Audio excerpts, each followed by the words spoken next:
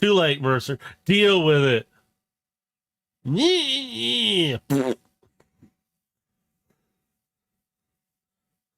They all die in the end. Wait.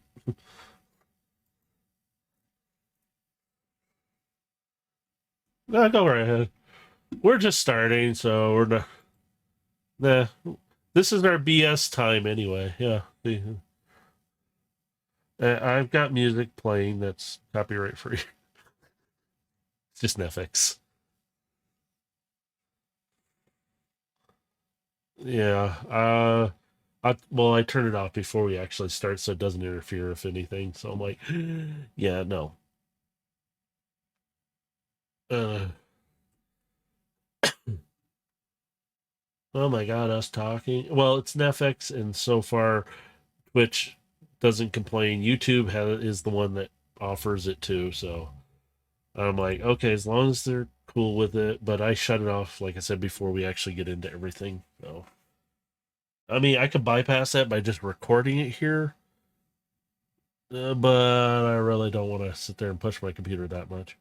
As is, I have to talk to the wife about eventually maybe updating my system because my USB is going nuts at times. So, and I think it's burning it out, is what it is.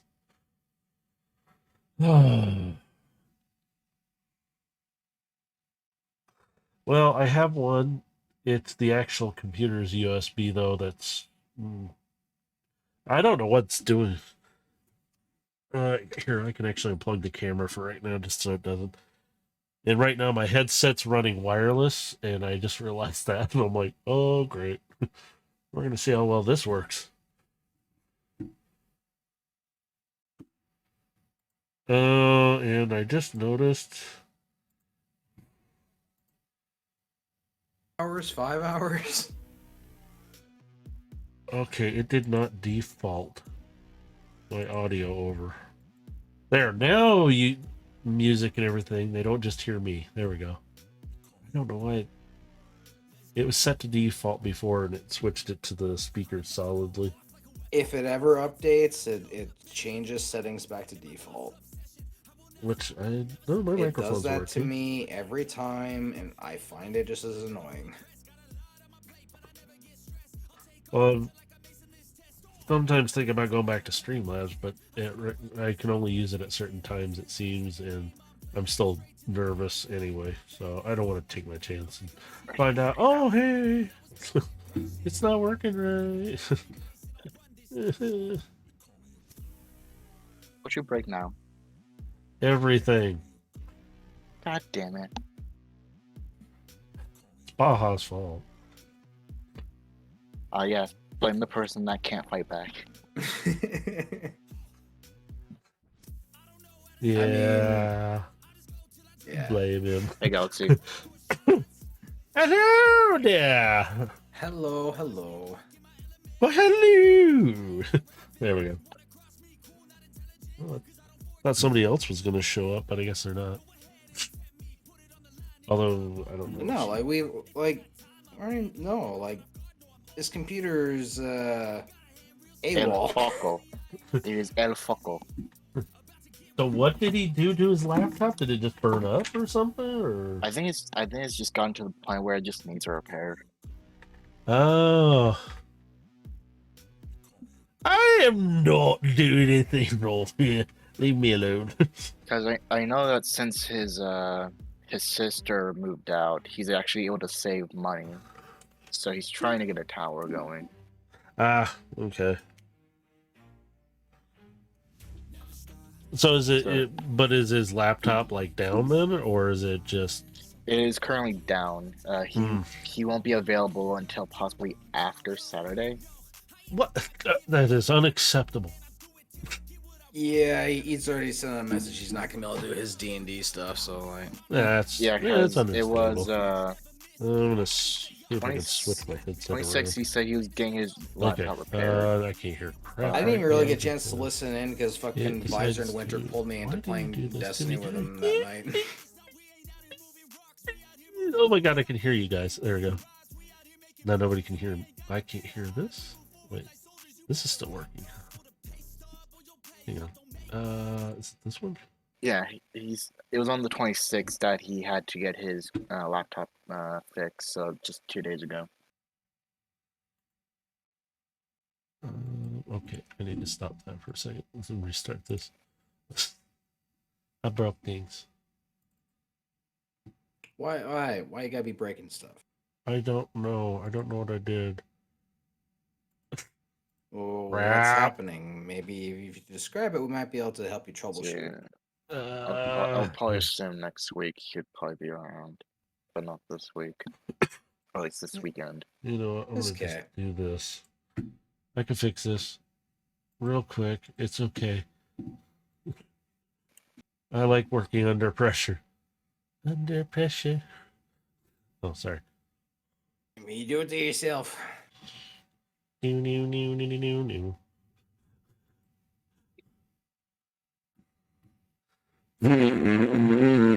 That's what I say at that. I'm not breathing. It's not so. Oh, me.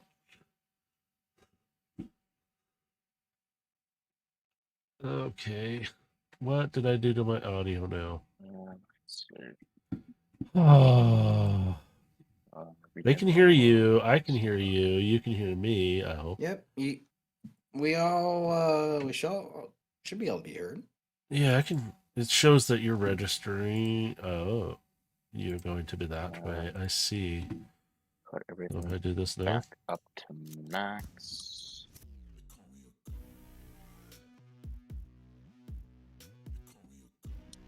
There we go. God, I hate it when it changes things and there's no default sometimes. I've been leaving it on default so it will switch automatically for certain things. Now it's not doing it. So, yay!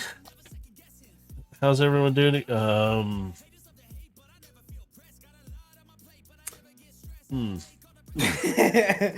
Yeah, we're all kind of just like, how should we answer that? How are we doing? Not it.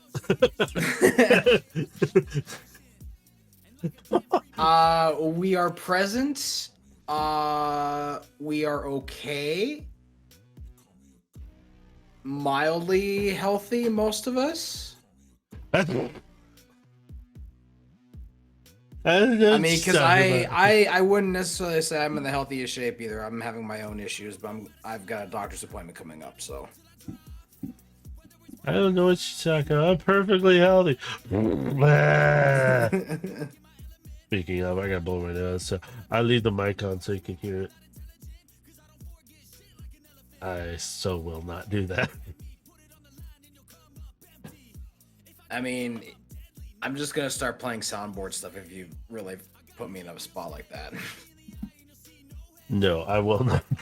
I try not to do that because, man, my nose has been. Like I said, I got sick last Saturday, so. And still contending with this crap. But it's getting better. I can smell, and I wish I didn't today. He knows what I mean.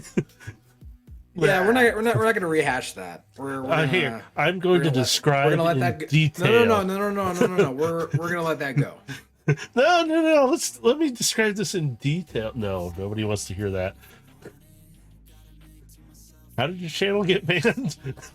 I made everyone sick. That's what I did. I'm sorry. And that is why we have no viewers. Yeah. Oh. I blame Baja again. There we go. He's not here. The potato lord is not here. He's just gonna show up in chat, like just texting, like on his phone or something. I'm waiting for it too. It's just like, come on, show up at least on your phone, just to harass. I was doing something on the screen and I don't remember what it was. Oh well, we are going to switch to this screen so it looks prettier. Oh, he's not here, so he doesn't count anymore. Harsh. Just I have a one thing I'll introduce. Yeah, take your time, Galaxy. We're just gonna be getting started here soon, so no worries. Yeah. So I'm just getting things up and running. Where's my Roll20s? Oh, there it goes. Yeah, I suppose I should turn off my own music here now. No, it's all right. I've got music going on this side too, so it's like.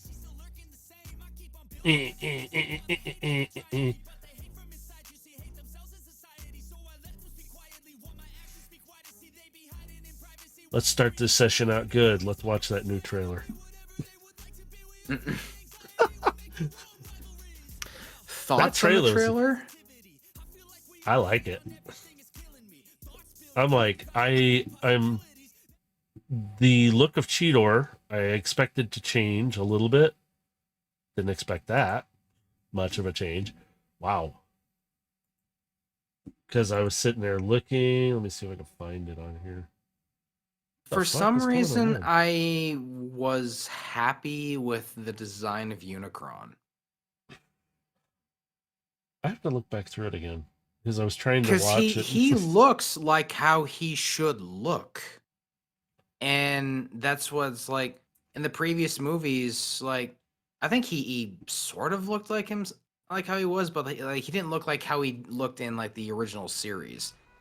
Oh, stupid commercial. That shot in the trailer, he looks like how he should in the original series, and I'm like, okay, I'm actually excited to see this now. Yeah, because I'm like... For centuries, our kind has stayed hidden on Earth. Sorry. But darkness has found us again. Oh, that's right. I did see him. This is about the fate of all living things.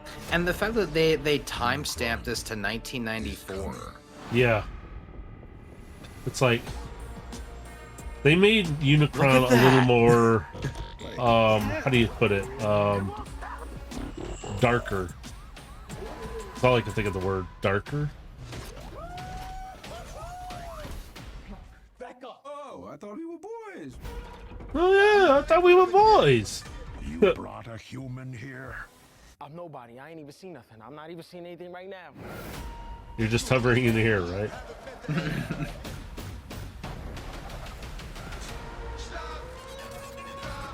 I wonder who that is.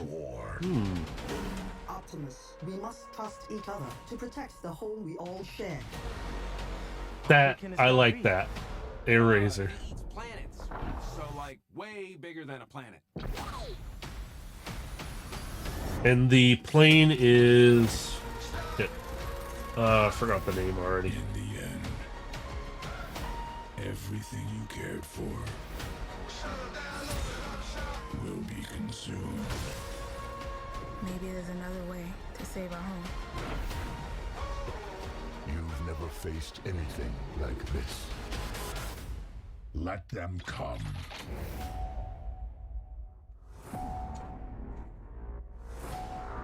That is pretty cool.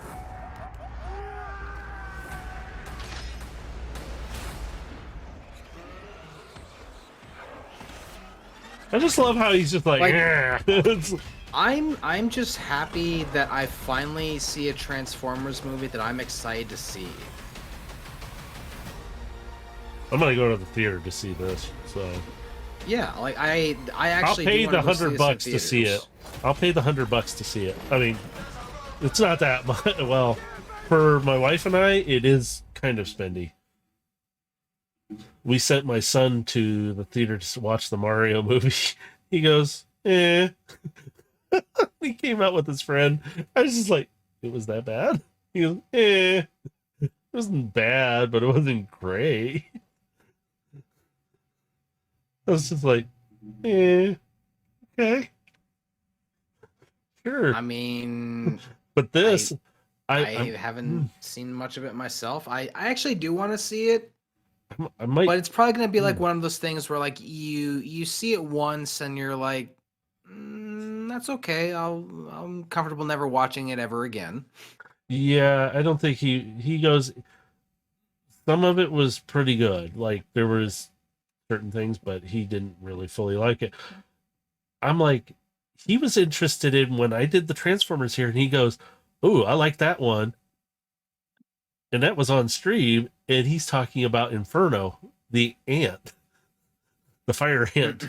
And I'm like, out of all these, you've said that one looks cool. I'm like, Everyone, okay, cool. He is nice everyone looking, has their so choice of Pokemon. Everyone has their choice of Transformer. yeah, I'm just like, out of all these ones I have set up right now, you pick that one. I'm like, okay, that's cool. Because Yeah. he is a nice one. I will have him displayed with the other ones behind me. Actually, I need to get cleaned up again in here because I keep moving crap around. You've already seen my wire mess. One of those wires is for the Oculus because it's plugged in. And then I got the lighting, I got everything. I need a better setup. I'm thinking maybe during the summer here, I'm going to start rearranging everything in this area and taking out a bunch of stuff and going to town and making it officially more of like a studio area. So Nice. we'll see. I don't know. I buy cheap stuff and make it look fancy sometimes. So don't ask me how I do it either. I mean, some of the best Duct stuff you'll get is some of the stuff you make yourself. Yeah, duct tape, PVC pipe. I need to make some scaffolding. It's too bad. I've got stuff I can use. I just gotta figure it out. So anyway, that trailer was awesome still. I liked it. So who's Yep. getting the Unicon toy? Oh no, I'm kidding. So Galaxy like maybe Star. like what a you're- small $10 version. so what you're saying is, you won this contest. You'd like an air razor. I just read the. I'm like, wait a minute. I Yes, do please. like that. Yeah. So it's like, I mean, I do have a list written down. I have to look at it and keep updating. Literally, it's tally marks, and if another name pops up, I have to write it down, tally marks and everything. I'm like, oh my god. Okay, I'm trying to keep up. Okay, why is things not working over here? I think I broke something.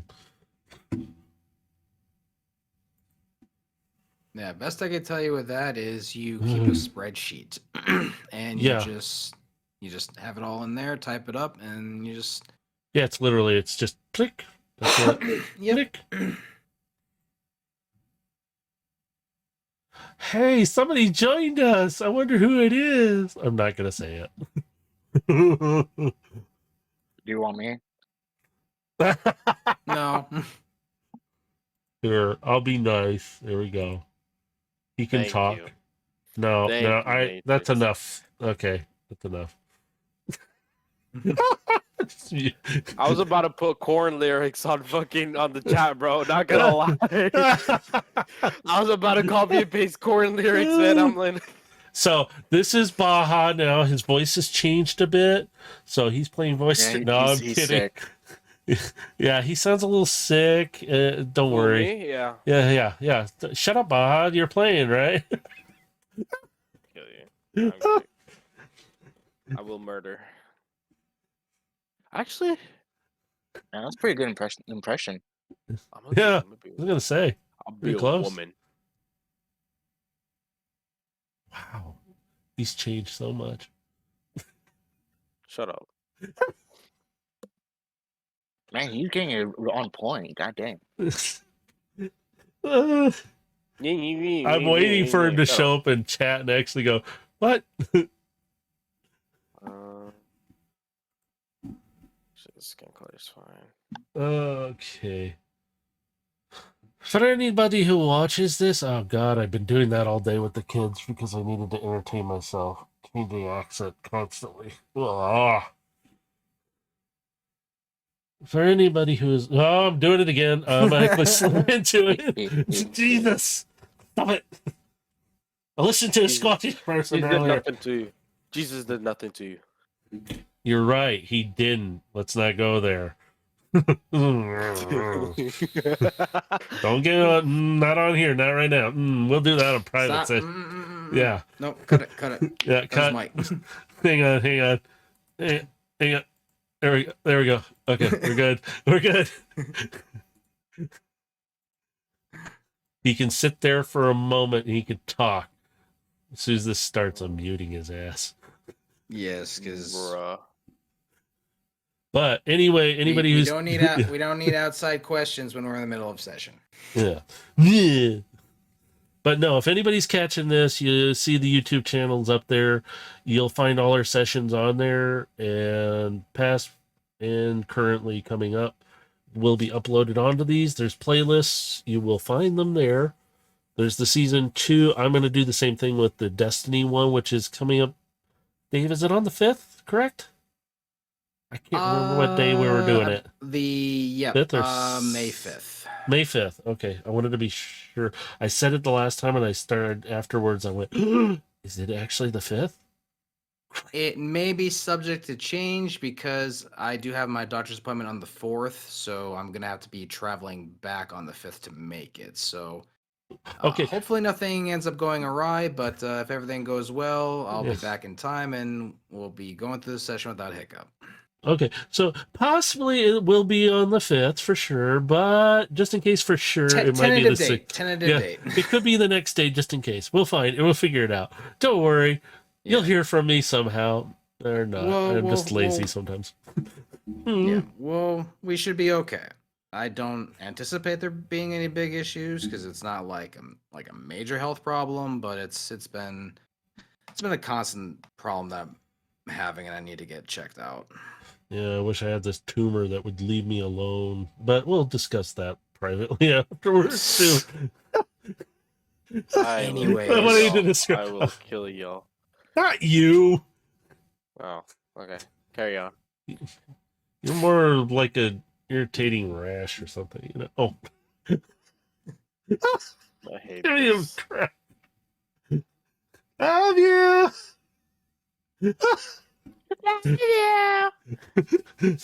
But no, the links are on the YouTube channel as well as in the Twitch channel down below. Most of the links on here for YouTube also can be directed toward Sort of Bar Podcast. There's Heximus, who makes my little Kerbo up there. You can ask her to be have one customized for yourself if you do wish to. She will do it as a commission, so you can pay her some love for that too. I can't remember what other links are on there. My brain is fried. Am I missing something? Oh, and I gotta remember you two. You two, you have your channels. Oh, okay. Never mind. We'll delete their links. Don't worry. You don't need to watch them then. Woo, I'm forgotten again. Okay, now you need to go watch him. Also harass him in the chat constantly. You know. To be fair, Like psychology always was. Mercer has been streaming more than I have lately, so Aww. his D&D sessions do count. So Yes. You can find Frosted I mean, Merc. I've The link is there. always been streaming fucking D&D because I don't like streaming Destiny. Why? No, I'm kidding. I just don't like it. It just feels weird. Oh, I stream it, but I don't care what's happening. Unless it's a raid, then it doesn't really matter. You're gonna watch me miss my jumps. That's what you're gonna miss. hello, Nix. Yes, we are dorks. We already know this. I see you finally made it. Oh, she's gonna keep calling me a dork all the time. Actually, she's called me other things too, but I'm not gonna discuss those. It's like, man, don't be mean to me. I don't know what I did.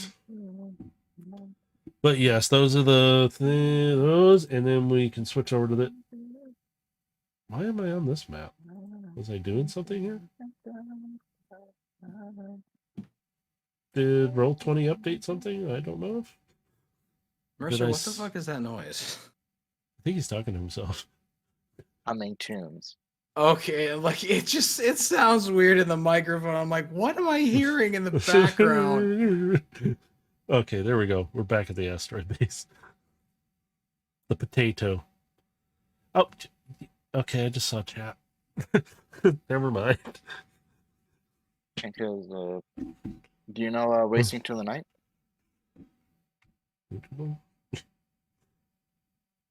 Do I know it, or are you asking me, or Yeah. are you asking? Race into the night. I can't think of it off the top of my head. Do you know Yasobi?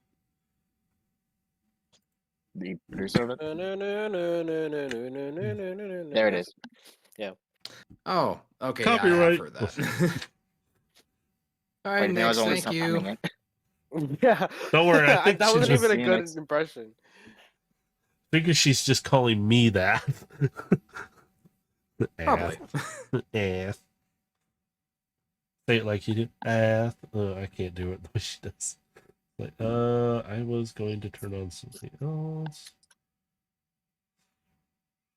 And now I cannot find it. Why does everything get switched around when I do something? Because I probably was working on stuff and I don't remember. Okay, we're just gonna do You, that. you Never gotta mind. organize your sound files, my dude. Yeah, I was You doing got organized stuff. by ambience and combat music. Why do I? No, Yes. there's no fun in Not- that. Here, I'm just gonna. It makes it a lot smoother when you're looking for something in Yeah, particular. I know. I'm trying to think after all this time, I would have things cleaned up better. There, something for noise. Then you're in a station anyway, so. So, you two gentlemen need me to do anything specific before we start? Because where we left off, you two were at the asteroid base. You just brought back Rex. Is there anything you needed to do beforehand before I started my spiel? I figured I'd better ask now before I forget again. Nothing I was gonna ask you. beforehand. I mean, everything would just be like picking up where we left off. So Okay. I'm good. Mercer. Or Overload. Excuse me, you're Overload now. Okay, he doesn't have an opinion. Good. I'll make it faster. Damn it. Oh, wait. I don't need it there. They'll see it in Discord, not here. Yeah. I just did something just to adjust. Sorry. It's fine. Okay. We're starting. Where we're coming back to. My brain just fried for a second. I'm like, did I forget to give you guys some? No, never mind. That's for something for later. Where we left off the last time, Overload had just defeated Crusher, who happened to be also his partner way back in the war, Rex, who's been heavily augmented. They brought him back. Wow, I can't talk. Brought him back to the asteroid base where Felix has him now restrained. He is still sedated. And currently, Felix is trying to examine the augmentations and try and get readings on him. They returned from Velocitron for this. Yet, the dealings on Velocitron are not done yet. You two are currently with Rex right now and Felix in the med bay, as Void Striker has gone off to handle some other situations and maybe find out some more information on Rex's condition. He was also getting a call from Addie, so don't worry. So we'll start with Overlook. Tag, you're it. So, what's the status so far? Felix looks up at you from his tablet, and he's pretty close, and he's trying to get a read on just his arm. Right now, he's restrained down pretty heavily, and Felix just kind of looks up at you. I have no idea what he did, what has been done to him, but this is. He literally is like turning. It's like he's turning a piece of paper, trying to turn it. He's turning the tablet left and right, trying to figure out. I don't know what kind of mechanical usage this has, but it functions. But some of this is Cybertronian, and it's a combination of something else.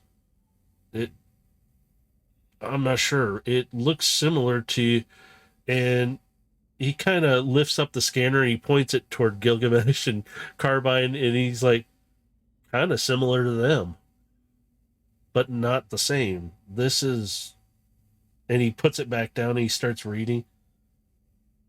It's like they've been augmented in some way, at least his head and his arm, those two pieces on him.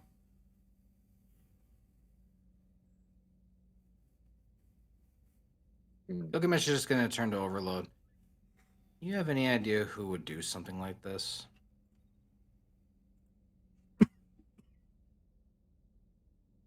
I think of one, but it's not likely he would do it to his own brethren. What makes you say that? Not much. And I mean, you should already know him, as he's been more or less the one we've more or less been running around of.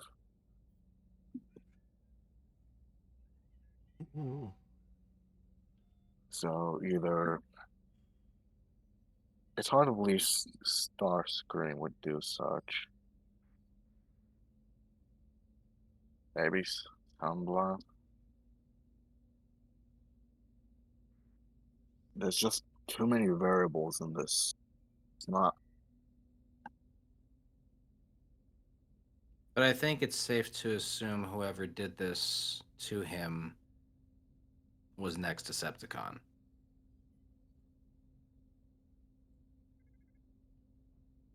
Possibly. Considering our dealings with Soundwave, I wouldn't put it past him either, but this level of modification doesn't seem to be his style.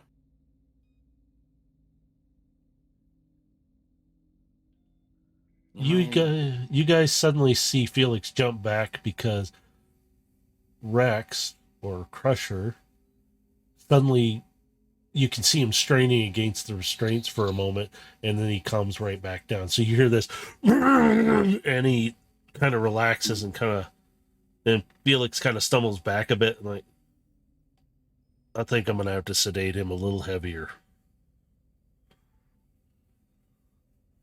Yeah, I'd rather not punch him in the head again. Yeah, considering I don't know what this part of his augmentation, and he kind of shows it up on one of the screens as he kind of moves it around. It looks like an X-ray, and he goes, you can see here's the Cybertronian part of him, but the other half of his head it's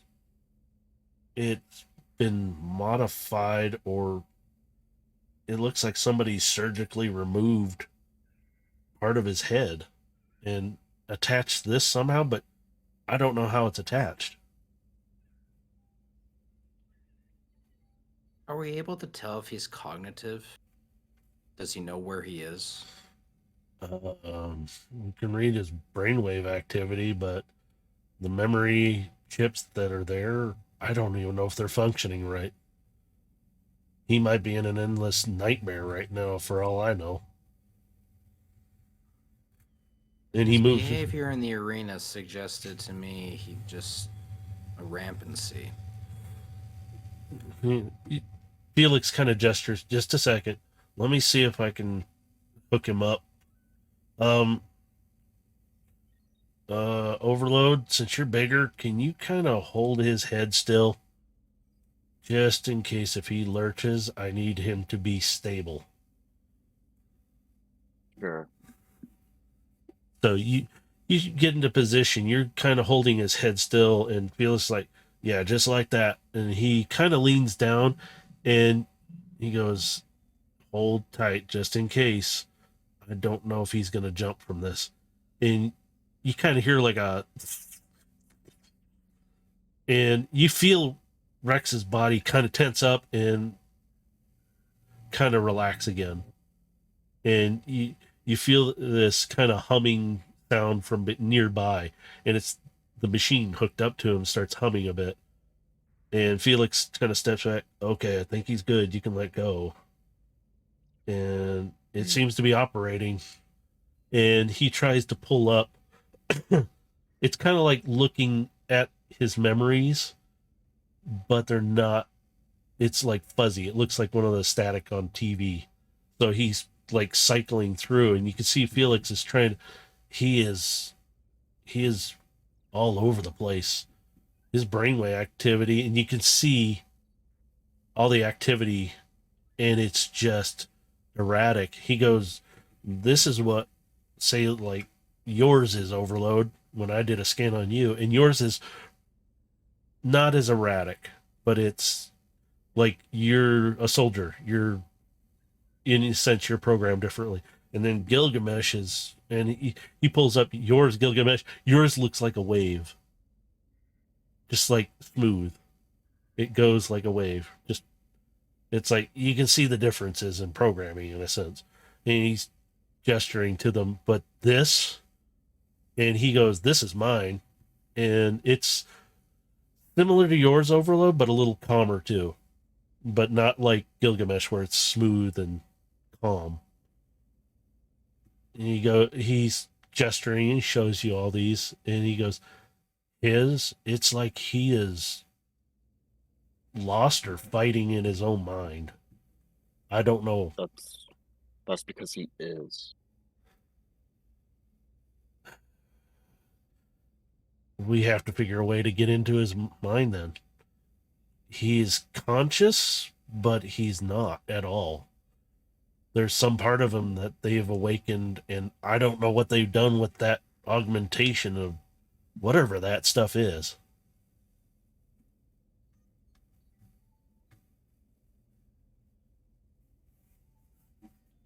Do we know if he's stable for now? Not likely. Felix turns around. As long as he's heavily sedated, but eventually that's not going to work too much on him. I may have to ask if I can build some kind of room for him that's reinforced. Check with the Void Striker to see if perhaps he might have some form of a brig that might be able to hold him, at least temporarily. Might be best. For now, the restraints are going to hold. I might ask Steel to make something modified then that will hold him instead, if need be. Modify one of the brig rooms to move him safely there before that does happen. We don't want him to go tearing through the station and destroy what we've already been able to restore. Yeah, I agree. He kind of, you see Felix walk over whatever he's been through, and he picks up the augmented arm, and he kind of pulls the hand out. This is not normal. And you see, instead of like his left hand, you see kind of like a clawed hand, and it's beat up, scuffed up.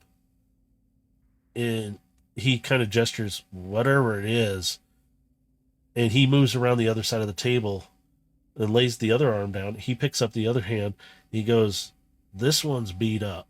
And he kind of shows you, and he's trying to be careful, so he's watching Rex's movement if anything's happening. And he shows you his hand. This side's not as damaged, beat up. It's, I'm no mind reader here, but it seems like he's used that other arm like he wants to destroy it, or he's using it because it's more destructive. I don't know which is which. I can't tell you that. But all the time in the battlefield, and he kind of looks at you, Overload. I don't know. But I will try and save him and help you get him back. And he kind of puts his hand on his chest, and I don't know how much we can get back. You'll be sure as a damn that I'm gonna try whatever I can. If I have to hop into his mindscape, I will. You see Felix come around, and he's shorter than you, but he's kind of in your face. You know the risk of that, don't you? I know the risk of everything. I just want to be sure. Because he is your friend. You have a better chance of connecting with him, but... And he kind of looks at Rex, and he's just... I just don't want to lose you too, okay? You understand me, right? Because if you get lost in his mind... You'll also have my resources at your disposal. If you need any equipment or any materials, you can certainly reach out to Kiara. We'll get you whatever you need. He kind of turns and he goes, "It's not the equipment, it's the mind. We can hook up anything we want to him right now, but everything in there, if overload," and he kind of puts his hand up to you, goes in there, he can get lost just as badly, and it could kill him. What would we need to support him in that scenario? Well, he can go in himself or he can go in tandem, meaning obviously two. But if he happens to start falling to that side of his mind, and I'm not talking his mind, I'm talking his, and he points toward Rex, somebody can be there to help pull him out. But if they become susceptible, it's another that is going to die with him. It's very dangerous. Well, then let's keep that in our back pocket then for now and try to do what you can for him with what we have available. I'm going to keep doing that. I'm going to keep doing readings on his mind and see if there's something that is there. Overload, you remember him being there, and I remember him being taken. They were Autobots that took him. Both sides sounds have. a bit odd. Yes. And I don't know why. And the thing is, I didn't really recognize those Autobots, so I don't know if they were even Autobots. They had a logo, their little brand, and he's kind of gesturing to where the one was on him. He's ripped it off a long time ago, so he's like, I don't know. I'm starting to wonder if somebody else, or there was rumors of both sides doing some pretty dark. And he looks at Rex and he kind of gestures things. So are you suggesting that the person who did this to our friend here is an Autobot? I don't know for sure. I am only speculating. But from what I remember, it's been a long time, but that was very uncomfortable to see because why were they taking him? Usually they would just take him to the brig section of a ship, or on Cybertron we had the jails at the time, but they got into a ship, flew him off.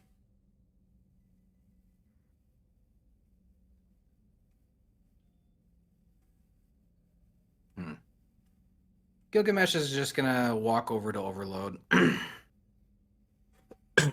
Since you have everything in hand right now, I'm going to take care of some other matters at the moment. And if I happen to come across any more information about what they did to your friend here, I'll certainly pick it up for you. Felix goes, I'm going to have Kiara come in here for a moment and ask her if she can pull up some of this stuff. I don't want to leave him alone, so I'm going to stay here with him. I'll actually send her this way. I do need to talk to her real quick before I do leave. Excellent. I will be here. Overload, if you want to stay here with me, you're more than welcome. He's your friend. I wouldn't expect anything less. If you got to go find out who did this, I don't expect anything less of you for that either. I will take care of him and I'll keep you updated if you want. Do keep me apprised, and if anything does happen, do reach out to me and I'll see about coming back here right away. I will, Gilgamesh. I'm just going to be sitting here trying to dig through his mind. And he kind of turns a tablet in his hand and he looks at it. What mind there is. And he kind of points toward the screen and that memory. And you can see it kind of staticky in and out. And you can kind of see looks like fighting.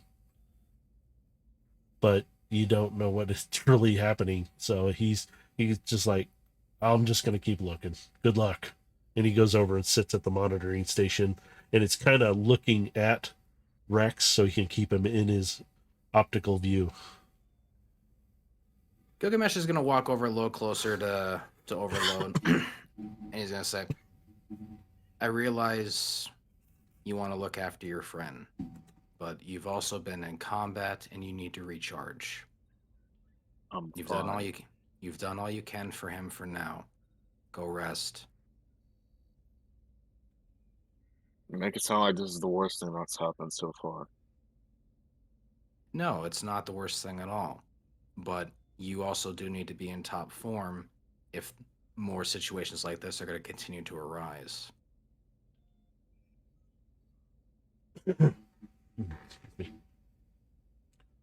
You're fine.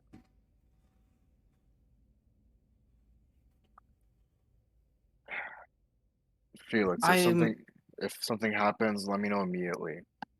If I'm sleeping or not, get me up if you need help. Absolutely. I will. I'm going to just be monitoring. I'm not going to get a lot of rest. I might have Micron come in here and sit with me, so if I need to rest, I'll just sleep on one of the beds over here and get charged up a bit. I don't want to leave him alone. Whatever they did to him, this should never happen to any one of us. And he's just shaking his head. Aegis, how are you power-wise?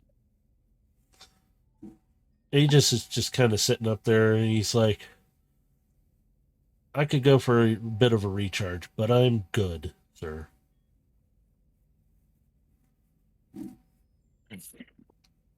I merely say this as a suggestion to both of you.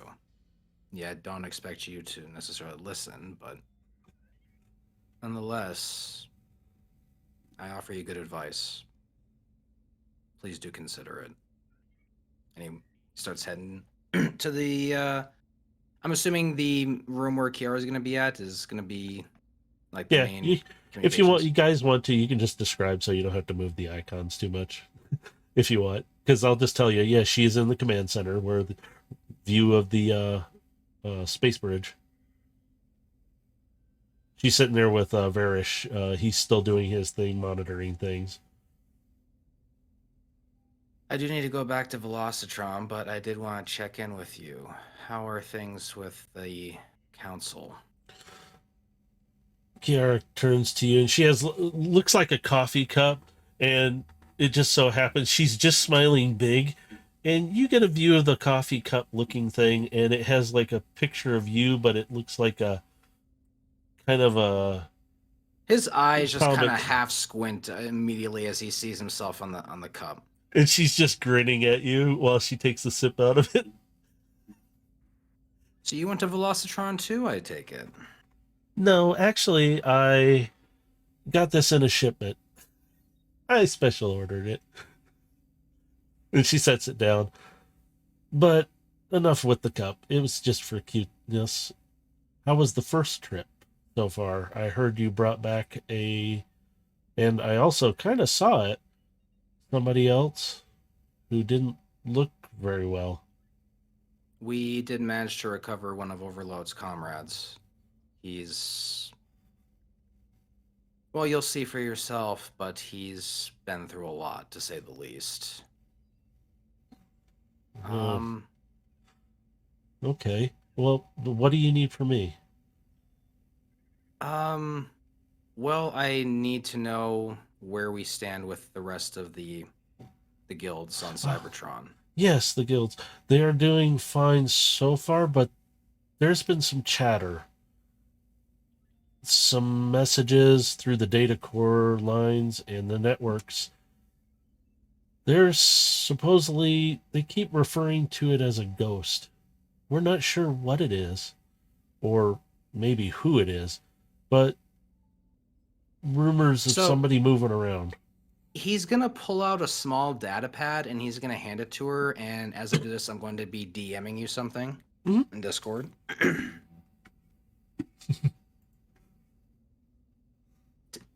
Inform them that we have a plan and that we would like to propose this to them.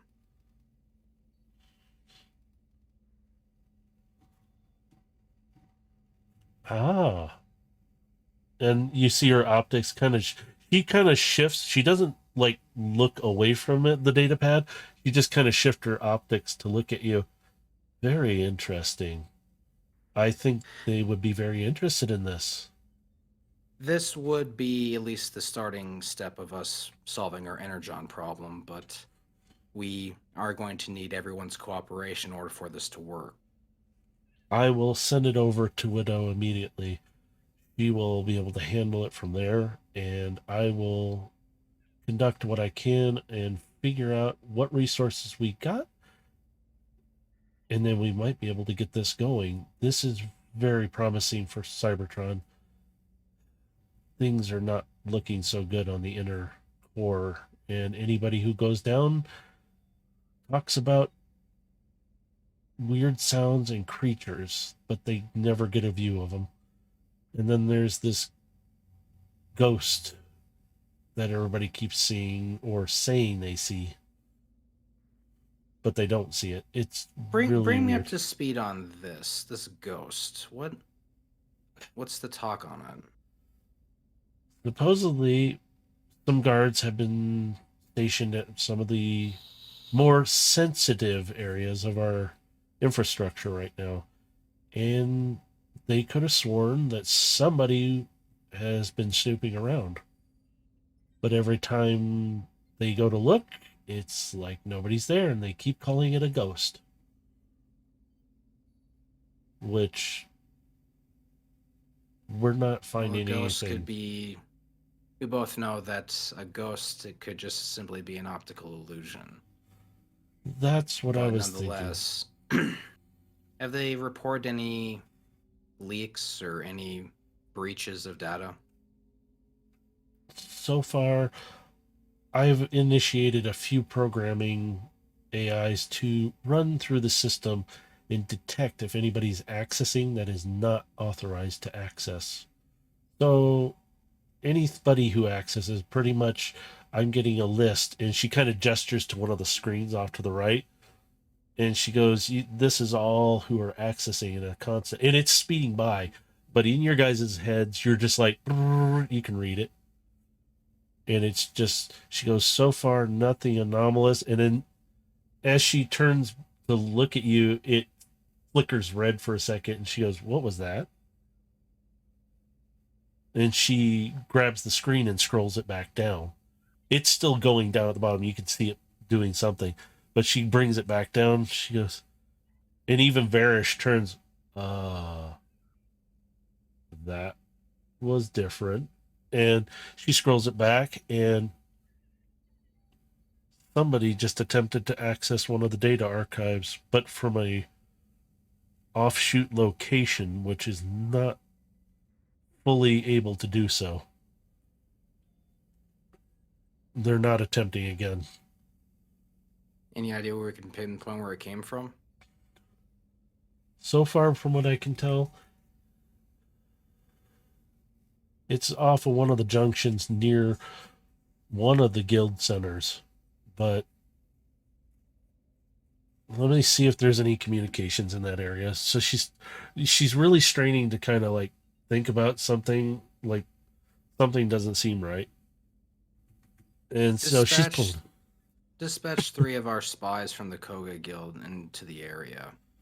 See if they might be able to pick up on our little ghost friend here who's trying to access records.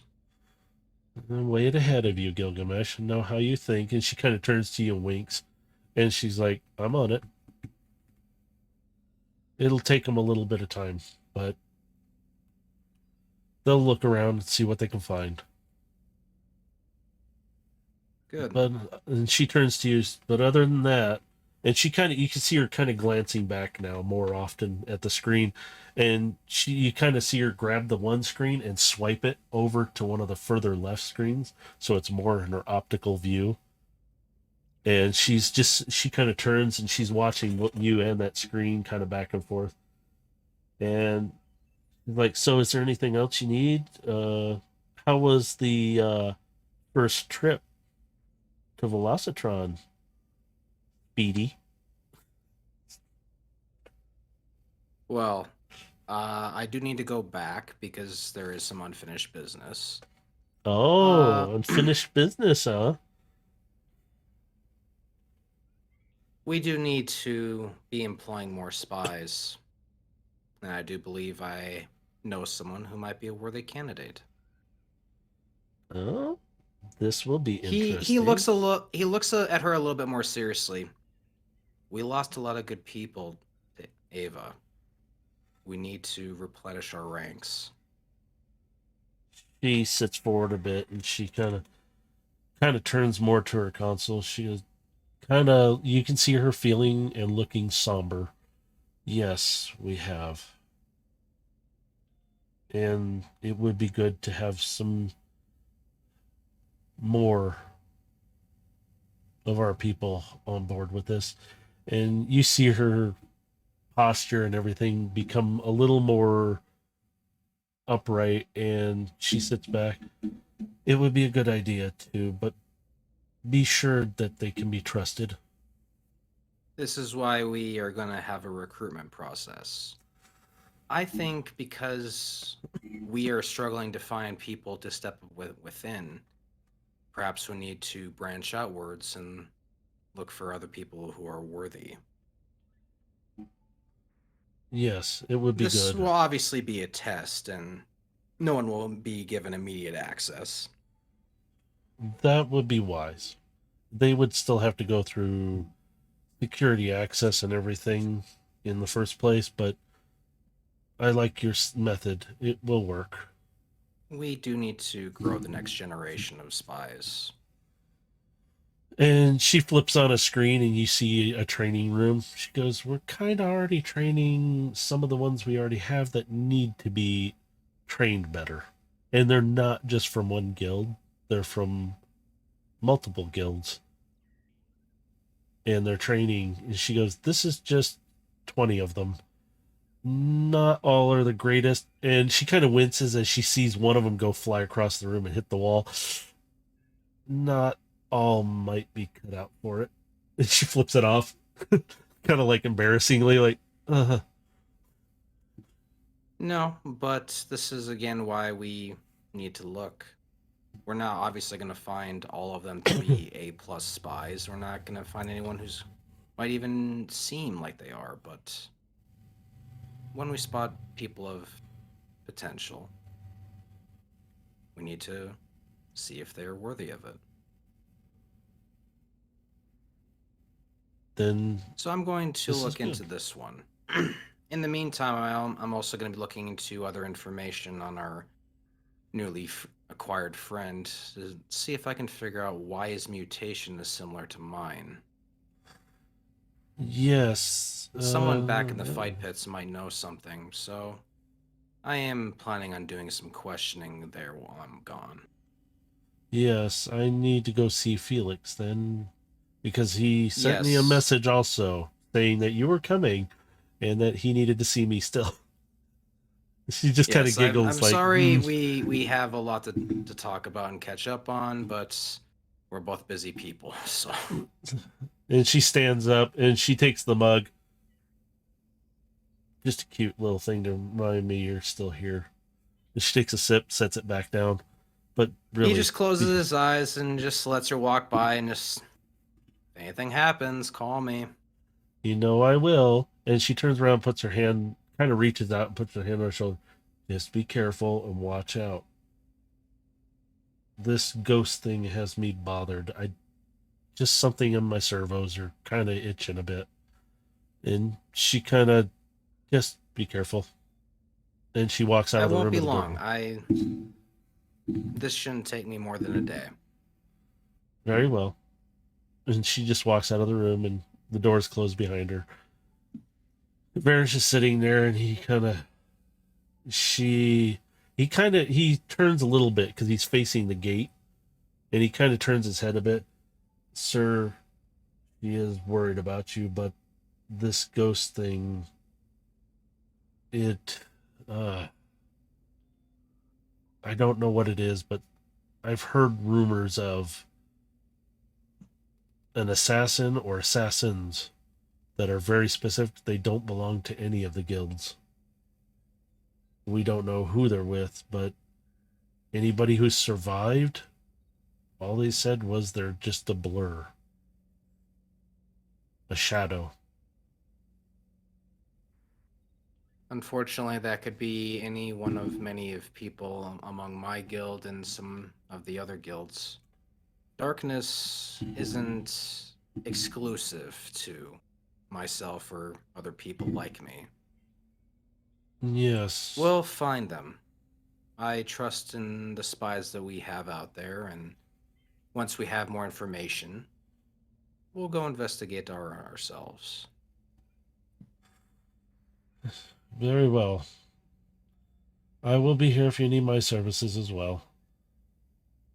I will be needing a bridge back once I do depart, so I will be in contact once I need it. You just show up and I'll punch the gate open for you. There will be another opening in about 33 millicycles, give or take, and then another, it'd be about a minute from there. All right, well, I guess I'd best be departing then. I'll Very see you well. soon. And he sits in the room just waiting for your call on it. Overload, are you resting with Rex, or are you just sitting there with him? Or what are you doing? I'm recharging in Okay. my room. All right. Gilgamesh, you head to the space bridge. You see Varish before he activates it, and he kind of gives you a salute, activating bridge, and he fires it. And you hear it whir up, and the gate opens. And you can step through the gate now. I'm gonna step through the gate with carbine on my shoulder, and we're gonna take off. You just feel her purring around your neck most of the time because she's comfortable. And you both step out onto Velocitron, and you come into it's almost daybreak, but there's plenty of light. It's a little brighter. It's kind of like just past the sunrise. And you can kind of hear the racing going around, and it's getting louder. And you hear announcers now instead of music blaring and other things happening. You just hear racing constantly. And you notice that a lot of the buildings have changed a little bit because instead of the neon lighting being so bright, it's a little different. It's a lighter coloring. The buildings look a little different in the daylight. And there seems to be not as many people partying this time. It's more of the vendors are set up again. You can see a couple vendors just down from the spaceport you popped out through, setting up their booths and everything, like popping open canopies, opening the windows on them. And you see business as usual, kind of for Velocitron. Of course, you see some racers. Even Carbine's kind of perked her ears and eyes up, and she's just looking around. And you can hear her in her head, I think I'll be silent from here and just talk to you this way. You've been awfully quiet for a while now. Been What's listening. been on your mind? Well, I've been listening, and when his friend, Rex,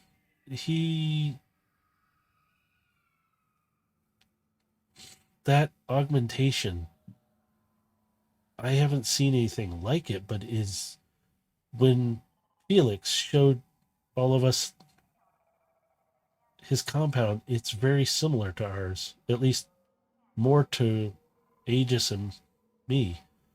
Yours a little bit. It's like the CNA has been changed in that part of his body, but it's affected the rest of him as well. I'm not sure that is the same thing exactly as us. Yeah, it seems more crude. Crude, yes. More like it was trying to take him over rather than become symbiotic. Yes, and she kind of sits up, and she's not around your neck. She's just kind of sitting on your shoulder and looking around, and she's still Yep, and talking to you, he's but just kind of looking out, like staring out at the skyline as he's having this conversation with her. yeah, because since she's a little bigger now, she sits above your head, and she's looking around, kind of like telescoping around, and she's Mhm. still talking. She's just you can feel her paws just gently, kind of like not kneading you, but her front paws kind of like tapping back and forth, like she's nervous a bit. But We she's just start. like tap tap tap tap tap tap So feeling. yeah, I start walking down the street, just kind of, just casually. We're just walking. He kind of his augmentations are very unusual. I wanted to examine them, but I'd kind of rather stick with you right now.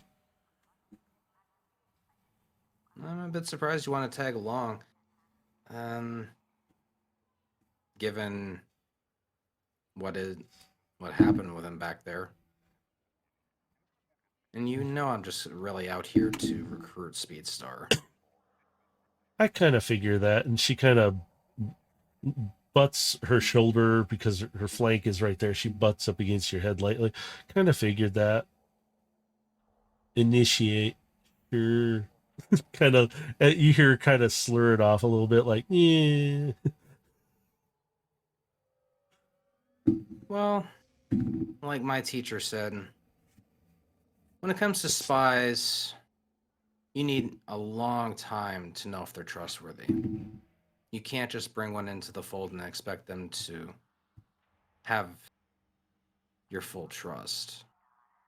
Roll me a perception check, please. Perception. 1 second. There we go. Da, da, da, da.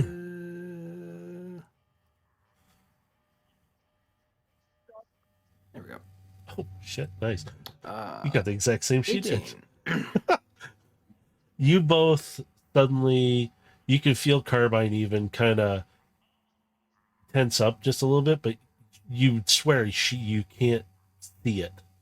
But she's just kind of acting natural, and she goes, "I think we have a tail." And she kind of turns her head because her eye view in her alt mode is a little better in turning. So she kind of turns her head. I think there's somebody following us. And you can even feel it too, just kind of like you catch it out of the corner of your optic, and you're kind of like, there's somebody's following, but you can't identify them very well because they're really covered up. Like it looks like they're trying to hide under a huge poncho, and it looks ridiculous. You can tell it's a bot of some kind, but like, what in the world? How big is this bot? Just a little smaller than you, from what you can see of how it's walking. It's kind of looks like it's hunched over. Even Carbine's noticing this and going, it's doing a very poor job of hiding itself. If it is trying to hide itself. Let's see if they follow us. He's gonna turn a corner and go down another street. You kind of turn a corner and Carbine even notices this. You both are just looking, kind of without even looking. And you see it kind of duck off to the side a little bit, like really poorly. And I'm sending a quick text message to Speedstar just saying, hey, I seem to have a tail. Do you know anything about anything happening here? you get a message almost just about it, like a few milliseconds later. She responds back, there's been a big buzz about something happening at one of the fight arenas. And you might be it. Were you near one of those? Yeah, I actually needed a little more information about the guy that they held down there. But for the moment, stay put. That's going to be kind of hard. And you hear her engine revving. I'm a bit in the middle of a race. Well, be doubly careful then. Communication with me might be dangerous. As you do, she goes, "You too," and you hear the comms just complete. Everything cuts off right at that moment. You just I'm hear checking racing in the back behind distance. me. Yep. So as the comms cut, I'm checking behind me to see if our giant poncho is following us. As you guys continue down the alley there, you see motion in the shadows a little bit, but you guys can see it. It's nothing to you. But whoever's doing it again is not very doing like there's you can still see them. Even Carbine's just like, do you want me to go up high and kind of tail from above? Because she can climb right up the wall if need be. Because there's the buildings that you're going along are only so high. She can just hike right up it without being seen. Because you guys are in the shadow of the alley. That's a good idea. And as he kind of walks by, like She does. he subtly extends his arm out just a little bit, like to give her the walkway down. As you do, you don't even really hear her move. It's she's gone from your shoulder before you even know it, and all you can almost feel is just like a light breeze. You can barely even hear her scampering up the wall. She's being so quiet. This gives him a little a slight smirk on his face because he's happy. You see her turn around. Are And you smiling? She's not even looking back at you really, but she could see you again. I'm just pleased with your progress. Well, I learned from the best. And she kind of hops up over the top, and you can see her silhouette for a brief moment, and she sleeks up, and you see her pause for a moment, and it's like you can see her haunches kind of go down, and she's like, and then all of a sudden, and you see her kind of disappear into the shadow.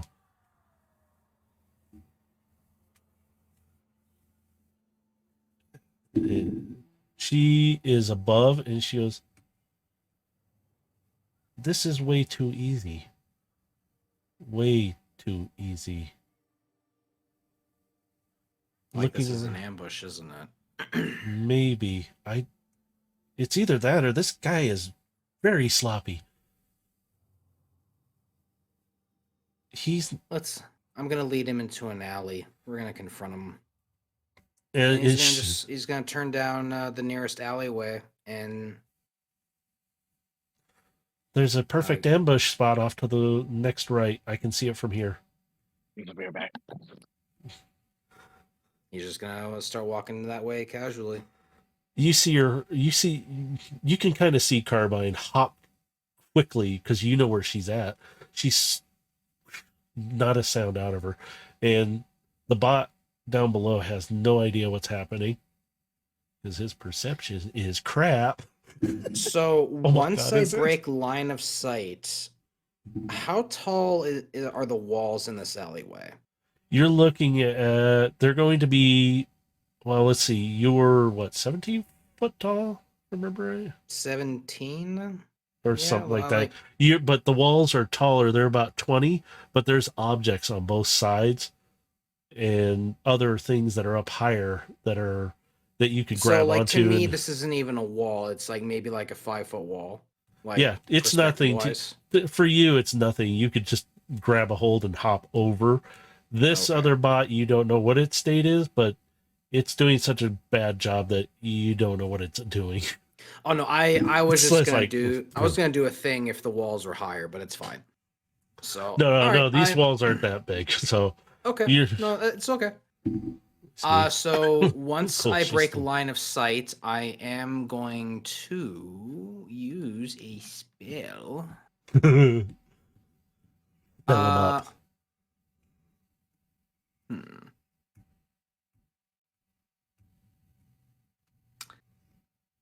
I'm going to cast darkness, Ooh. but I'm going to just use my normal spell slot. So anyone with dark vision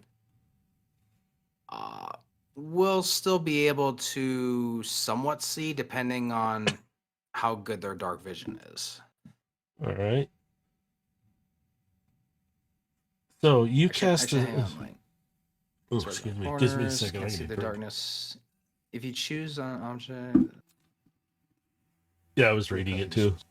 yep. So I was like, So as Actually, yeah. she, So yeah, he wouldn't be able to see through the darkness. He would just see. Once he turns the corner, he's gonna just see this dark cloud, a 15-foot dark cloud, in the all back right, of the alleyway. he comes around the corner. Carbine is above, and she's looking down. He's gonna walk right into it like a dummy. I know he will. I'm just predicting this. I got 5 Shanix on it. You want in on it? It's like betting against this dipstick. Like, he's gonna screw it up. Never mind the Shanix. She's just like, I want to see this. So, Can I pounce on him? Gilgamesh is he's just standing quietly in the center of this dark mass, and he's quietly listening. You hear Carbine's like, can I just pounce on him as soon as he gets in there? It'll be fun, please. Just looking down. But he comes around the corner, and he the alleyway that you walked into is like a dead end anyway. But he walks right into the edge of the sphere and kind of like, you see him looking back and forth for a second, like, and he kind of stumbles to the left and he runs into what looks like a dumpster. And he freaks out and he pulls out what looks like some kind of shiv or knife. You're not sure, but it's a blade of some sort, but it's very short. And he bounces over into a trash can. He's freaking out, and he keeps moving into the darkness instead of backing up. And you hear Carbine, is he really this stupid? And you can look up at her through this darkness. I'm going to let this happen because this is hilarious to see. You could just see her, like, her paws are crossed and just like shaking her head. This is so boring. Like, this is disappointment. She's just sitting there watching, just like, this isn't even worth the pounce. Never mind. You swear you see her paw go up like she's putting it under her chin, like, this is no. This guy's stumbling around he's like freaking out kind of in this darkness, and he literally trips over his own poncho like material and kind of falls into the dumpster. He's clumsily falling around. You hear this, oh, I don't get paid enough Shanix to do this. So before he turns away, I'm just gonna do this for fun. He's gonna see 2 large spiked tentacles slowly come out of the darkness.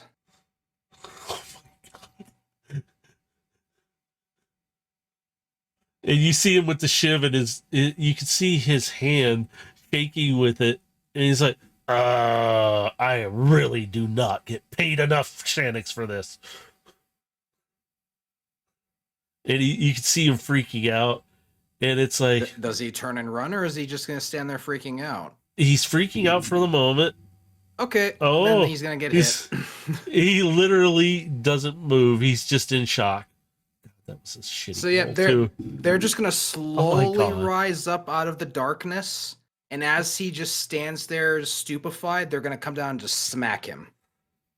You can hear him, ah! And he goes prone. What a doesn't he get grappled? Oh yes, I'm sorry. He would get grappled. My brain he wouldn't go prone for me because I don't you got knock him prone. tentacles. I grapple him. Yeah, Yep. yeah, because you have tentacles. So yeah, now I'm rolling to see hang if he on. can move or not, and I'm like, he ain't moving. So he's taking this damage. Oh, 19 bludgeoning and 13 piercing. ouch! And he's gonna get pulled into the darkness. And he can't. You can hear.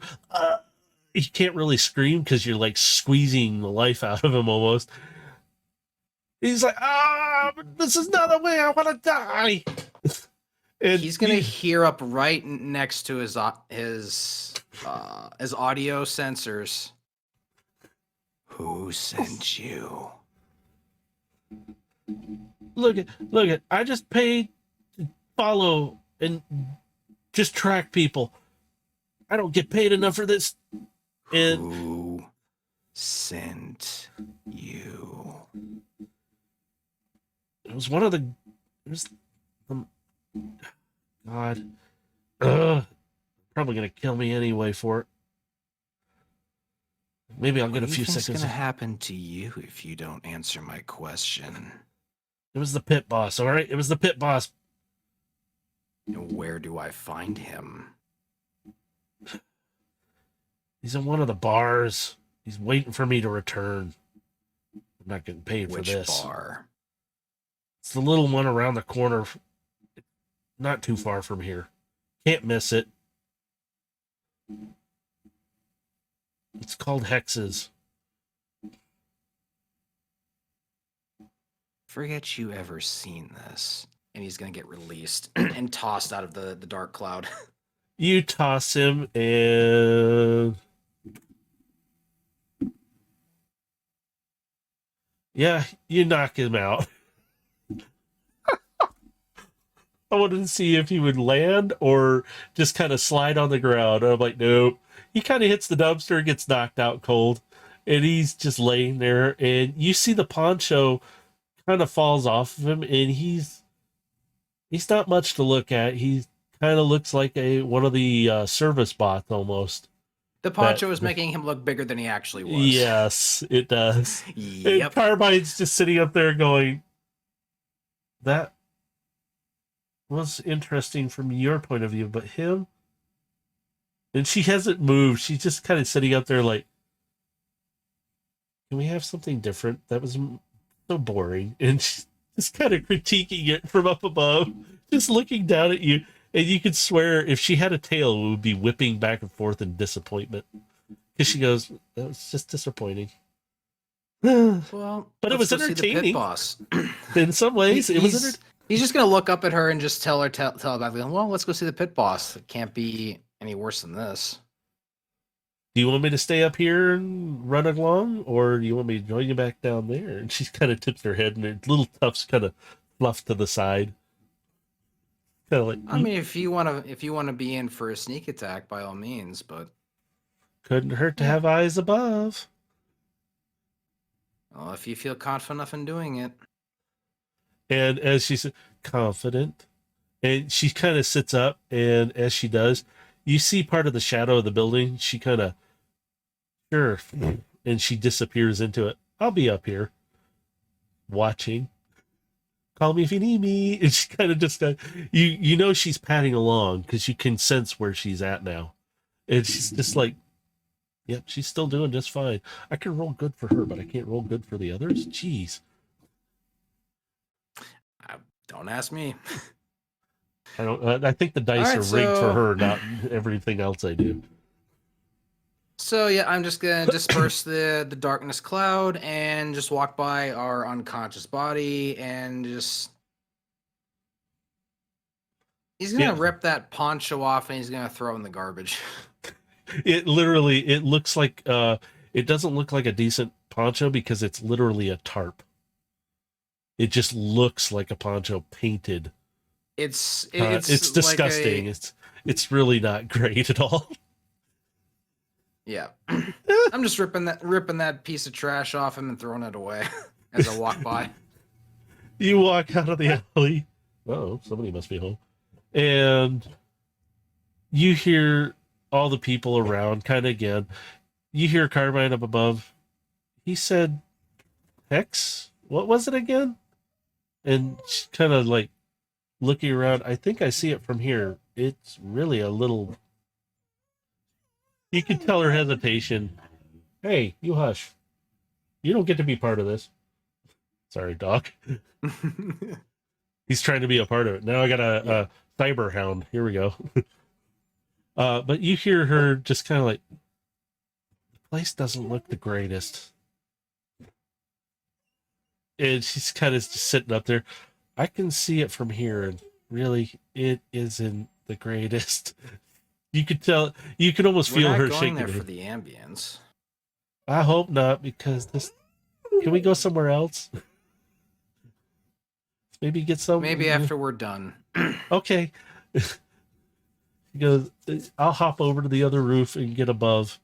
And you can see a quick, like, blur of blackness just shoot across. And just out of sight onto the other roof. And nobody takes her any mind. She's up there. She's still stealthed up as ever.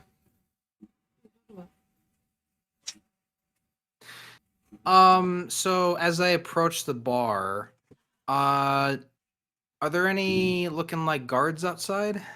As you get closer to it, you see there's really nobody outside of it, but you can tell through the front that there's somebody just sitting on the inside. He's looks like some kind of alien. He's got like 4 arms, kind of bulky looking. And you swear he's wearing like one of those white tank tops with stains on it. He's got a big old cigar like thing in his mouth. And he's just a big like hulking thing that's alien to you, but you know what they are. They're just some kind of one of the other aliens that's on Velocitron. And he's sitting by the door with like kind of like a newspaper, and he's got his arm on like the bar edge near the door, and he's looking. You can tell he's looking around every once in a while, like at the door and looking around out the door. And he's just sitting there, and you see him take a puff of the cigar, take it out of his mouth, and hold it with the paper, and it's like you can hear Carbine. I can even see this guy. And what's with the papery thing? So as I'm walking up and getting closer, I'm going to use my Shape Shadows ability to cast invisibility.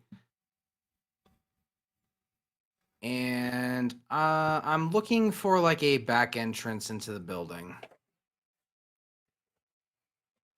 All right. And since Carbine rolled really well as well, she can spot an entrance as well as you can see it. There is a back door entrance, but it seems to be locked. That's cute. I didn't say it was fancy. So we're gonna pick that lock with a 30. You don't even have to try. You just sit there and click. Oh, it's open. It's like, oh, that was easy. Very basic lock, nothing fancy to it. And you have the door unlocked right now. Carbine's like, I can't really get a visual from up here. Do you want me to join you? Yeah, may as well come down here. I'm going inside. And you can suddenly see a little bit of a shadow above you, and it's her kind of, you can see her climbing down. Now, cats usually go reverse, but she doesn't. She climbs down. You see her claws quietly digging in, and she's looking around slowly, and she literally vanishes. I'm going to quietly crack open the door, and I'll roll stealth if you need me to, but I'm going to crack open the door. I'm going to let her go in first. She's already stealthed up, so I'm going to leave it the way it is. You both are stealth because you're still in your shadows, right? Yep. I haven't dropped invisibility yet. No, so you're fine. So you open the door. She kind of slips in through the crack, and she looks around, and she gets under. She goes, I'm under a small side table. I think I'm in a kitchen or something. Smells bad in here. And stuff's dripping. Ew. See, you can hear her just describing. It's like, but we see that pit boss from earlier. She goes, hang on. And you hear footsteps. And she goes, oh. And she goes, close call. Somebody was coming back. And he's sitting at the far end of the bar closest to the door here. Cute. He's in one of the booths, actually. Now he just moved over. All right, I'm going to open the door for myself, and I'm going to walk through, and I'm going to walk into the room. She notifies you of the bouncers still at the front door. There's a couple others in the bar, like one's at the bar itself drinking, one's at one of the tables, kind of just sitting there. You can see them like looking through some kind of data pad of some sort. Just very, like they're almost like they're checking sports scores or something, which means he's checking for the races, the fights, any thing that's going on. He's one of the regular gamblers that goes around. But she goes, he's kind of just sitting here. And she's got her head cocked around in a way that she's looking up. And she's goes, the doors that she's looking out from under are kind of those two that swing back and forth, but they're made of a different material or something. They're not wood. They're like a metalish feel to them. And she's just sitting there going, he's talking about something to somebody. He's on some kind of communicator. I'm going, since I'm still invisible, I'm going to walk up behind him and I'm going to literally eavesdrop on his conversation. So you get close enough, and he's puffing on a cigar of his own. His is different to the bouncer at the front, though. You can smell it's different as well. And he goes, look, I sent this, if anybody comes through those bridges, they're going to find out and follow him. And then they're going to tell me where he's at. And then if you want to go find him, you better pay me some shannocks for this. Look, I know who you are. I don't want to cross you, all right? And he's going on. So while this is happening, I'm asking Carbine to see if she can fix on that transmission and find out who's on the other end of that conversation. On it, and you can kind of see her sneak under the benches, and she gets closer, and you know that she's kind of almost flattening out a little bit, so she blends in, and you can just feel her. She's doing something. You just don't know fully what it is. She's doing something with it, picking it up. It's coming from it's not in the same. Wait, hang on. Yep, take your time. We're not rushing anything yet. This is very confusing. It's moving. And it's again. Okay, now it's again. This is not possible in our networks. What about the voice? It's sort of masked. And she patches the audio through to you. And you hear a voice very straightforward, very analytical. And automatically know who it is. It's a little distorted sounding. And she goes, wait. And you kind of hear her freeze up a little bit. It's him. And she's kind of froze up. You can still hear the audio, and you hear him. You will find them. You will find my map. I want it now. I need it now. And if you can't Gilgamesh kind find of him, smiles a little bit at this because this reconfirms for him that he still has the advantage on this map situation. and you can hear his last transmission to this pit boss. If you do not find what I want, I will find somebody else, and you have served your use. Now find it. Communication cuts. Pit boss kind of slams down his comm device. He's like, what have I got myself into? And he's just kind of sitting there. So as he ends that sentence, he's going to hear my words. The wrong kind of situation. And he's going to drop his invisibility. You hear him kind of and he jumps up and he turns to look at you. How did you get in here? The bouncer. For someone in organized crime, you have a lousy sense of foresight. Look, I was just told to follow, okay? It wasn't meant to harm anyone. Well, tell that to the poor sap you sent in my direction. You killed him? He just kind of shrugs. Hard to say. I just kind of left him in the alley. So He's still alive. He just steps closer. You're gonna drop whatever bounty you've placed on my head. And you're gonna let this go. I don't care what he's offering you. Hey, look Is it. it, I don't have is no it worth bounty your on life? you. I don't have no bounty on you. I was just told to follow you and find you.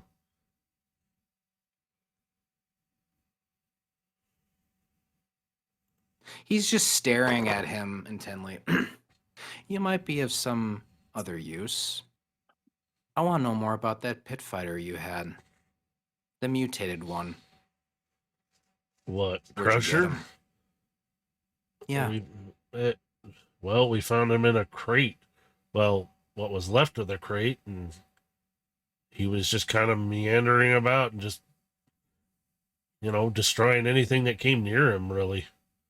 He And kept where was hitting. this crate? What were Well- the markings on it? Well, it was. Thank you, Keel. Sorry. Dealing with the stupid things. It's okay. But no, he goes, well, it was kind of just out floating about in space a bit, but really he was on one of the derelict ships out there. That's how we found him meandering. He was just destroying everything and anything.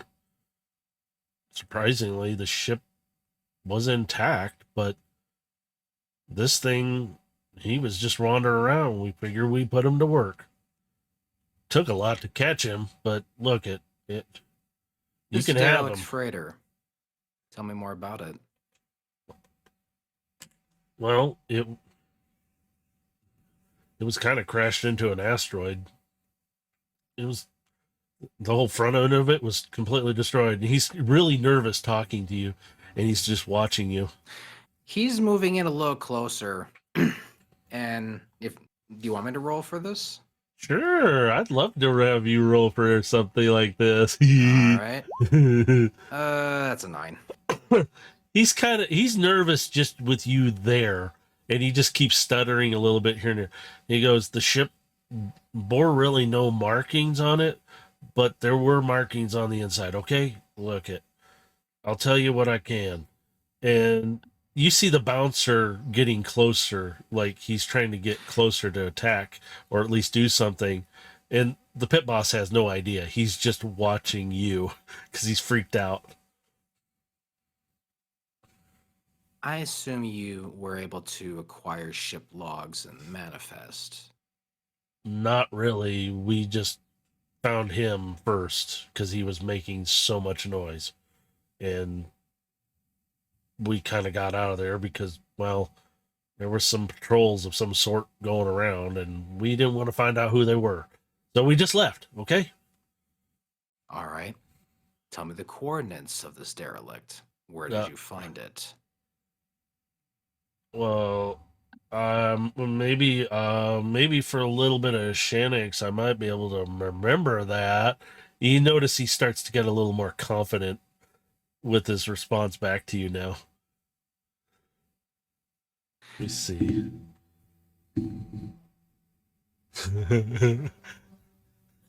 You suddenly see his face kind of turn like he's in extreme pain, and you look down and somebody's biting his leg. And she's holding on really tight. You can see her teeth just bared down into his leg, holding it. He's just gonna just slowly just kind of put his arm out, just kind of like push him back a little bit into his chair a little bit. No. Just you relax. You think you're in a position where you can bargain. And I find that amusing. Look You're gonna tell me what I want to know. Just get, or I'm going this to thing do off me. things. No. You're gonna tell me what I want to know. Or I'm going to drag you outside. And I'm gonna let my friend here claw her way into your spark.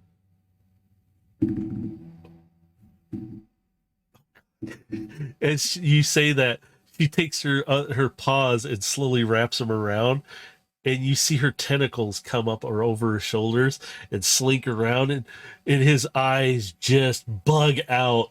And he's like, look at here, I'll give you the cord. Here. And he quickly, oh God. And you can see her tentacles. They may be small, but they are sharp like yours. And they slowly wrap around, and she just slowly, ever so slowly. Okay, let's see what happens. Yes, he hurts a lot. And he's like tapping furiously. Here, take it. And he's like, just take the whole thing. And it's like, just get this thing off of me. He takes it from his hand. Thank you for your cooperation. He Now waves. leave, You see and I him wave the don't ever- bouncer. Don't. I don't ever want to see you or hear from you ever again. Fine, just get this thing off my leg. It's Carbine. And you hear her voice. Do I have to? I'm enjoying this. Carbine, let him go. Fine. She releases the bite, but she hasn't released the tentacles or the claws yet. And she kind of looks up. Okay, fine.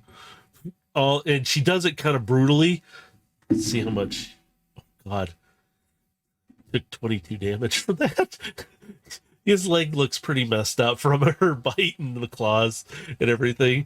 And it's just like, fine. And you see her whip the tentacles like she's whipping blood off. And you can see some splatters like, ugh. And they retract back and they blend back onto her. And she's like, fine. And she climbs back up onto your shoulder and looks down like, would have been fun to chew on him some more. So once she's back up on his shoulder, he's gonna turn and walk out the front door. The bouncer like goes to make a move, and the pit boss like, no, don't. Just leave him. Let him go. Just let him go. Okay. The boss, and that's what you hear. No.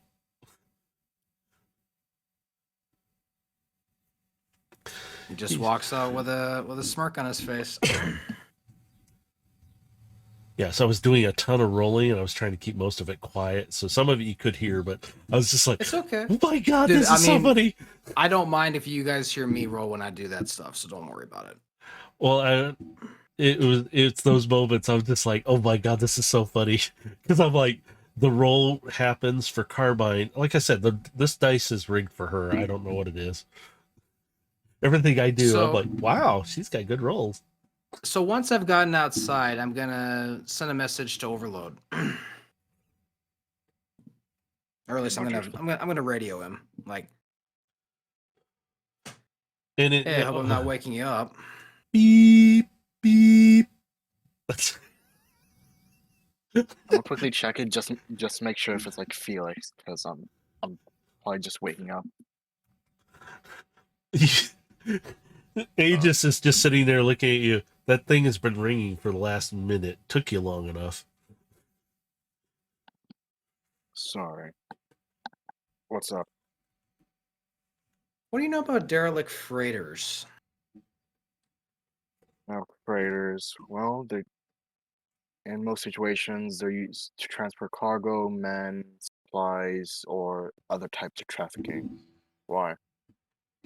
Any idea why your new friend would have been found in one in a box, just floating out in space at these coordinates, and he transmit them over to him?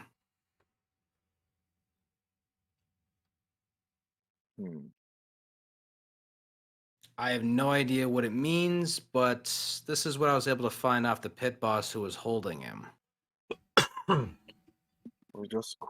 With that information alone, if it's a crashed derelict, then someone must have intercepted him. Above game, was it crashed or was it destroyed and floating in space? It's actually kind of both. It's crashed into the asteroid, but there's a lot of debris around it. Oh, okay. I missed the part about the asteroid. My bad. Okay. No, it's okay. It's all right. So yeah. either it got intercepted or it was an unexpected turn.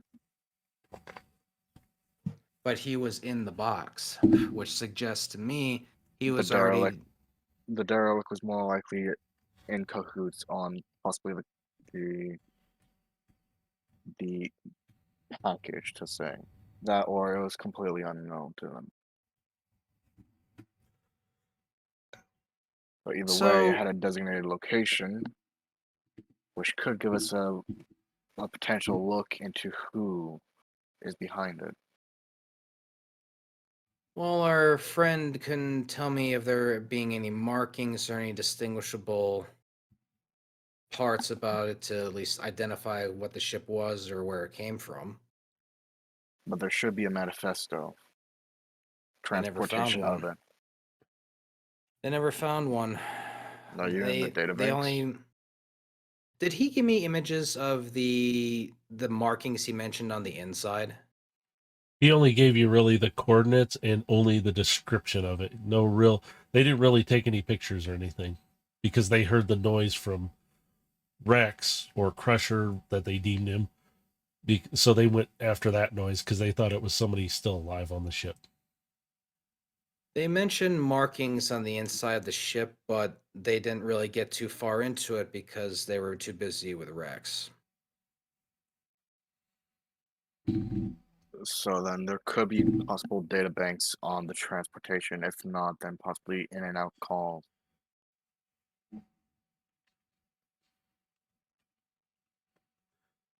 I think it might be worth investigating, but honestly, I'm not sure what we're gonna find.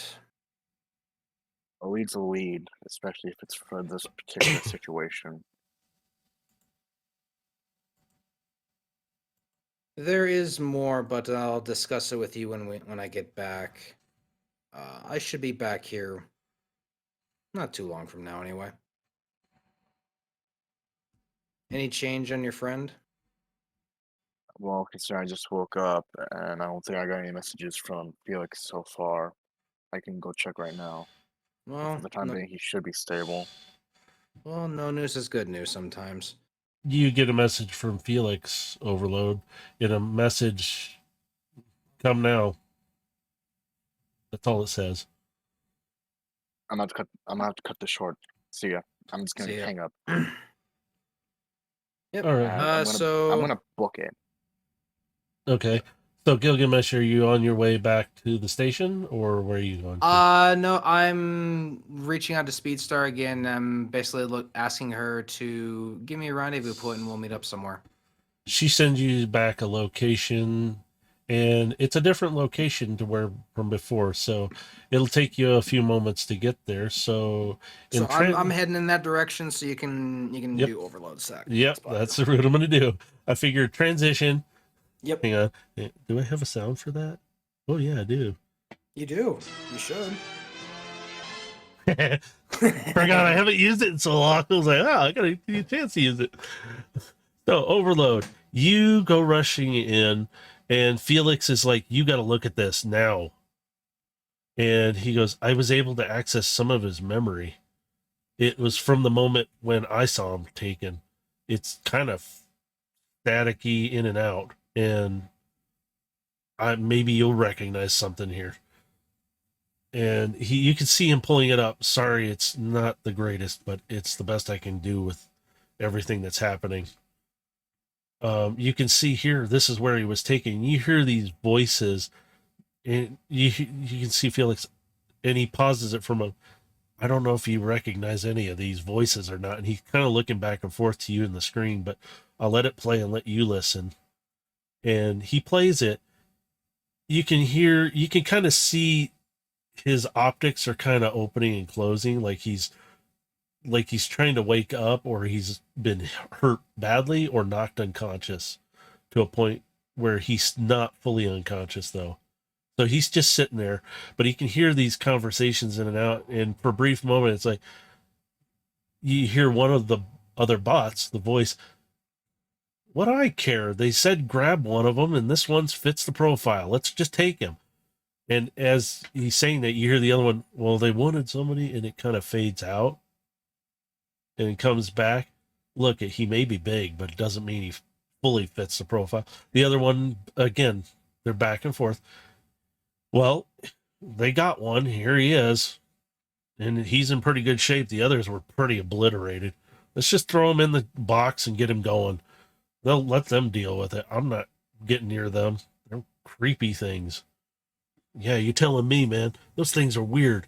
But he doesn't exactly, and it kind of cuts out again. And the next thing you know, you hear, just throw him in there before he wakes up. And you can see him getting flung, and you can briefly see through a blur, and you see Felix is trying to manipulate the image to make it sharper, but he goes, I think this is his, where he's falling unconscious again. And you can kind of make out what looks like two Autobots. And he goes, I swear that's an Autobot symbol, and those are the bots that I kind of could see, but I don't recognize either of them still. And you can hear noises. And he goes, this part, it's in and out, and it's mostly black. And you can see the screen static out for a little while. And he goes, hang on, I'm going to speed it back up a little. And it kind of jumps into it, and he goes, oh, hang on, back it up. And you see this darkness, and he's coming to, excuse me. And he's laying there, and he's kind of coming to, and everything's kind of coming sharper, but there's bright lights shining at him, and they're kind of blinding, so he can't really tell where he's at. And he tries to move, and he can't move. And you hear him, where am I? And you can hear his voice. Where's my men? Where am I at? And why can't I move? And you can hear a familiar voice. Ah, finally, the subject is awake. We can start the experimentation. And you see this one optic walk into view of his optics. Shockwave, what do you want? I thought, wait a minute. What about the Autobots? And he looks down. Pay somebody enough Shannix, they'll do anything you want. Shannix or not, I don't need it. I just need live specimens. For now, you will do. And he holds up a device in his one hand, and he goes, time to do some experimenting. And you can see this device. What are you doing? And he puts this device right down on this between his optics, and you can see this thing arcing out, and it kind of fuzzes and blacks out. And all you hear is Rex's screams for a few moments before everything's quiet again. And Felix goes, yeah. That's where it kind of cuts off with everything that seems okay. It's sometime after that the memories are, well, not good.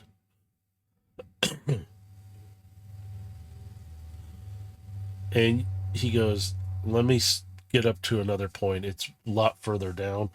And you can see it going back and forth between memories of his own to what looks like he's fighting opponents. But it's not him. Felix stops it at one point. This is a fight that he's fighting one of his own. It's another Decepticon.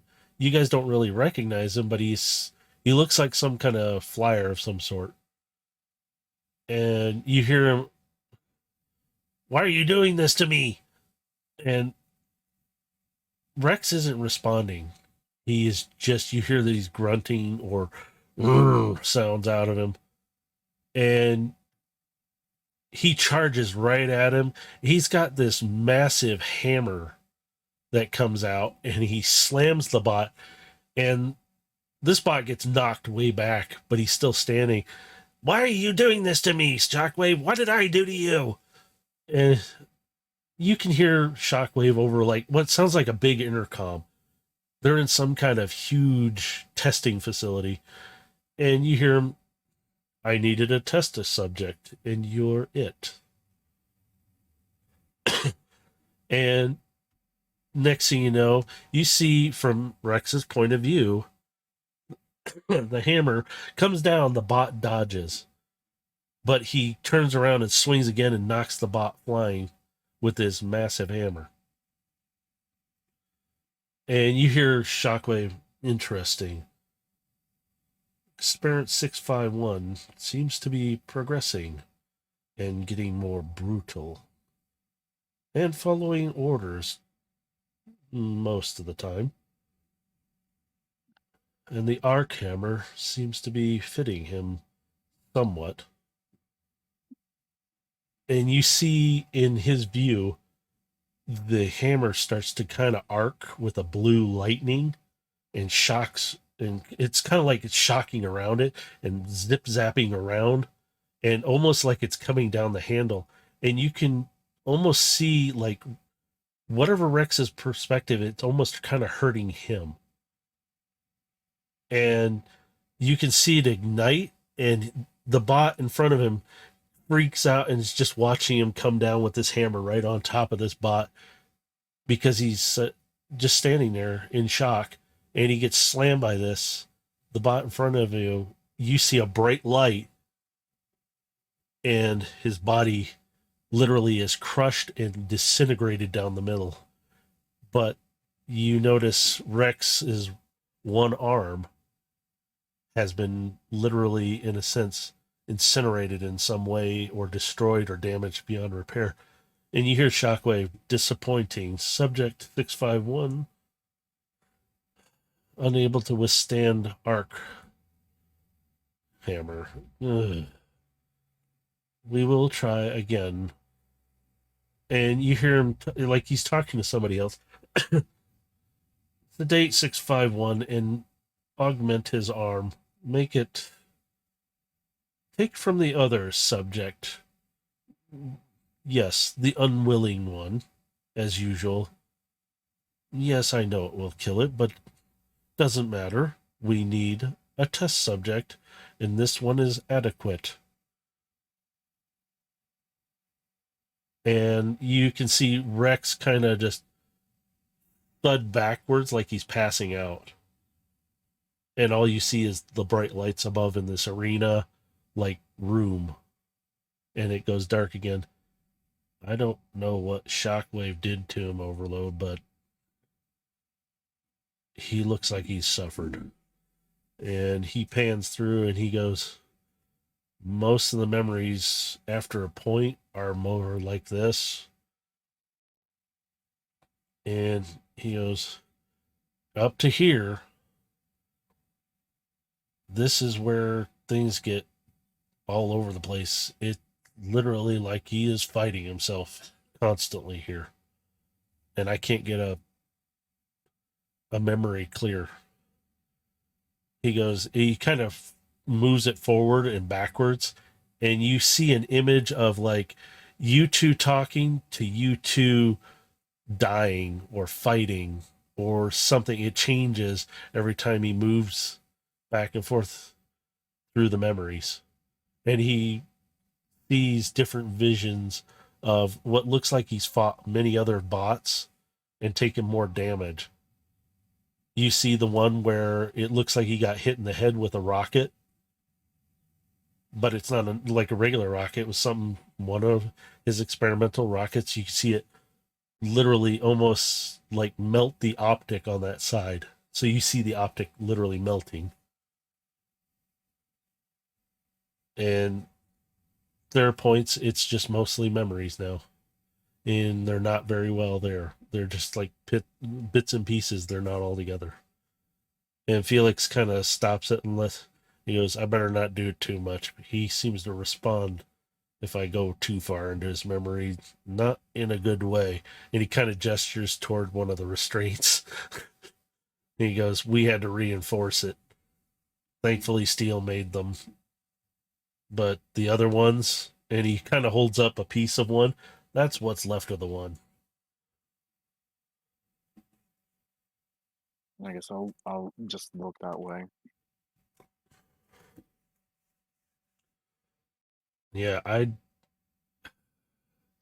don't know how much of him is really in there, Overload. I don't know what I'm going to be able to do yet.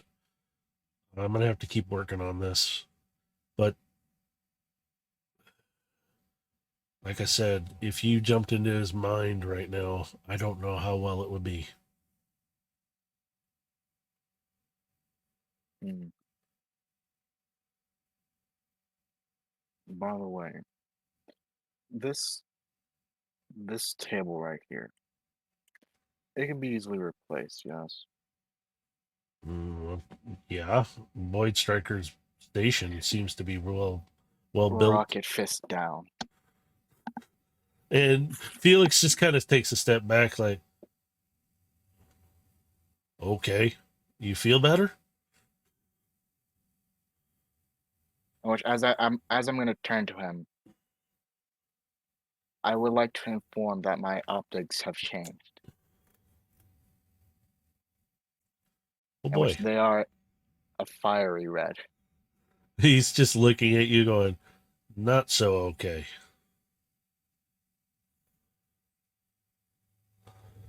Hardly. I wish I could give you a location or something. I don't know if I can reverse this too much. But if I could get to him, it would be better.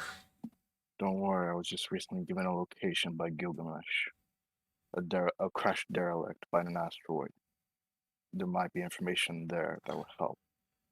And he Felix kind of approaches you, kind of stepping over the crushed table. Well, actually stepping on it a little bit, but he gets, if you can get more info, I might be able to get him back a bit more. Or I don't know. I can't promise it. My premise, this thing needs to be corrected. What they've done to him is an abomination.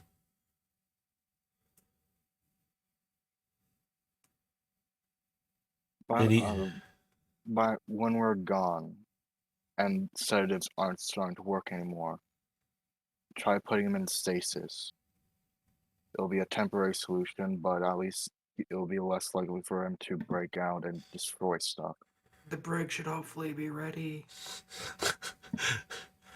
well, if need be, we can, but we have other things in place, and hopefully they'll be done soon. Steele said something about setting it up in the one cargo room to have a special room set up for him. And he said it reinforced room. And hopefully that will hold him. But Drift came in, and as you're standing there, you guys all kind of turn because you hear the door open, and you see this turtley bot stand up and lean up against the door. What's up, dudes? So what Felix was saying, yeah, that room is not just going to be for that. It can also prevent him from striking anything. I created an anti-grav room that prevents him from getting near any wall in any situation. So it takes a bit of power, but thankfully this place has an abundance, dudes. So don't thank me yet. You can see Aegis kind of eye roll, like, oh God, really? Okay. And Drift kind of goes on, but yeah, the room is almost ready. If we need to, we can move him there now, and I can initiate the protocol. It's not going to be the greatest at first, but it will keep him from trying to hurt himself as well.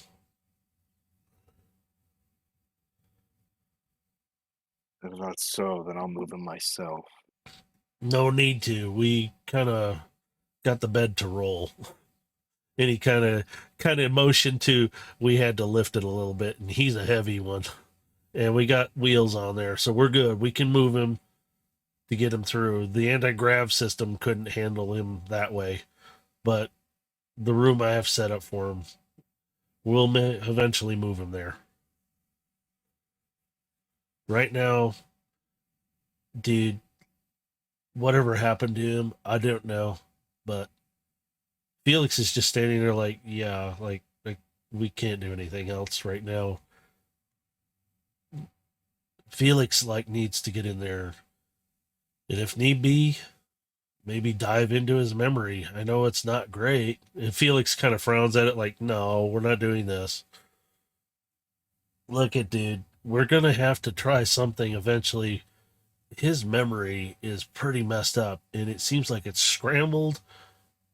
And he stops for a second talking and it's like, huh, scrambled.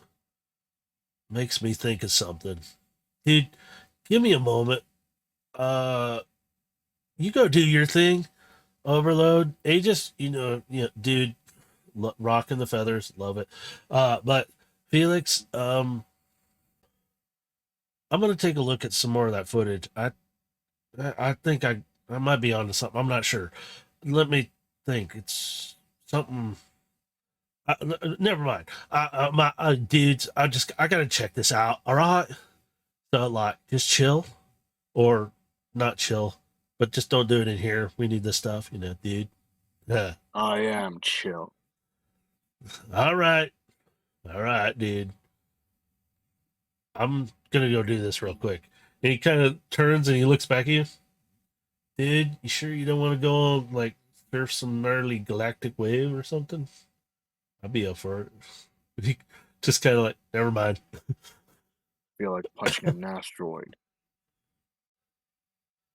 Well, if you need to, there's plenty out there. Don't do it in here. And he disappears out of sight.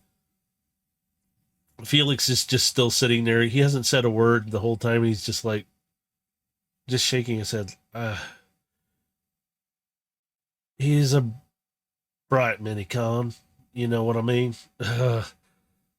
And he just kind of chimes, yes, bright. Good word. And just rolls his eyes again. But anyway, Overload, I'll keep monitoring him. If things start to get worse, we'll move him. I'll let you know if we do. I'll keep you posted on everything that I got. Right now, go check out that derelict. See if you can find any information on what they did to him. There's got to be some kind of manifest, or at least a log of some sort somewhere in that ship. I'm gonna go ahead and take a deep breath. Yeah.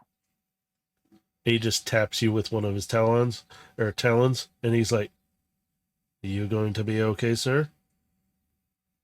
As my eyes sink back to its orange color. Yeah, just lost my cool for a bit. Sorry for the table. Feels like, don't worry, little ones will come along. Speaking of, I haven't seen the little one in a while.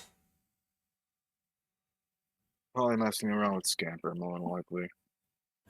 Probably. Last time I saw them, they were watching a movie. I don't even know where they got a movie.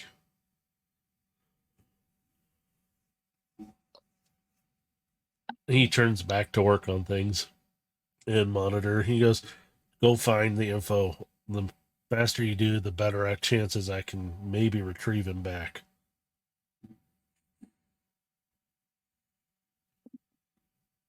Yeah. Excuse me.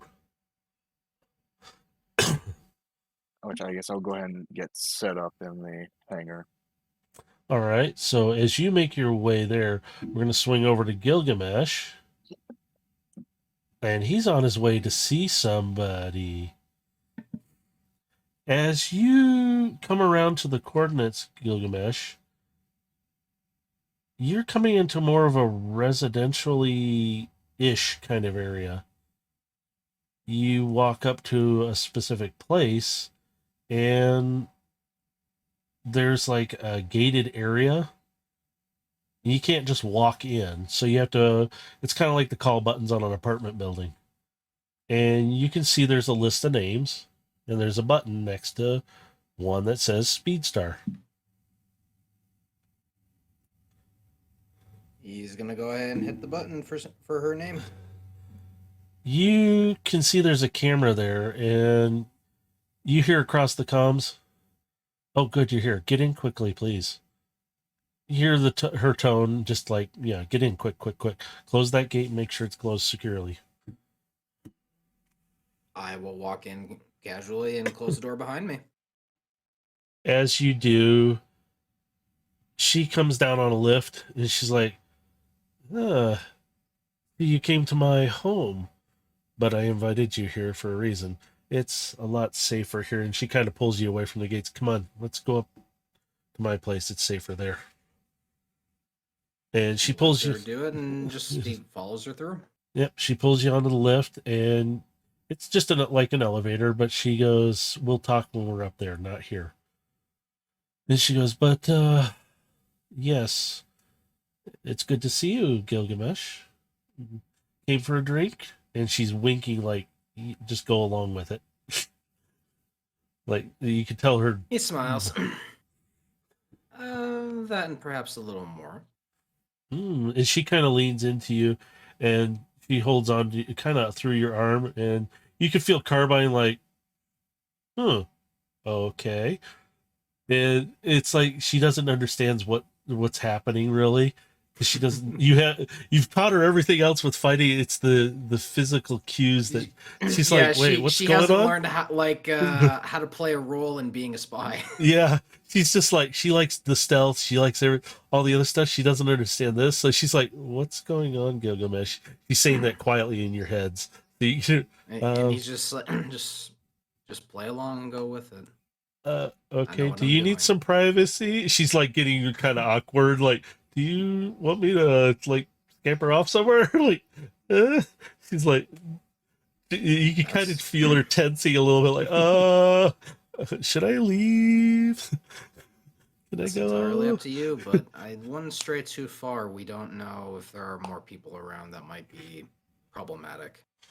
Okay, just let me know if it gets awkward. And you can hear her voice kind of nervously cracking, like, Aren't you older than I am? Shouldn't you be used to this sort of thing? Yeah, but not like this. You see her head turning, like she's looking around at things, like trying to be like not nervous, but she's doing a horrible job because you know she is nervous. And she's like, usually it's not like this, okay? Just kind of. So you come up on the lift and the door's open. She goes, come down this way. And you can kind of see what looks like it's a hallway, and it comes up to a door. There's other doors. She goes, most of these are others that are safe to be around. Us racers usually have a better complex, but we don't talk in the lift. And she gestures, but she's whispering this, so she's really close to you. So Carbine's hearing this because she's right next to your ear. Yeah. And she's like, so your audio receptor is like, she's like, okay. And it's finally Carbine, like the light bulb goes off. Finally, she steps through the door and she kind of like happily giggly and closes the door. And it's like, sorry for the ruse, but, and she goes, hang on. And she does something on her arm console, and she goes, just a second. And you hear this, and you see like little tiny drones go around her entire place. Now all the blinds are drawn right now, so nobody can see in really, but you can see out. But she's doing a quick scan, and Carbine's like, ooh, can I play with those? The cat part of her is kicking in, and she wants to play with like their little toys. You see her kind of perch up, like, immediately he's noticed just all this equipment around here. She is clearly no ordinary racer to begin with. Not with the information she knows. See? Sweet. No, but like just in the moment, this is what he's thinking. It's just like you're clearly more than you've let on to be. She stands there for a moment. Sorry, I had to make sure there was nobody listening in. We still get problems. And since I still know, and she, certain places and people, and she kind of, but anyway, never mind. What do you need from me? Here, do you want something to drink? Come on in. Her place looks very nice, very cleaned up. You can see statistics for racers on some of the screens. Like she's got a coffee table that's actually a screen, and it'll flip to whatever view. So if you're sitting on one side, it'll flip to the other, or you'll see one side, she'll see the other, just as like it's mirrored to you both.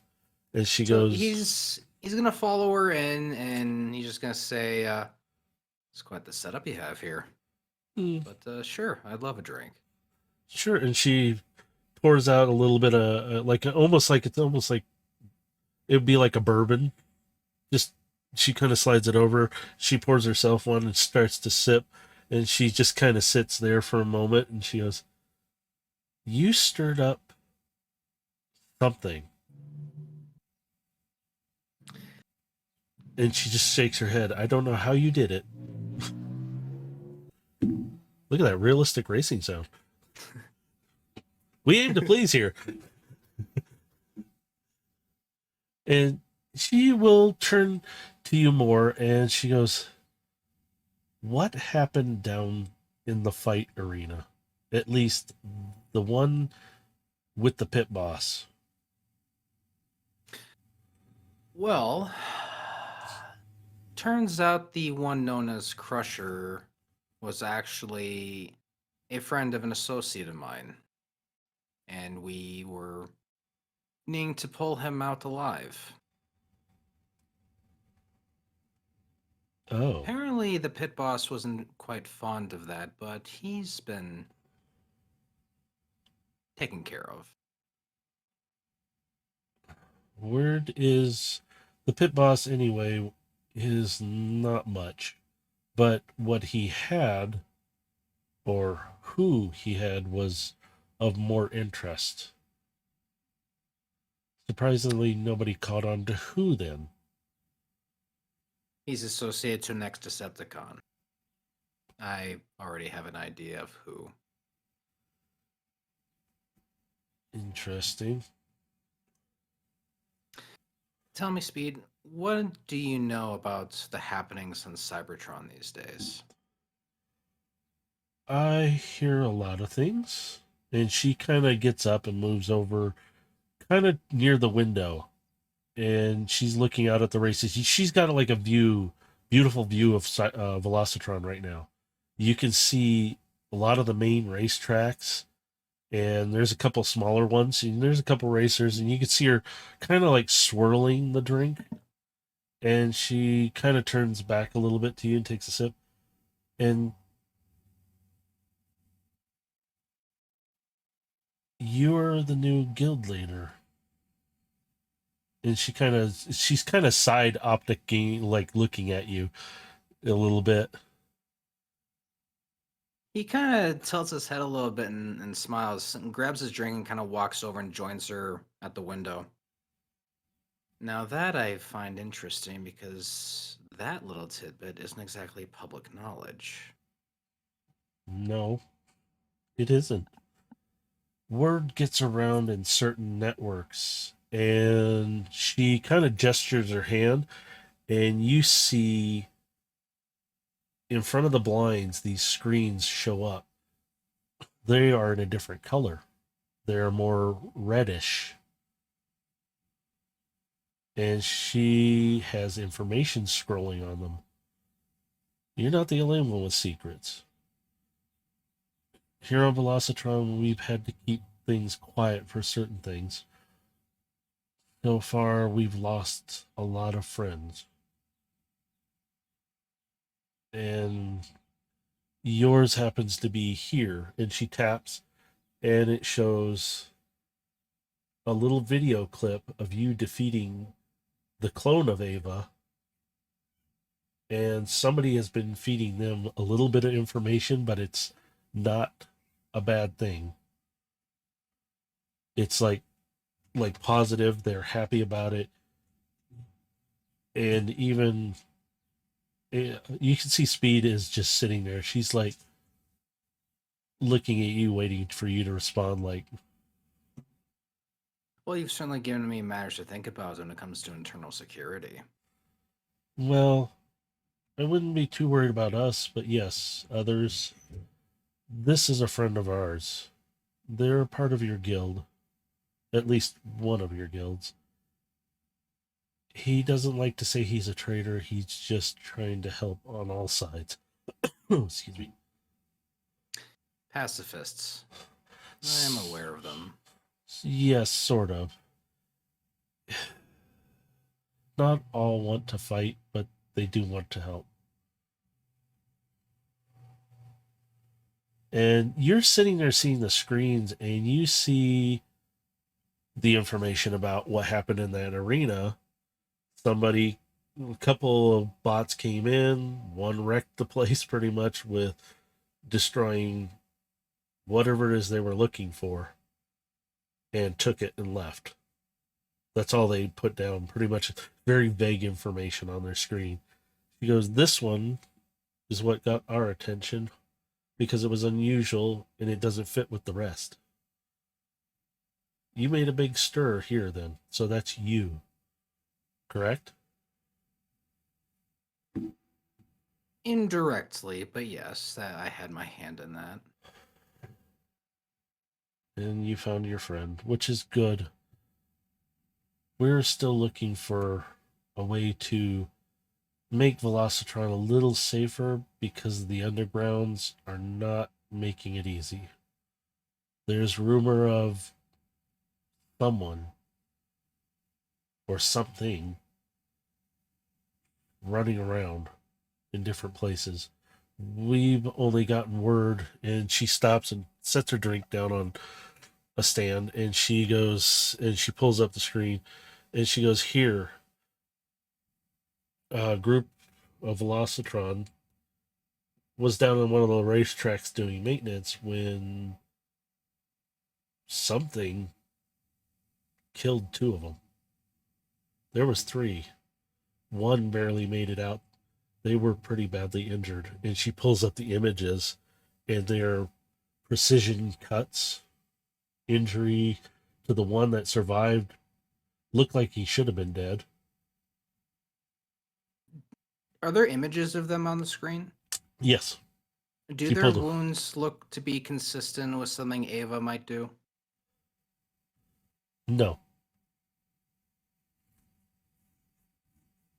They are different. What kind of battle damage am I looking at? Is it like claw? Is it blade? Is it bludgeon? Like, It is very precise cut.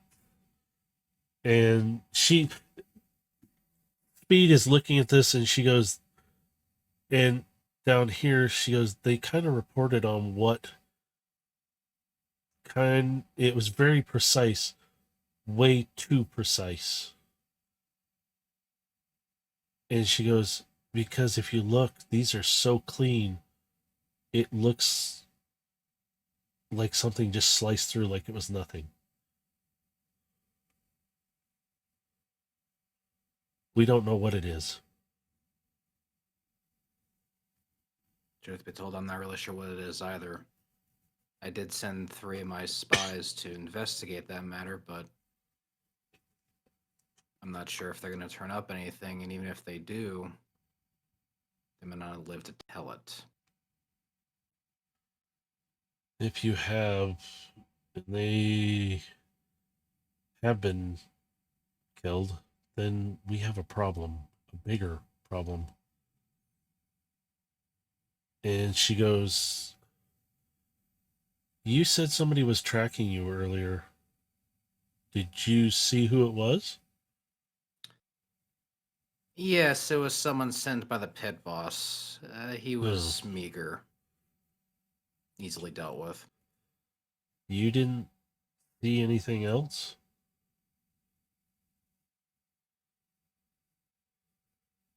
Just He the was one? a smaller, frail bot, which seemed really odd to me. He's not the kind of bot you would send to like kill someone, especially just walking the street.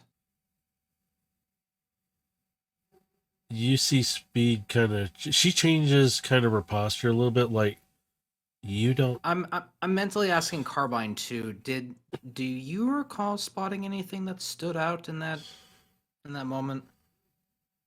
And Carbine's kind of just sitting there, and she's looking around, but she responds to you. And she's kind of, I didn't spot anything else other than him, but I was really focused on him, mostly trying to keep an eye out for closer contact. I'm sorry, I didn't keep an eye out further. Same. No, it's fine. And then he just turns his attention back to Speed Start. Speed is looking at you.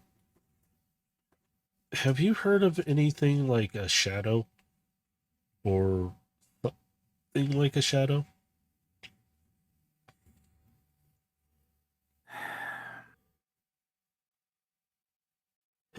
There are many stories when it comes to shadows, legends, people who, like myself, are users of darkness.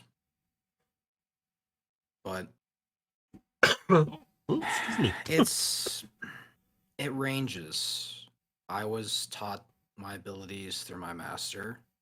She was taught by others before her and people like that. It's a skill you acquire, so could be anything. As you're finishing saying this, you get a calm message, just a message from Kiara. Yeah, I'm reading it just kind of like in my HUD. Okay. I was gonna say, how do you want to read it? So you Just quickly like a little like message on my HUD, just like I'm keeping the flow of conversation going, but I'm just gonna read the message casually. Okay. So as you're sitting there, you read this message from her. One spy returned. That they said they encountered something. It took out the other two quickly.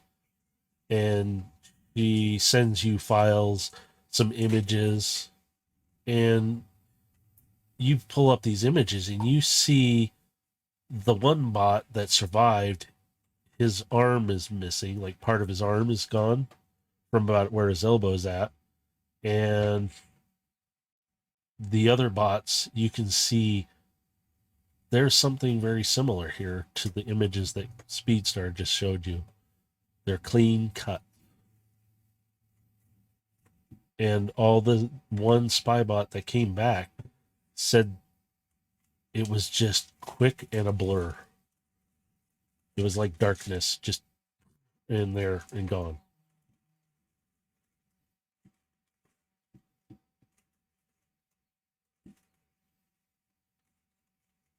So let's assume this shadow that we're looking at here is some form of new master spy. Do we have any idea what they're targeting? Not sure. From what we've understood, they're looking for something or someone. We're not sure. That's why we thought the thing, well, person, I'm assuming, right, was your one friend was found. Was there like some kind of object? Because that's the information we got, and she pulls up what is just a data file. It says stating object may be at this location, which is where you guys were. Assist and retrieve if possible. He just kind of looks down a little bit as he reads that, just kind of averting his eyes a little bit. I do have something in my possession that other people are after, and they're willing to pay good money to have me killed in order to have it acquired. Speed, she's just looking at you like, what object? She's kind of stunned. Is it her? And she's pointing toward Carbine. No, not Oh, quite. I'd hope not. And she kind of reaches out and kind of gives her a bit of a scratch behind the ear. And Carbine's like, yeah, better not be me. No, I'm in possession of something that a larger enemy of Cybertron is likely after. You are, of course, familiar with the name Shockwave. She just dead stares you, and she taps the screen without even averting her eyes from you.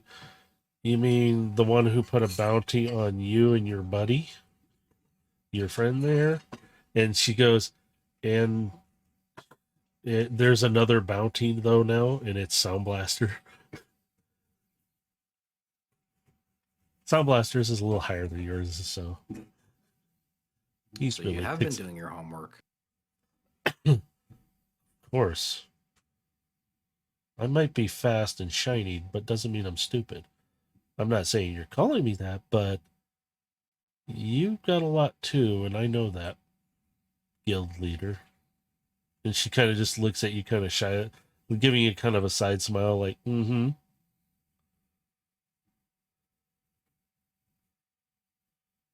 You are so much more capable than you believe yourself.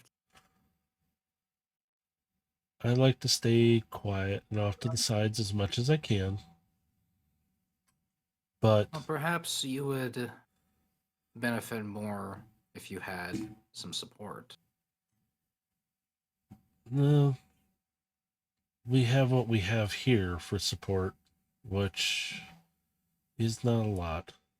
Like I said, we've lost a lot. He's gonna take a seat on the couch or like a chair or like whatever's nearest by and just kind of look at her as he sits down.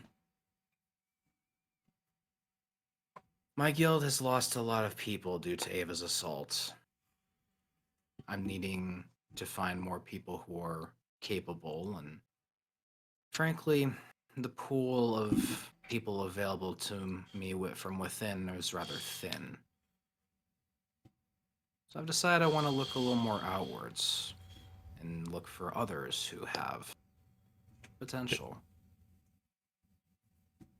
I see that potential in you.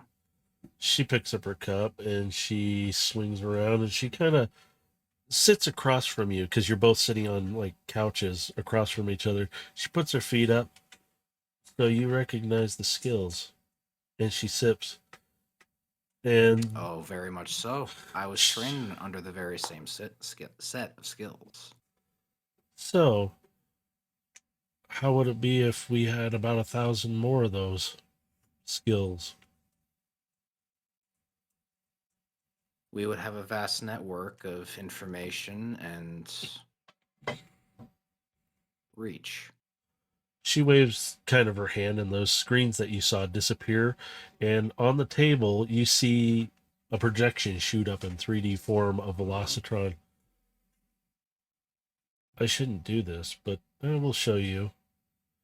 And more than 1,000 little dots start to pop up all over Velocitron and in Velocitron as well, because the racetracks do traverse through.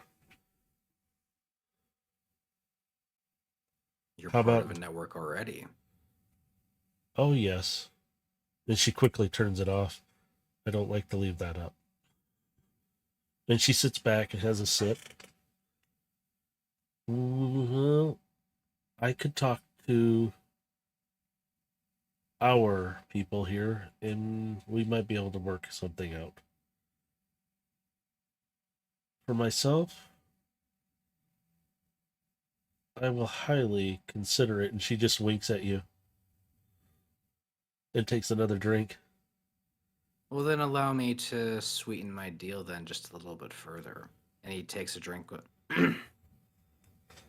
What is it you would like to see done? Maybe the possibility of a lot of our people being able to return to Cybertron.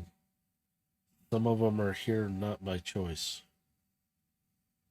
and they'd rather be at home. Whether Cybertron likes it or not, they do need an alliance with Velocitron and other neighboring worlds. Yes, it would be great to have harmony and peace among at least the Cybertronian race. We are fractured people. She just shakes her head and just kind of like, she just kind of takes another sip and she goes, since we are talking about an alliance of some sort or possibility of unification of our people, I'll share this information. They're looking for something that is, and she kind of does her hand. You notice she doesn't type anything here. She's just waving her hands a bit. and another image pops up, you immediately, and so does Carbine, but Carbine's really trying to play it cool, but you could feel her tense up a little bit. Mhm. You recognize the object immediately. Round, has markings all over it, and Speed is watching you very closely. Do I need to roll performance to keep my cool? Actually, Or what would you want me to roll for that? Because I'm trying to keep a straight face. I can roll deception or performance. let's go with let's do deception on it, because you're kind of trying to keep her cool, but you're trying to not let her know. 19. Oh, okay. Did that twice, and that did not work out. He's watching you, but she goes, "It seems like your furry friend, though, got a little agitated with the image." And she sits forward. I just is Carbine in my lap or where is she right She's now? still kind of sitting up around your neck, and you can, Okay. that's why you feel her tensed up a little bit. She's like, "Sorry." I just kind of reach up and just give her some scratches behind the ears and I'm just telepathically telling her just relax, relax. Speed is watching her. Hang on, let me see. Nope, she. All right. Like, seems like your little furry friend got a little agitated there. She okay? And I think the Carbine's image just, might have provoked something. and you see her. She kind of Carbine kind of flips her head around as you're scratching her, like there we go, like playing it off, like, please don't recognize that I'm nervous. And with Speedstar is sitting there, do you recognize this? You said you had something. I don't know about this object. What is it? Good question. It's been rumored to be some kind of key, a map, a device of some sort, explosive. It's been rumored to be multiple different things, and nobody can figure it out. At least within what we've heard. But it sounds like this object just seems to be the flavor of the week. Everyone seems to be looking for it, I'm assuming. Everyone specifically to Shockwave. We're trying to keep it away from him. Supposedly it accesses something destructive. She kind of emphasizes with her hands, but we don't know for sure if that's what it is. We had most of our people who are the best and the brightest, which really isn't a lot of them, but they're pretty smart still. They can't even make out the markings. Somebody said it looks awfully familiar to something very ancient. At least probably non-existent now. Well, I know there's a long list of ancient artifacts from Cybertronian history scattered throughout the galaxy. Not exactly sure why this one should take particular interest, especially to Shockwave, but Well, he wants it for something. He goes, just some of these symbols do look awfully familiar. I just can't put my finger on it. And Carbine's like, I know what it means. He goes, I can read this. But she's just sitting there going, but we're not telling her yet. I know, but this is not good. You can read it. I know you can read it. We're So not sharing that info yet. Speed is sitting there, kind of sips on her drink. I am trusting you with this, and I hope we can work together on this. But if this is a weapon that's going to destroy us, we need to keep it away from Shockwave. We don't know what it is. All we know is he wants it for some kind of power control of some sort. Considering my dealings with Shockwave, you shouldn't have anything to worry about with me. He and I are on opposite sides. You can see her kind of relax back. I know. Had to do this just to get to you into my place. She kind of grins at you, just like, I know. We had to meet for a reason. Well, unfortunately, there's a lot going on, especially being a guild leader, trying to work a peace treaty with the rest of Cybertron, dealing with Shockwave, dealing with other outside forces. I'm spinning many plates. So, Yes, yes, I've heard. You've got a lot on your plate, but I heard your master is back? I read through the files. That's great news. yes. Yes, she is still recovering, but things are slowly returning to normal on Cybertron. She leans forward with her drink. This is great news, though. It has given a lot of relief to our side. That possibility of things returning to Cybertron eventually, maybe under better rule this time. I wasn't always a racer, and she takes another sip, but she like literally almost slams the drink back the rest of the way and sets the cup down empty, and she sits back. Not all of us are. You can see her put her hands out and just kind of do her fingers like she's feeling them. We weren't all privileged to be above the ground.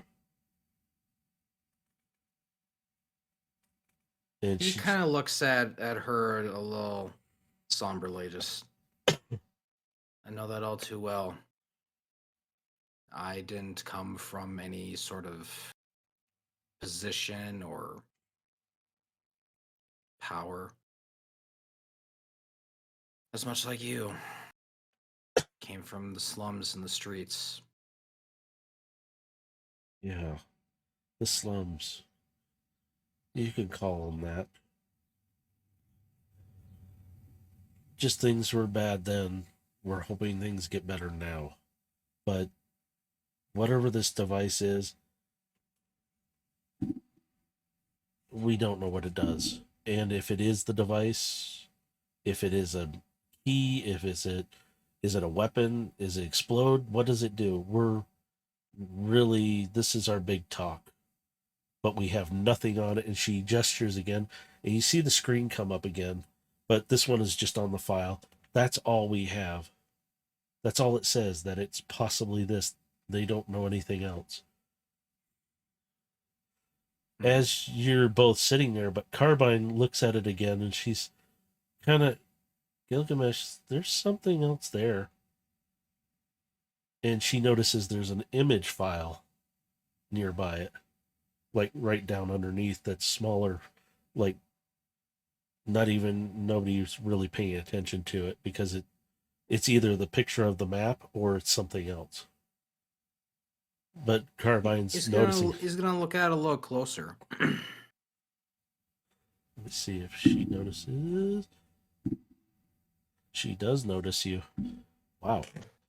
We'll say Speeds. like I'm leaning in and I'm looking Yeah. closer at all the Yes. imagery. Like just say like I'm just kind of leaning in and kind of looking like up, like the whole thing up and down.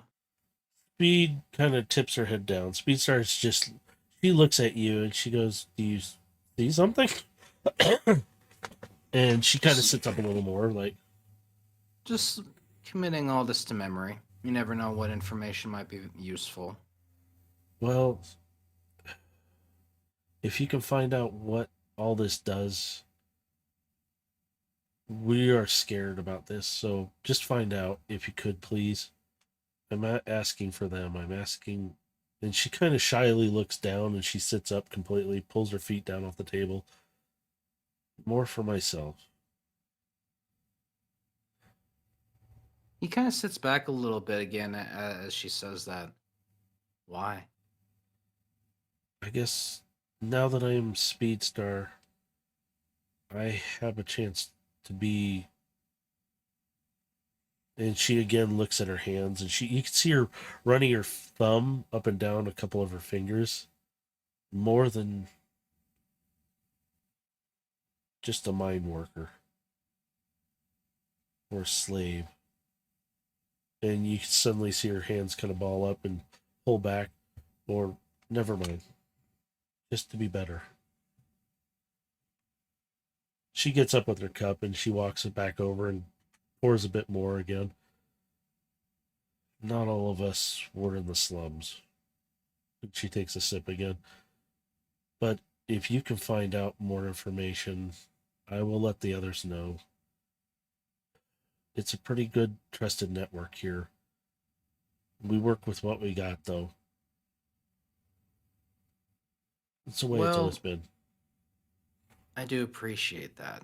And again, we're willing to work with us, with my guild, who is willing to work with your organization. If we can find some mutual benefit in that, I'm sure we all could work together. But and he kind of walks back over to her. he sets his cup down on the table. You remind me a lot of someone I used to know. She wanted a better life for herself too, but she wanted to really be like you. She wanted to race on Velocitron. We were thieves back then.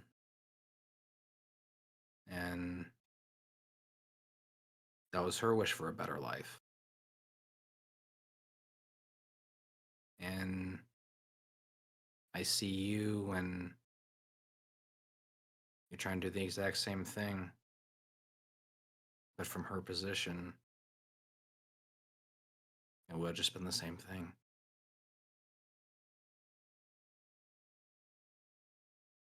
I take it she didn't survive? Sorry, I don't mean to pry.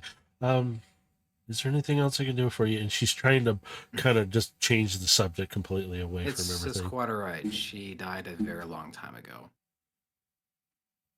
May I ask how she died?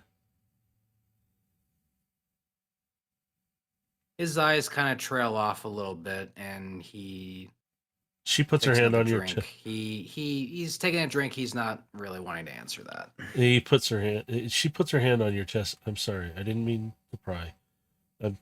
Don't worry about it. Let's just concentrate on this. This is bigger right now. And she That's waves fine. her hand, and all that disappears. Whatever that object is, that was only an image that was taken from a copy of it. I can tell you that. It does not have. They said it's not the actual device that they got the picture of. This is just a copy of it. Well, that in itself sounds a bit odd, don't you think? Well, A copy of an item that they don't even know exists? Doesn't that sound a bit fishy to you? she kind of turns a little bit, and she kind of, you can see her fidgeting, and she goes, I said we lost a lot of people. This image was retrieved, and in the image you could tell it was sitting on some kind of table, Yeah. but where it was at you don't know. And she goes, that picture was taken from some facility. We don't know exactly where, because the only thing that came through from the informant was the image, and then we haven't heard from them since. Do you happen to know the planet at least? No. It was bounced through many relays to get here. We're not sure exactly where, because there were no coordinates, there was no other information.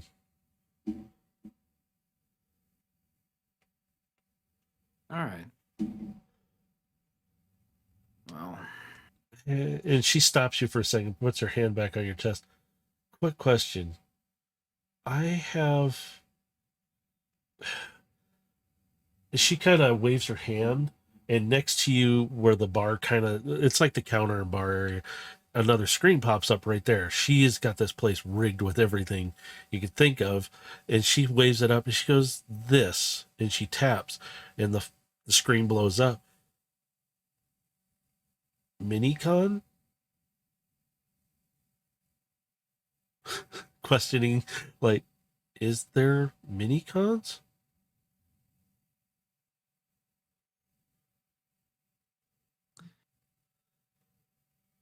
What I can tell you is that we have encountered some in my You, travels, at least. you see her optics widening. What are they like?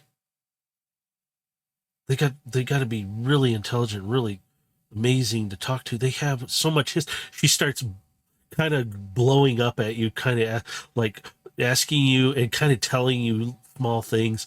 I've only heard that, they're like really small, and but they're really smart, and they used to be technologically she's just going crazy right now with questions and stuff on you. And she's got this kind of like big grin, like she's acting like a little kid a little bit. And she goes, "But what are they? He What are they just like?" he just will smile and he'll just say, "Oh, my experience, they're really just like you and I. They have their own personalities, their thoughts, feelings, experiences, emotions." Really? And she waves her hand and gets rid of the screen. Get this away. Like she's so. I mean, they're like really small, but their intelligence is supposed to be way higher. I mean, are they? Are they really like? They're like. I know they're older than us, but she doesn't know how to form words because she wants to ask the correct questions, but she's got so many rolling, and you've caught her off guard when you answered yes, like, yeah, I met some. It's like, I thought they were all like gone, extinct. Well, from what I understand, there are still some that are out there that are active, but there are some that are not. Oh, well, I mean, I'd love to It's meet one yeah. someday, but it's the only reason is I've heard so much about them, and she waves up a hand, but this screen is different. It's more of a lighter cyan green, and she goes, it it's literally a log. You can catch glimpses of it's almost like you're reading her diary, but it's her thoughts and everything. And she has this huge section, and it just goes on and on about mini cons. And Carbine's kind of reading it, and she's kind of trying to play it. Oh, that one's true. That one's true. Well, that one's not true. No, we do not do that. You can hear these thoughts in your head because she's just thinking it. And Carbine's just like, no, no, yep, yep, yep, yep, no, no. What? That's not even possible by us. I don't know why they got that one. That is a funny one. They think we do what? Yeah. It's literally, she's just like, that's not You possible. what? Yeah, yeah. She's just Carbine's kind of answering the question, but she's not saying anything. You can hear it, Gilgamesh, and it's just this humorous moment. You're just like, and she's just going off, and it's like, I've heard they do this, but this one is just totally, it can't be possible. And you hear Carbine. At least she's smart enough to recognize this. Pointing out the exact ones she's doing. It's like, well, what about this one? Is it true that I mean there was one that could literally combine with another one and become greater or more powerful? And I just want to ask one so many questions, and I'm fascinated by this, and it's just I'd love to meet one someday. Well, I would imagine if you hang around me long enough, you will eventually encounter one. You think so? It's I've just been excited. at least in the last few months, I've been having my fair share of unusual encounters, and some of them have been involving minicons. And you see her hand. She puts her hand on her chin, like her arm across, like she's holding her elbow, and she says, that means if there are more mini cons, and she waves her hand again, she goes, and it goes to the other screen again, where it's that orangish red, kind of like the different color. And she goes, there's been rumors of mini cons being spotted, and they're so rare. It'd be fascinating to talk with them, work with them. I mean, they're one of literally the first Cybertronian offshoots of, well, not even us. They really of one of the primes. I mean, Can I roll perception as she's saying these things? yes, please do. 22. I'm wanting to gauge if she's being genuine in her statements.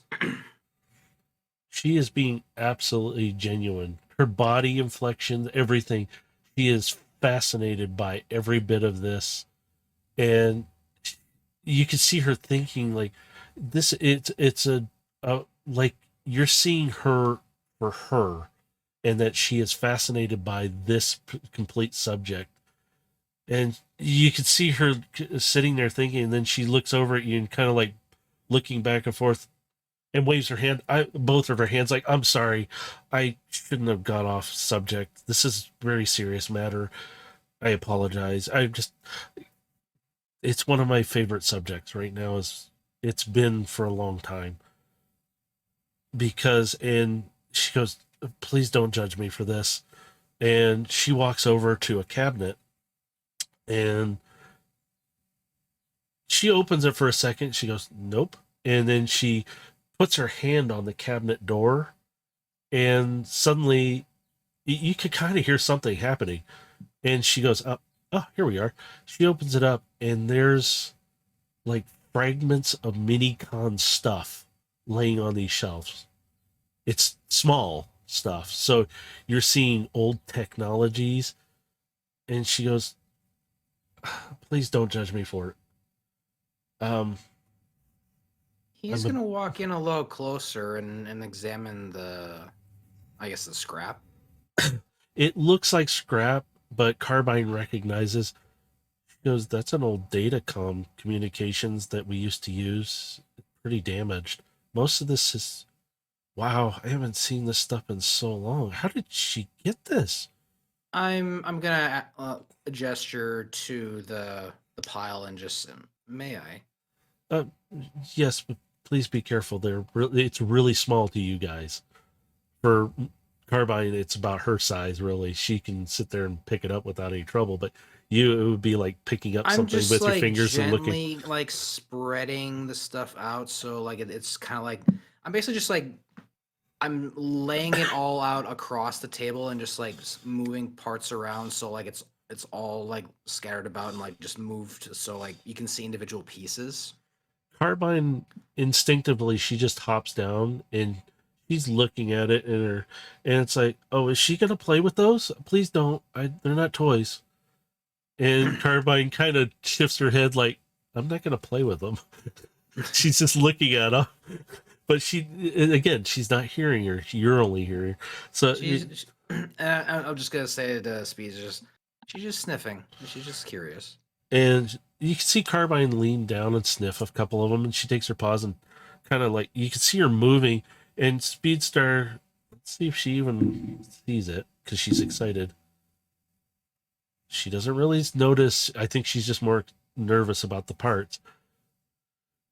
And she's watching her, and it's like, oh, please be careful. Don't, they're not toys. And she kind of touches one, and it lights up briefly, and Carbine pulls her paw back real quick, and Speedstar kind of notices, and she goes, that never did that before. What did she touch to make it do it? And Carbine goes, I'm sorry. I think it's because I'm, me. And she's kind of just act normal. Okay. And I'm gonna like kind of move move the stuff around the part that's glowing and just kind of single it out. What is it? It's that little datacom communicator. Okay. It's sitting there, and it kind of glows. The problem here is you're starting to touch them a little more, and move them, and some of the stuff starts to glow a little bit around the edge where you're moving. Oh shit. Just a little bit. And she goes, oh, is it, what did you touch to make it do that? And she kind of reaches down to starts poking at a couple of the pieces, and she goes, He's gonna this step is- back a little bit and just let her examine everything. Just and you could see her just, she's kneeled down, and she instinctively just reaches up and starts petting Carbine like she's her calming moment right now, just like petting her very softly. It's like, how did you figure this out, little one? And she just like starts to, this is amazing. Oh, wait. Oh, no. It's stopping. It's not glowing anymore. What's happening? Oh, I wish I knew how you guys got it to work. Oh, and it starts to fade a bit. He's gonna look to Carbine. She You looks. think- and he's gonna telepathically ask, "Do you think we can trust her with this information?" Carbine kind of sits up on all fours, and she walks over to Speedstar, and Speedstar backs up like, And he's gonna continue to ask, like, "This is much of my decision as it is yours, since this is related to you." She could have turned on us at any time. She gave you all that information willingly. And she's not hitting on you right now. That's a plus for you. And she looks at you sideways a little bit. Speedstar kind of looks up like, what? What's going on? What happened? And she goes, I don't know. Should I? And Carbine's just sitting there looking at her, and she tips her head slowly back from left to right, and Speedstar kind of mimics her a little bit, and she kind of, Carbine leans in really close. Can I just scare her a little first? Grinning. You know she's got to be grinning really big as she gets closer to Speedstar's face, and she's like right there, optic to optic, looking at her. And Speedstar's like got her hands up like, I'm sorry, did I do something wrong? She's Gilgamesh, did I make her mad or something? No, but she is quite curious about you. And the question is, above game, do you want her to transform in front of her? I'm leaving the decision to you. Carbine's just enjoying kind of tormenting her a little bit right now.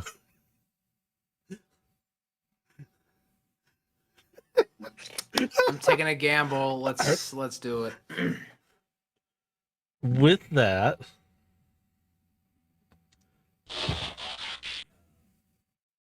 Carbine flips around, transforms, and Speedstar just falls back onto her, like on her butt, and she's kind of scrambles back.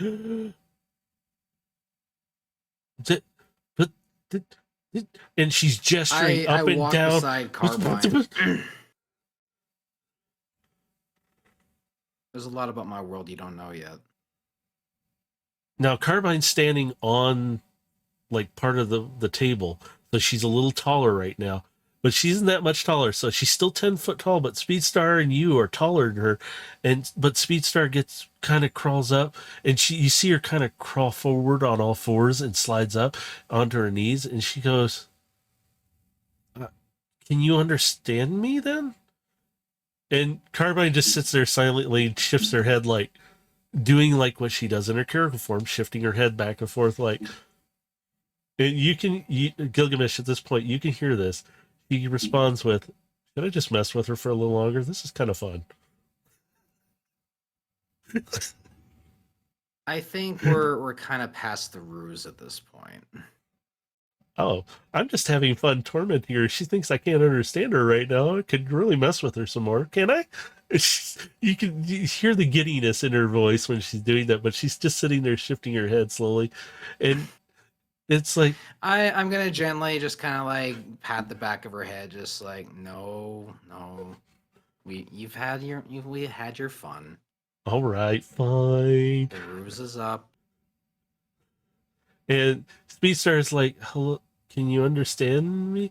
And Carbine like, of course I can understand you. And she freaks out and falls backwards again, scrambling back. I can understand you. I thought we couldn't understand me. He goes, how did you talk? How old are you? How much time? And Carbine just crosses her arms like, and then she puts up one hand. Slow down. Breathe for a moment. Let your optics and your audio sensors listen and see me. It's sorry, I just did it. And you see her other hand come up. Enough. Stop. Come here. Like she's just gesturing and telling her, come here. And you see Speedstar slowly get up, and she again, it's like, you could just walk to me instead of crawl to me. I'm not asking you to. Sorry. Sorry. Just stop with the sorries. Now sit. There's a chair right there. So you see all this happening, and Speedstar is just like listening to Carbine tell her story and how you guys met. And she goes, so all that, and the reason why I can activate it, well, of course I'm a minicon, but I am all this now. And Speedstar is like, you are a little bigger than the normal minicon that I heard of. This is not you. So you activated it, but when Gilgamesh touched it, it activated too. And Carbine fills in a little detail, different. but there's something with that don't ask right now. Speedstar is just still in shock right now, and she's taking it all in, and she goes, I want to ask you so many more. Unfortunately, there's a lot in my world that you would need to be caught up on that I unfortunately do not have the time to explain. But Yeah. just know that minicons are absolutely real, but that they wish to be kept secret for the time being. You got your secrecy from me. I think you're all amazing, and I don't want anything bad happening to any of you. I've heard all the stories, and now I get a first person point of view of it, at least from one of the minicons themselves. And she's still kind of in shock a bit, but she's like calming down, and she goes, whatever you need, if you want to take these things with you, they're your people stuff, not mine. I paid a lot for some of it, but it's nothing. I looked at Carbine. Just, do you wish to take any of it with? She picks up one of the devices, and you see it's a little smaller in her hand because she is a bit bigger, but she goes, it lights up, and Speedstar's like, what does that one do? Well, if it worked, it would have been a communicator. And she's looking at the screen. She goes, this thing is, and she pulls out the panel, and Speedstar's like, I didn't know it did that. Oh, yeah, this thing is completely destroyed. But it's got some usable parts that we might be able to, and she looks up at you, Gilgamesh, we might be able to get the other power units a little better stable for the other minicons. And she doesn't realize she said that out loud to Speedstar, and Speedstar is just sitting there going, other minicons? Yeah. Don't worry about it right now.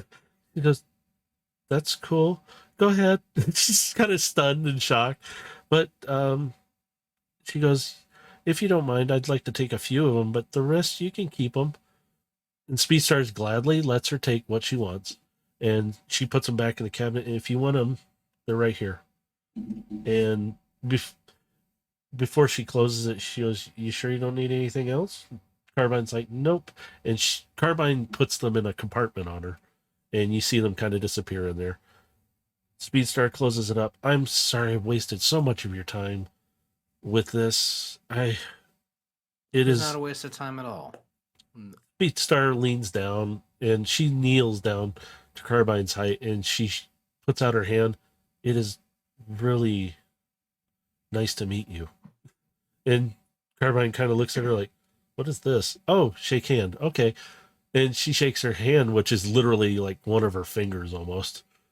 And she goes, I better get back into this form. And Speedstar just watches her transform. That is, you are amazing, but secret safe. And she's like, enough said. And Carbine climbs back up onto your shoulders. And it's like, everything's cool. And she goes, is there anything else I can do? If you need anything, I will try and help you from here. There is some information coming and going, but right now we are all worried about that thing that you saw.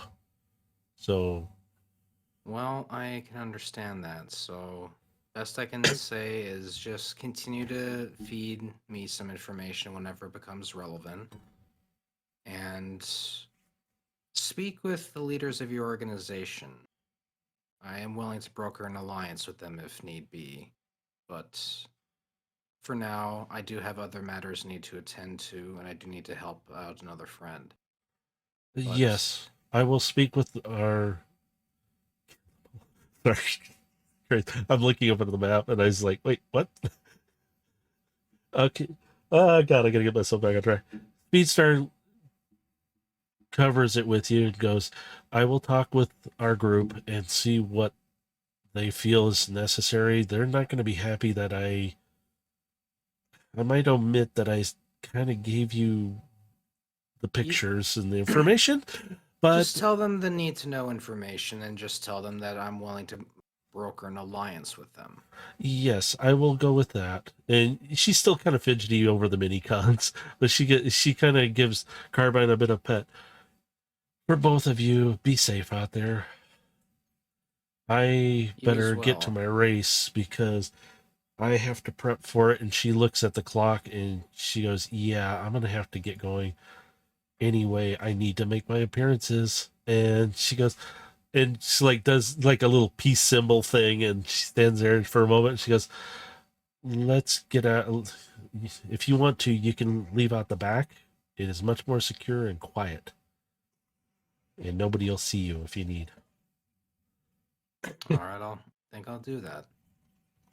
And Thank you again for the drink, and I hope to hear from you again very soon. as well as I do. Oh, before you go, and she kind of grabs your arm, and she quickly just gives you a hug, and she gives you a light kiss on the cheek. And she goes, thank you for understanding. And by the way, and she kind of quietly slips you a card, but it's actually a data chip. And she goes, if you ever need a place, you can come here.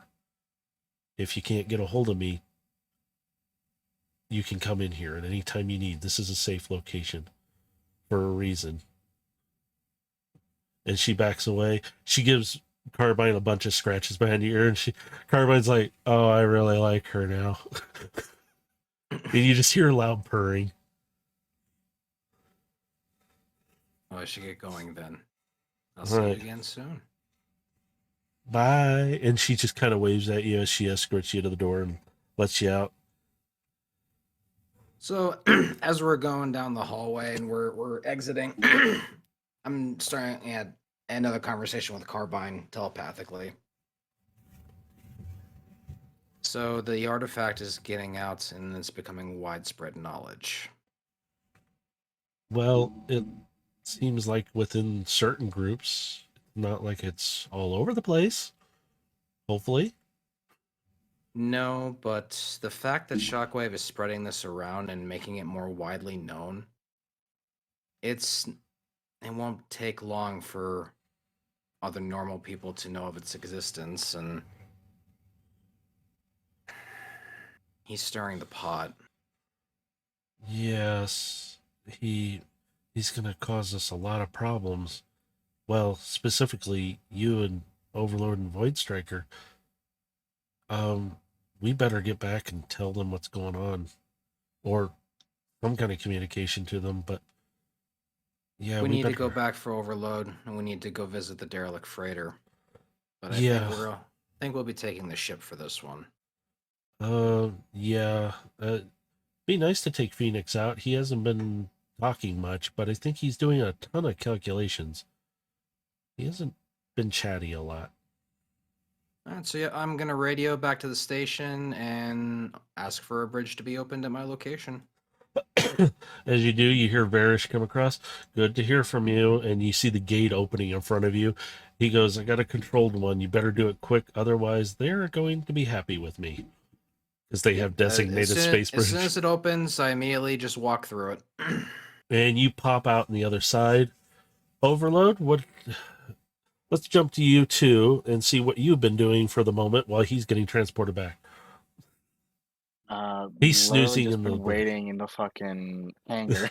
I'm sorry. I'm impatient and I want to go to the derelict now. Why didn't you make your character pace? It's cute when you do. Because I'm playing a game. There we go. Oh, I see how it. Oops, I stretched it out. Whoop, wrong one too, G. No, I'm gonna. What the fuck are you doing to me? No, I'm taking Void Striker. I'm gonna make him. He just made Void Striker ultra wide. Yeah. Here, he just became thick. Damn, boy. Damn, boy. Actually, I'm gonna put him down over here for the moment. All right, so you meet up with Overload, who's been working out with Aegis in the hangar, and you come through. You see these two like fighting it out. No, I'm kidding. I don't know what they're doing. They're just hanging out in the hangar, waiting for you two. I mean, you could say I'm pacing around because I'm Yeah. very impatient currently. You pop in Gilgamesh. You see a path where you can see he's been walking back and forth. It's like kind of grooved almost, you'd swear, but it's just worn a bit. He's dug a trench. Yeah, he's literally, there we go. He's digging a trench in, and you can tell he's agitated. Something's bothering him. Seems like kept you waiting long. Oh, you're here. Great. We can leave now. He makes his way toward Phoenix. Oh my god. So, have learned a fair bit of news. Shockwave is still looking for the artifact. And he's starting to spread it a little more wider among mercenary groups and civilian populations. It's not going to be long before pretty much the entire populace is going to be aware of its existence. Even Phoenix is pacing now. I'm having my amusement. Furthermore, we may have a new problem that's rising. There's been an assassin that's been discovered among the archives. They've killed 2 of our spies, and the one who managed to survive, it was precise. Something along the lines of a very skilled assassin. But I don't think it's Ava. The cuts are too clean, too precise. Shockwave may be employing other assassins, and we might have bigger problems on our hands. So are you guys boarding the ship as you're talking? Yeah, this is a walk and talk. Good. I'm walking and talking as we're boarding the ship. Okay, as you board the ship, the explosives go off and you all die. No, I'm kidding. Actually, you get on the ship. I get put down to 1 HP because my race sold trade. Yeah, so how big was the explosion damage? Because my ability might be able to let me survive. I just get put down to 1 every long rest. So I'm good. It's a scratch. I'm fine. No, I just gotta make a charisma saving throw to see if I survive. Yeah. I just lost a bit of weight. No big deal. As the ship, you walk up the ramp to the ship, you hear the familiar voice. Oh, hello, Captain. Pilot? How are you two doing? Are we going on a trip? This is Phoenix. Okay. Yeah, I he's wasn't. responding to I you. don't know if it was the. I was wondering if it was the little ones or if it was Phoenix. I didn't know. No, it's just Phoenix. Nobody's really on board Phoenix right now. He's just been repaired. He's fully repaired. He's ready to go. And he's just sitting there. He's been doing computations through the station as well to help aid and balance things out there. But he's been doing searches and stuff for certain things that he's been asked to do. So far, all he's found is a mini-con ship way out. So he's sitting there. He detects all of you coming on board. Oh, I see you come to take a flight, I'm assuming? Yep, we got a new destination to go to. Oh, this will be nice. A nice reprieve from my current state. Where are we headed to? How are the ship systems? Is everything Oh. nominal? Everything is great, pilot. Carbine We're just going to be chuckles. heading to the derelict freighter. Derelict and freighter? Coordinates? He sends the coordinates over. Prepping engines for you, pilot. They will be warmed up and ready to go. Even though Phoenix can fly himself, literally at this point, he just waits for you to do it. Yep, I'm just making our way to the bridge and gonna take Uh, my pilot seat and And do then my pilot and ding. we're going to go to an old map I haven't had up in a long time, man. Right? I'm going Let's to go back home. They're first starting home. Not that. Don't ignore that word up there. My name's covering it up. Hang on, my little picture. Hang on, let me move this. There we go. I'm using the stream picture to cover it up a little. All right. So you guys get on the ship. Phoenix is rating everything. Everything is up and ready to go. Oh, and I have bots still on this one that aren't there right now. So don't worry about them. Just ignore them. They're not there. Do we need any other crew on board, sir? No, this should be the extent of it. Excellent. Then prepping engines. We are ready to go, pilot. All right, so yeah, just gonna turn the ship about and take us out. You swing out, and the hangar's big enough that you can literally just whip the ship around real easy. And Phoenix just keeps it steady for you as you come out, and he's detecting anything that's close by, because you are in an asteroid. There is still debris of, say, pieces of the asteroid. So he's just reading them out. He goes, this trip shouldn't take too long, but we can punch it if you would like to. The quicker, the better. He goes, I think that'd be best. The quicker we get there and the faster we get out, the better the situation is gonna be. excellent. I am fully repaired and my engines are really raring to go. And you hear a few things. Rerouting systems, pilot, whenever you're ready. And you notice on the control stick that the throttle has a few extra bars there that weren't there before. So me being a pilot and gonna be familiar with the console controls, what am I looking at with these additional bars? It's literally like an afterburner. It gives you a burst and it will launch you at a faster rate.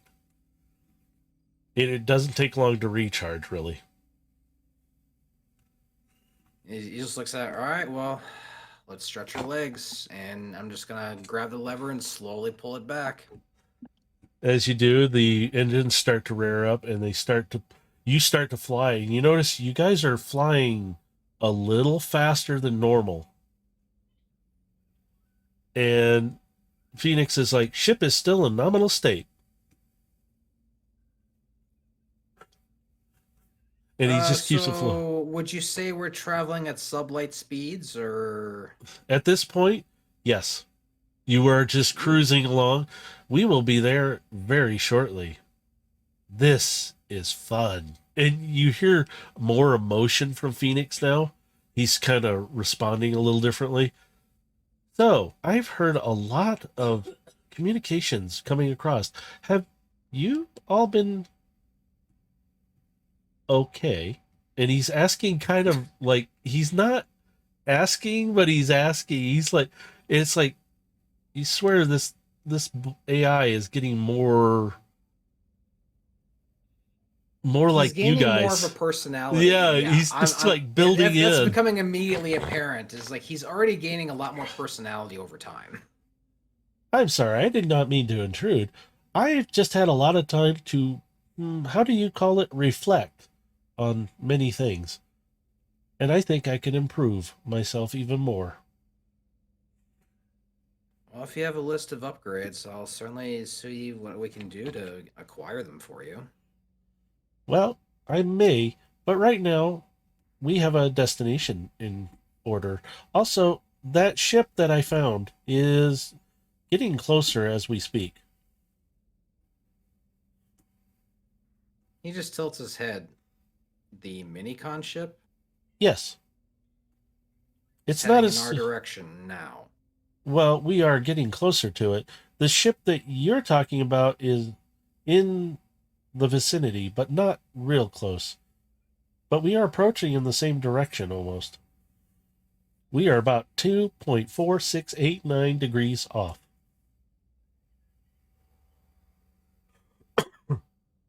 How close is the minicon ship moving to the derelict? Or is it moving in an opposite direction? The minicon ship, at least the detection of it, is not moving. Well, it is moving. It does not show any power source right now. It just shows that it's. And he kind of pulls up since he's closer, he pulls up the map, and you can see the asteroid that the one ship you're going to is in. The other ship is out further, but it's got a funny. It's like it's orbiting, but it's almost like you could see it spinning by the numbers. He goes, it has an unusual orbit. It's an awfully large mass inside for it to generate a gravitational field. Well, it is moving around the star, but very odd formation in the way it's doing it. Keep an eye on that ship. We're going to circle back to the minicon ship once we're done with the derelict. Hi, pilot. I will be able to better read this state when I'm closer to it.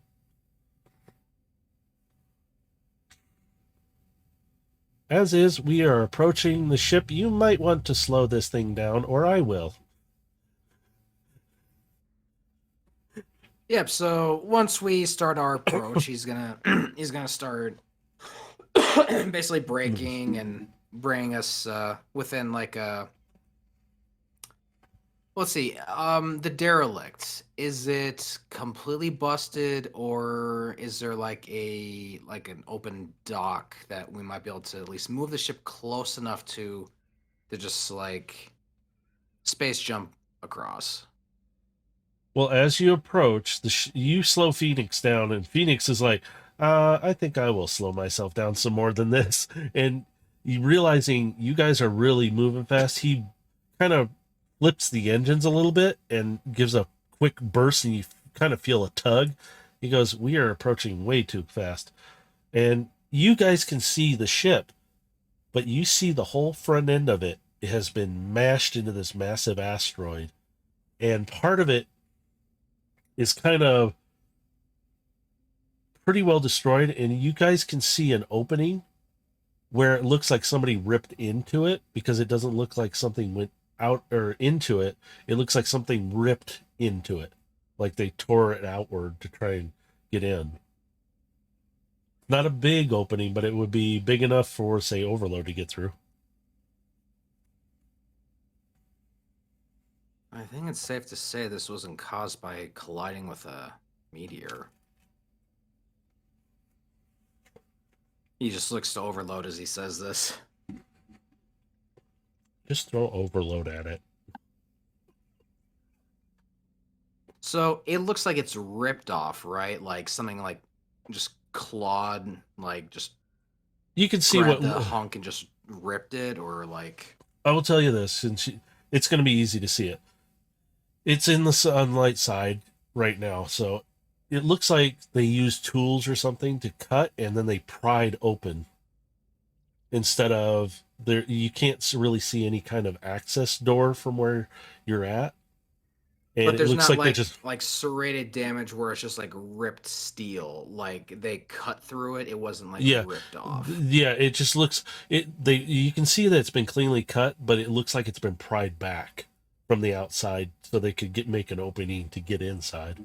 Okay, yeah, because I'm just want to know because that's kind of an important detail. It's like Yeah, how badly is details. this? It's Yeah. it's just it's a good size gaping hole, about the size that Overload would be able to fit through pretty easily. It's the only one you guys can see as well. All right, well, I'm starting to make my way to the airlock closest to that door, and I'm waiting for Overload to join me in there and Mm, prep to jump. Heading over. So theater of the mind. As you guys get to the airlock, Phoenix informs you that he's maneuvering it to where he is getting as close as he can and safe as he can. So all you guys have to do is literally just kind of push off and float over to it, and it shouldn't be that far away.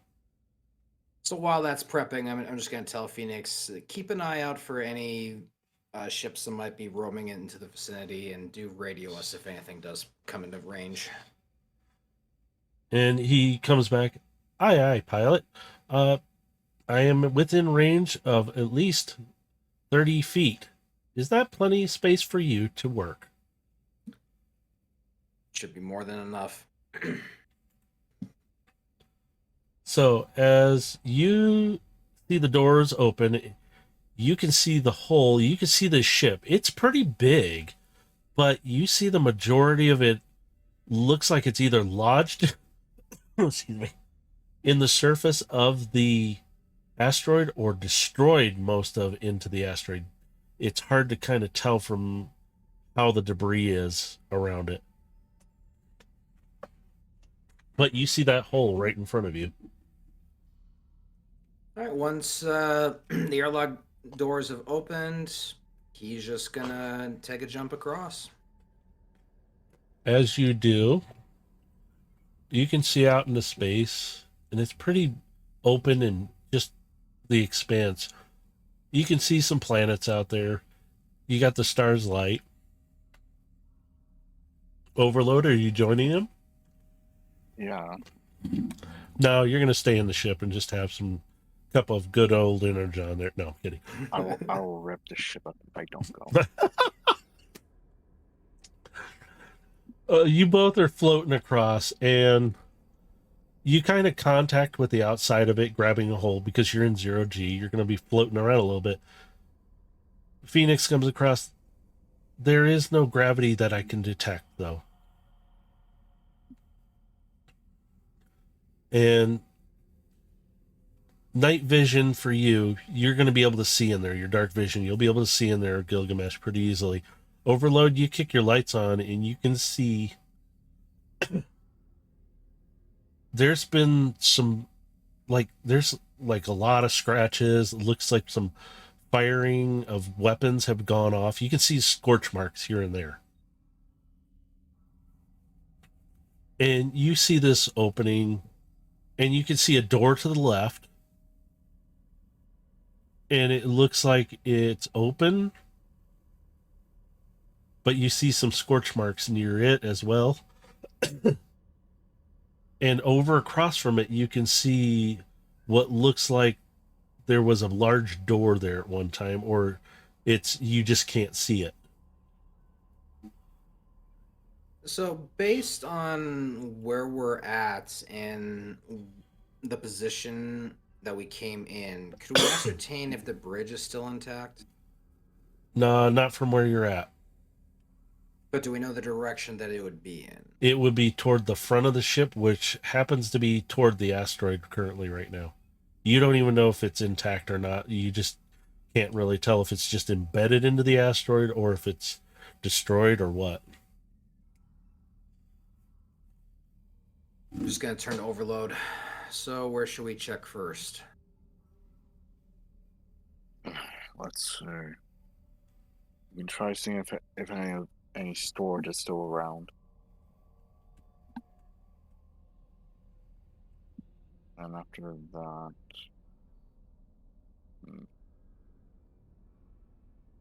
it might be. Considering we don't really know what is here, if there is anything still here, it'd be a bad idea to split up. Yeah.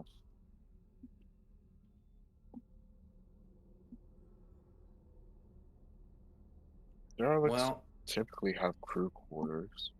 We'd see if there are any. well, let's check crew quarters and make our way to the bridge. We might be able to find some more information. Yeah. So, all right. So yeah, we're gonna go check crew quarters first. All right, so you both are entering the ship. You see the one door that's open. Gilgamesh, your dark vision, you can see down the hallway. Overload, your lights light it up, and it kind of gives it more color. And you see like scorch marks from a firefight, but it looks like a long time ago. At least some of I'm guessing them. I can't discern how long ago. Give me a perception check. We'll see. Or an investigation. I don't care which one of those works for you. A bit perception. 24. Nice. You can detect that some of the scorch marks are very old, but there are a few new ones, especially by where you're at by that door. Oh, sorry. I'm trying not to cough. Not helping. Not happening.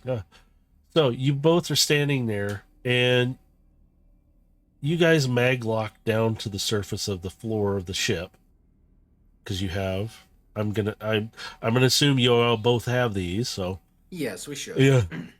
Even we've been on a derelict before. So. Yeah, Carbine and Aegis are with you, and they're both looking around, kind of. This is creepy, weird, uneasy.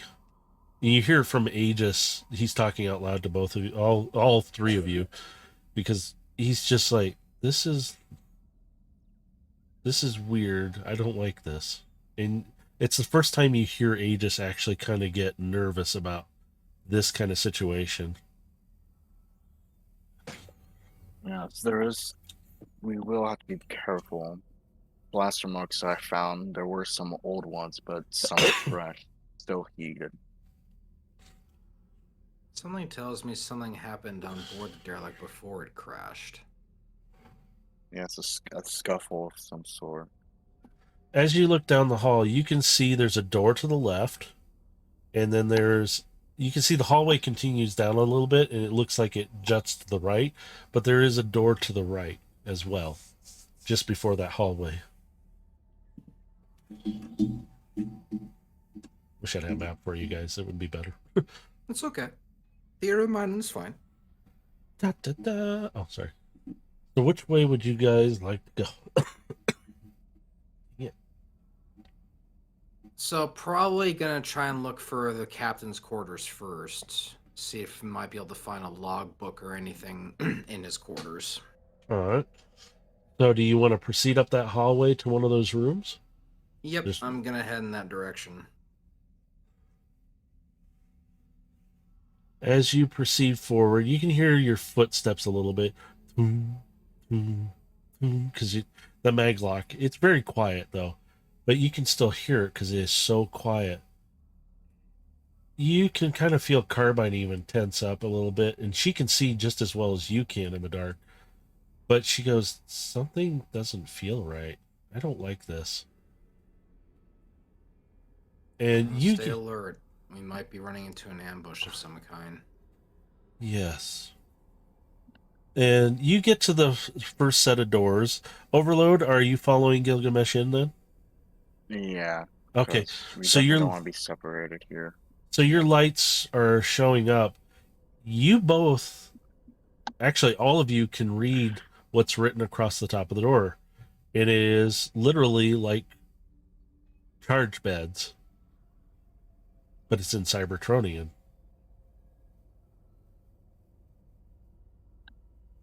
The door is closed.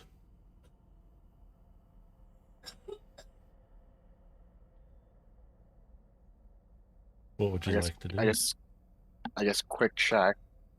Is it even able to be open currently? The door is very stiff and very old. The other door on your right, it's more of like a lounge area or a commons area. At least that's what it says above the door as well. That door is locked. Excuse me. So Gilgamesh is gonna walk up to the door with the charge beds. Is it like, how's the door arranged? Is it like there's a part in the middle? Is it like a side pulling door? It is a what looks to be a side door, like it's you. It looks like it's a side pulling door of some sort. Yeah, so he's gonna look for a manual release. He's gonna pop it, and he's gonna attempt to slide the door open just a little ways, like enough to like look in.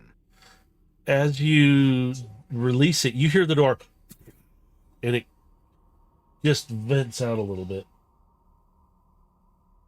He kind of looks to overload. There's atmospheric pressure in there. I want to be ready. Yeah, I mean, this was sealed before it got breached. Mm-hmm. And I'll get the shotgun ready. So yeah, he's gonna just kind of rest his hand on the hilt of his blade, and he's gonna slowly push the door open a little more and peek in. How far are you gonna try and open it? I'm maybe gonna open it about 6 inches so I can just get a visual look inside. As you do, even Carbine kind of sees. She sees this right off the bat as you open it, and you both are face to face with another face, but it's all gray. Optics are dark, and its mouth is like open, just kind of like its last scream or something. Is it floating? Yep.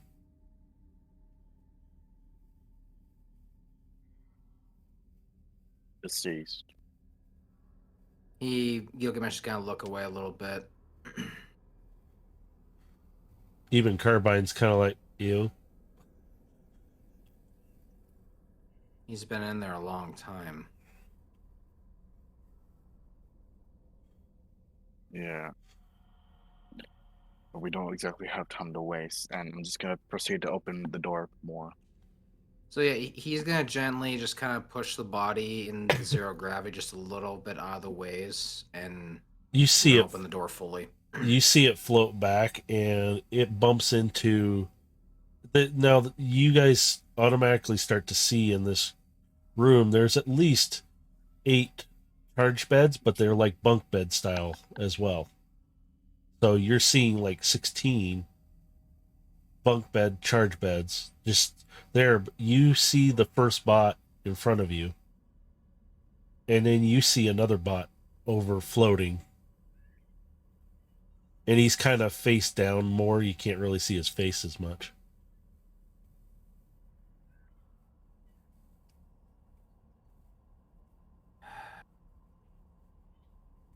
What's left of the crew looks like.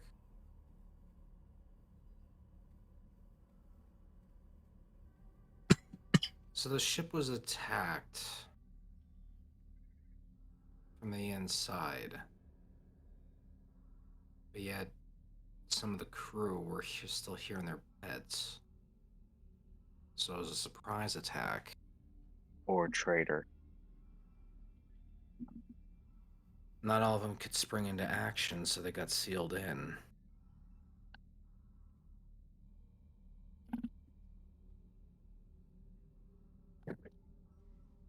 I will tell you this: the first bot you pushed away, there is a blaster hole in his chest. The other one, you can't tell what happened to him because he's face down. I'm just gonna look a little closer at that body with the blaster hole. How large of a hole are we talking about here?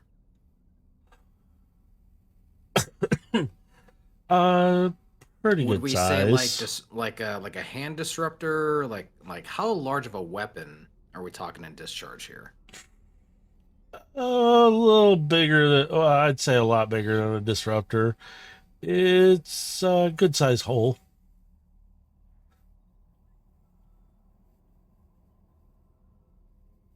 It's something a little bigger than a disruptor, though.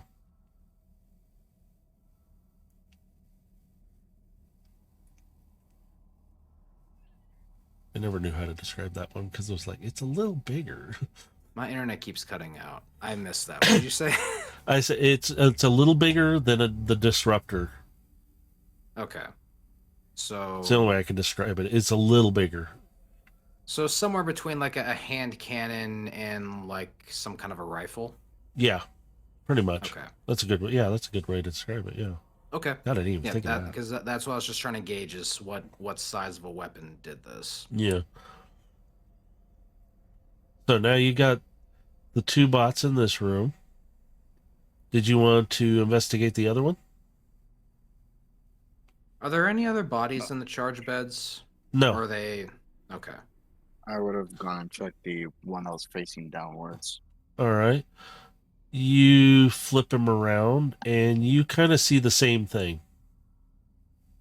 Except for part of his head's missing as well on the other side.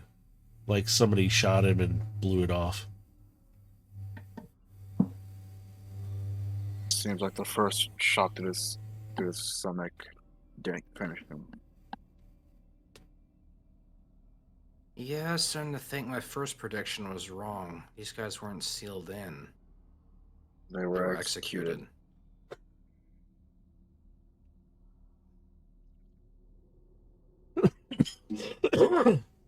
Well, you like the instinct?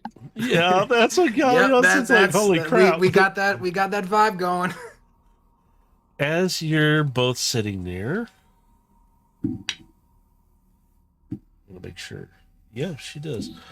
Carbine you kind of feel her perk her head up a little more. What was that? Aegis, did you hear anything? And you kind of feel Aegis move around on your shoulders, and he's kind of moving around a bit on you. Overload. He's kind of like shuffling.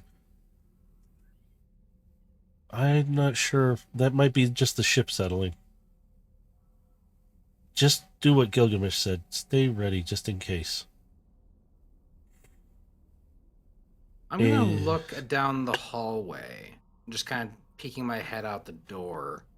As you do, so does Carbine, and you can just see this your head with your optics looking, and her little furry head and her tufts kind of poking around, going, I don't know if it might be just the ship. I thought I heard movement, but you could feel her kind of jerk around a little bit, and then she's like, I'm not sure. I don't know. And I'm sorry, Overlord, I don't know. Aegis is even, I don't have as keen of hearing as she does. I'm sorry. But something... Keep an ear out and let me know if it's above or below. Yes, I will. I'll do it quietly, and she goes quiet. And I'm gonna exit out of the room, and all you see is that was the crew quarters. So I'm assuming I still want to go to the captain's quarters, or at least like from what you both know, captain's charge. quarters would be closer to the front of the ship. And right now, you're probably, from what you're finding, you're indicating that you're closer probably to midsection or the aft of the ship almost. So I have my hand on my katana hilt as Sorry. I'm walking down, and I'm listening with each footstep to see if I do hear anything, and I'll roll perception for it too. Please do. I was going to ask you I'll too. aid. All right. Holy crap. Good thing I'm aiding. Yep, good thing you are aiding.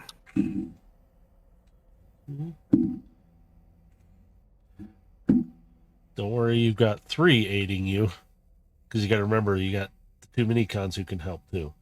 So Yep. as they are all listening, they're looking and listening.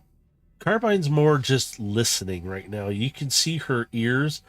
All 3 of you are just, you can see her ears just twitching all over the place because she's just like listening intently. Aegis is looking around and listening, and he's kind of like, huh. Overload, you're picking up a direction that you should go toward the front of the ship still, and it feels like it's down that hall to the right. And it doesn't turn exactly fully right. It's kind of like a 45-degree angle, and then it goes forward.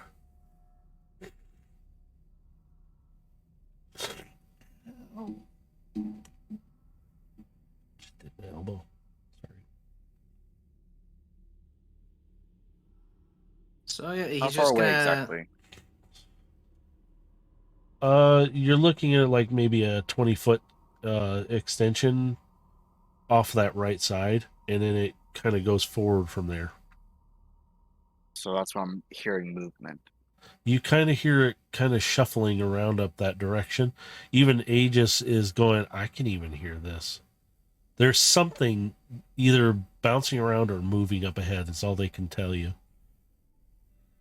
But it does sound like something is moving around. So Gilgamesh is gonna quietly unsheath his katana, but he's not gonna activate the energon just yet because he doesn't want to reveal himself in the light. So he's gonna have his sword at the ready, and the energon charge on standby as soon as he wants to attack. Over me. I guess I'm gonna go ahead and like kind of leap and disengage the magnet boots because I'm guessing it's still 0G. Yeah, you're in 0G, yeah. So yeah, then I'll disengage the magnets. That way I'm going quietly. Aegis is still holding onto your shoulder, but he can actually help guide you if you need as well. Because he is a flyer, so. So I'll kind of just like glide towards it since I shouldn't be making noise since I'm not actually walking. Yeah. Okay, so you're in a stealth mode right now. I'm going to allow this. Aegis, you feel him kind of shift to your lower, like not your lower back, to your back, but he's not transformed to a shield or anything. He goes, and you can feel him almost laying against you and kind of guiding you down the hall quietly. Like there is no sound coming off of him, and it keeps you away from the walls and everything. And he's stabilizing you. And he goes, I'm picking it up ahead. It should be just around the corner.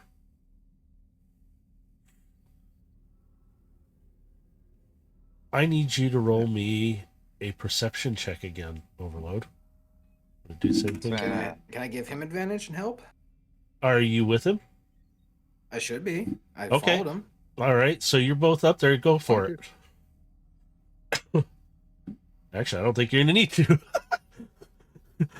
As you both, Aegis, you, Gilgamesh, and Carbine, come around the corner, you swear you see something moving, but it's kind of, if you were walking normally, it would be on the ceiling upside down. And it's not huge.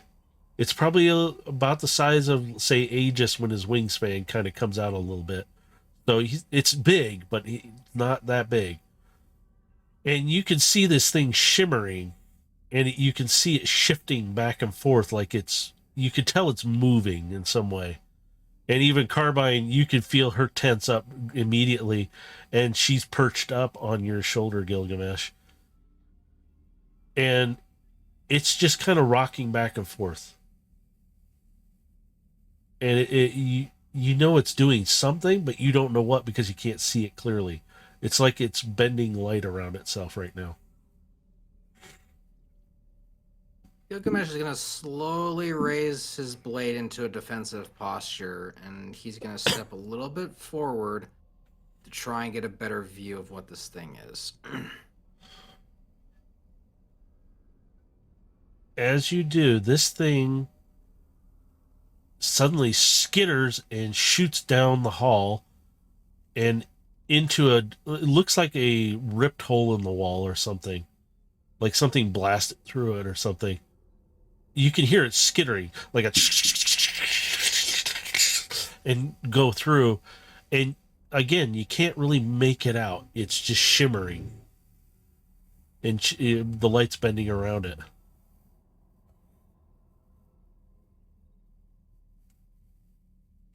Can't tell what it is. Even Carbine, kind of in your head, I can't tell either. I don't know what that was. I've seen. That's not possible. What is it?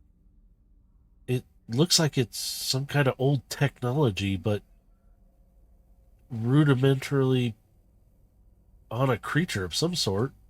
And you could see her head moving around like she's trying to see where it went and figure it out. But it was something that really crawls fast. So can we assume Above that's game, does it look entirely mechanical or does it look organic in any way? It's kind of hard to tell because it was bending light around itself. You could hear what sounded like the. It sounded like metal on metal. Okay. But it could be just like talon like feet or something, but it sounds Okay. like metal on metal. we want to assume it's probably another experiment? Considering how many we've been running into these days, I wouldn't put past it. This just seems so odd. If this is the derelict that Rex was on, was whatever this thing is related to the experiment that was done to him? If anything, he probably wasn't the only experiment.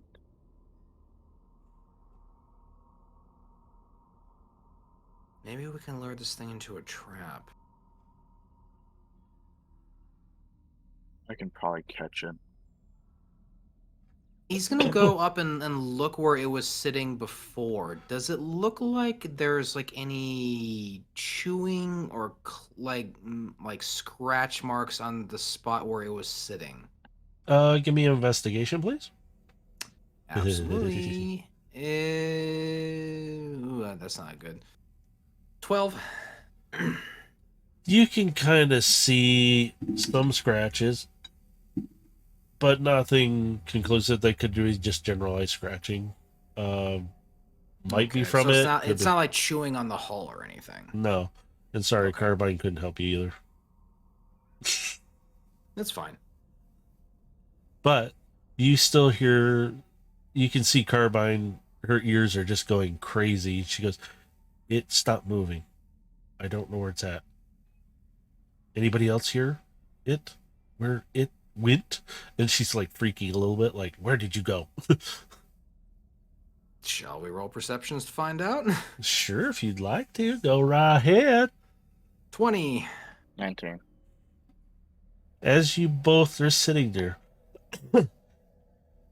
you can kind of hear some movement, but it's gone off in a different direction to where you're at right now. At least that's what you think. But you can still hear it. But it's not that far away, but it's far enough that you're going, okay, now it's on the other side of the ship. Or at least in that direction, which is through that hole, pretty much. And is that leading to the front of the ship or is that leading Yes. to the back? No, it's going more toward the front. Alright, so he's gonna keep his blade up and he's gonna slowly continue down the hallway. So as you guys came around that 45, it goes back to straight. And there, it literally, you go back, you're passing really just in this hallway. But there is a door to your left, and it's kind of cracked open. All right, I want to kind of just peek into the door and see if I can see anything. You find 2 more bots, different types, but the odd thing is most of the bots you've encountered, I forgot to mention this, my bad, those were Autobot symbols located on them. These 2, one's Autobot, one is Decepticon.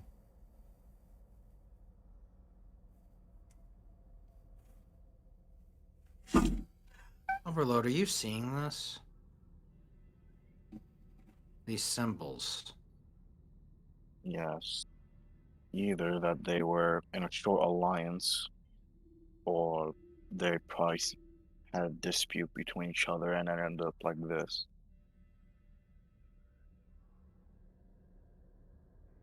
So this second room is the one that has the Autobot and the Decepticon? Yes. It looks like some kind of possible workroom of some sort. I realize this might be hard to ascertain in 0G, but does it look like they were in combat with each other, or were they killed potentially by some other means? I don't know. Investigate it. 17. You had that fast. So as Yeah, you're I already knew what you wanted.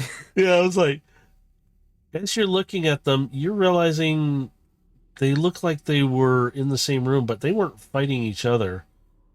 It looks like whatever they were fighting was probably at the doorway, because you're noticing there's scorch marks mainly around the door, and the shots that hit them were not the same. They're using like the disruptor blaster.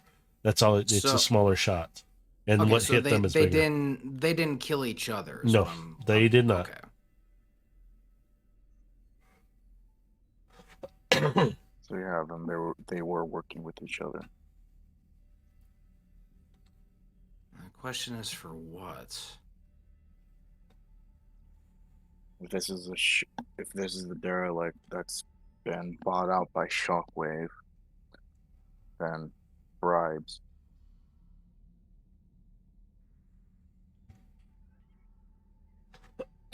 He's gonna just kind of tilt his head forward and just like, let's keep going. And he's gonna keep moving forward.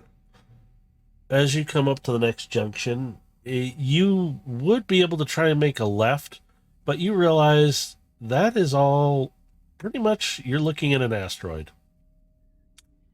At least how much of the ship is impaled into this asteroid has destroyed a portion of it. To the right, you see the hallway goes right. You see a door to the left, or at least an access way to the left, and tunnel. I wanted to call it a tunnel. It's the hallway goes across, and you see that it goes back to the right, like there's the other side of the ship.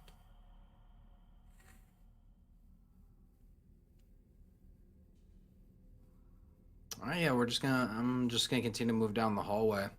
All right, as you both do, you come to that junction and you see it goes forward, and you see kind of not across from each other, but one door to the left, closer to you, one door to the right, further down, and you can kind of see a door, and you can make out the words in Cybertronian main bridge.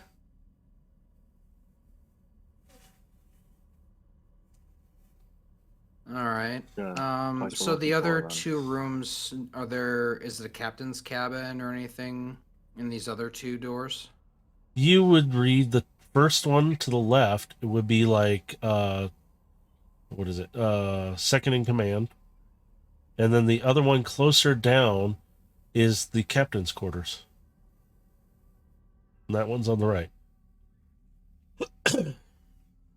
All right, so he's gonna move to the door on the right then, and he's gonna put his back to the wall beside it, and he's gonna kind of listen into the room to see if there's any chittering or any noise coming from the room. And even if I had help, that's only a 10. Oh, yeah. Sorry. I tried. Yep, no. Then, if anything, I can also give it a try. Yeah, I'd say give it If a you'd try. like to, yeah. And I'm guessing Aegis would help me, so 22. Okay. With that, you hear nothing. The door is closed like it's locked. But Overload, you notice, and even Aegis is looking at this with his eagle eyes. He kind of runs his, like, he takes out a talon because he's close enough. He reaches over and he goes, "You see this, Overload?" And there's scratch marks across it. Like something was trying to scratch at the door to get in.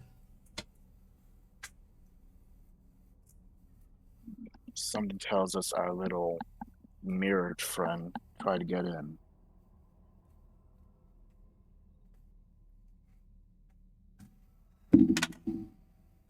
So are the captain quarters, are the doors damaged? They're, from what Overload and Aegis see, they see scratches on them. They're not damaged. They're just closed and locked. But something was trying to get in. Alright, so he's gonna pop the panel in the door for the manual release, and he's going to release it. As you do, are you just opening the door then?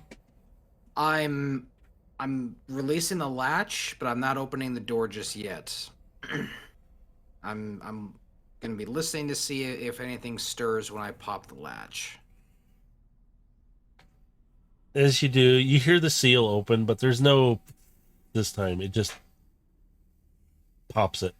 You just hear the door and it opens. Alright, Just a crack. So same thing as last time. He's only gonna open the door about 6 or 8 inches, just enough to get a visual inside, and he's just gonna kind of peek in.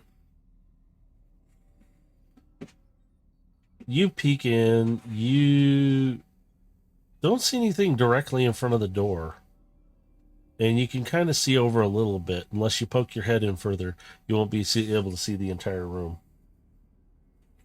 Carbine kind of chimes in. Do you want me to squeeze in down lower and check it? Just a moment. He's gonna look around. Is there like any scattered pieces of debris? You see some like broken chunks of metal or a rod, or like just like any kind of like scattered debris? You see some kind of looks like metal floating around, or at least something floating around. Just a few little pieces here and there. So he's just gonna grab a large enough piece to where like he can just kind of grab it and just kind of like flick it into the room. So he's gonna grab it and he's just gonna slowly like kind of push it into the room and see if anything reacts to the metal. No, just floating metal. Bounces off of him. And he's gonna try and push the door open a little bit more, enough to where he can kind of like stick his head in and peek in a little more. As you do, Carbine's sitting kind of back though, and she's just kind of looking. You're leaning over, and she's kind of just looking, kind of like down at the floor a little bit, and all of a sudden, in her view, a head floats down, and she freaks out and floats back against the wall off of your back, and she's like, "Gee!" It freaks her out because it's right there in front of her face, and she grabs the wall with her claws, and she's like, "Sorry." And it's all right. a head floating there. Just the head, nothing else. He's gonna kind of push the head a little bit to the side and just kind of out of the way, and he's gonna walk into the room. Carbine's still stuck to the wall. She's like, she'll push off, and she kind of follows you in. And you come into the room, and you can see where the head came from, finally. Just out of your view, before you couldn't see the body sitting at the comms, like his log computer that he was using, like he was reporting, like trying to say something, and he had his back to the door, and it looks like something or someone took his head clean off. That's where the metal fragments came from.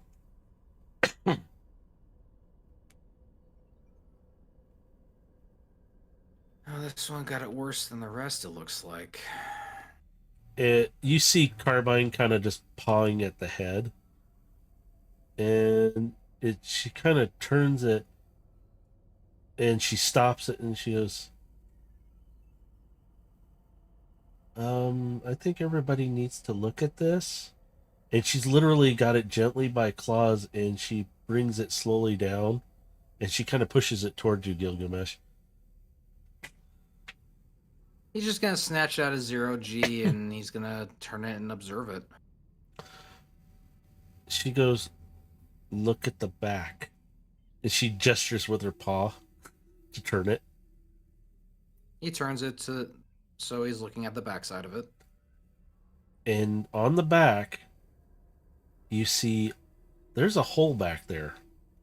Like something shot him, stabbed him, but it didn't come out the other side.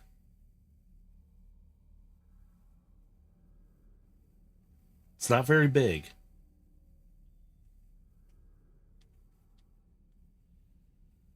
Some sort of puncture wound?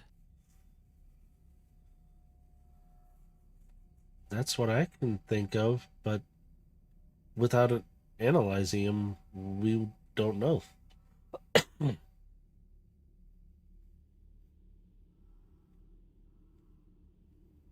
Would it be possible for me to discern? Concerning, I would assume I know what Let's see, wounds are caused by what.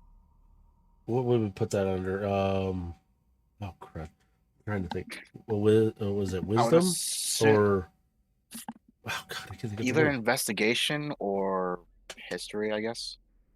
Let's do history, because this one would be your knowledge of it. I'm guessing because Aegis would be helping.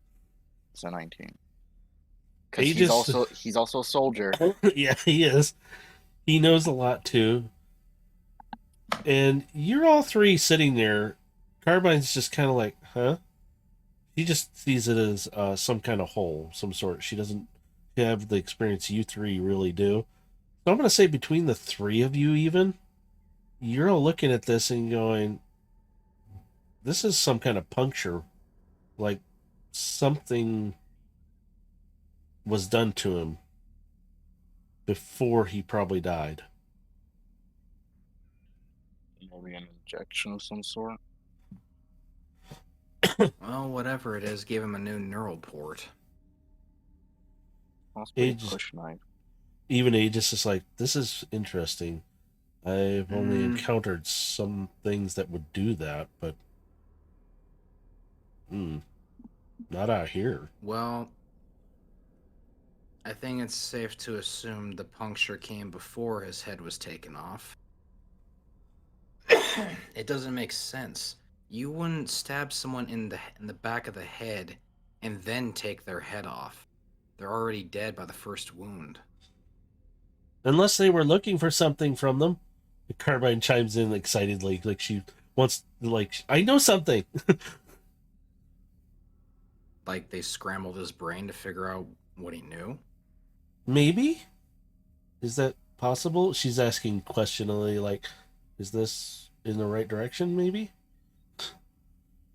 Considering who we're dealing with here, we can't really rule out the possibility. Yeah, it could be a form of information gathering if the target doesn't want to spill. He's gonna go. While this is going on, Gilgamesh is gonna walk over to his console and he's gonna see. He's gonna check it over to see if there might be a way to supply it with power to at least bring it online to try and read his records. As you do, you notice the console has no power at all. But yet, you can power it on if you need to with your own reserve energy, in a sense, that you can actually just plug in temporarily, kind of power it, but only that console. Very well. I'm gonna do that then.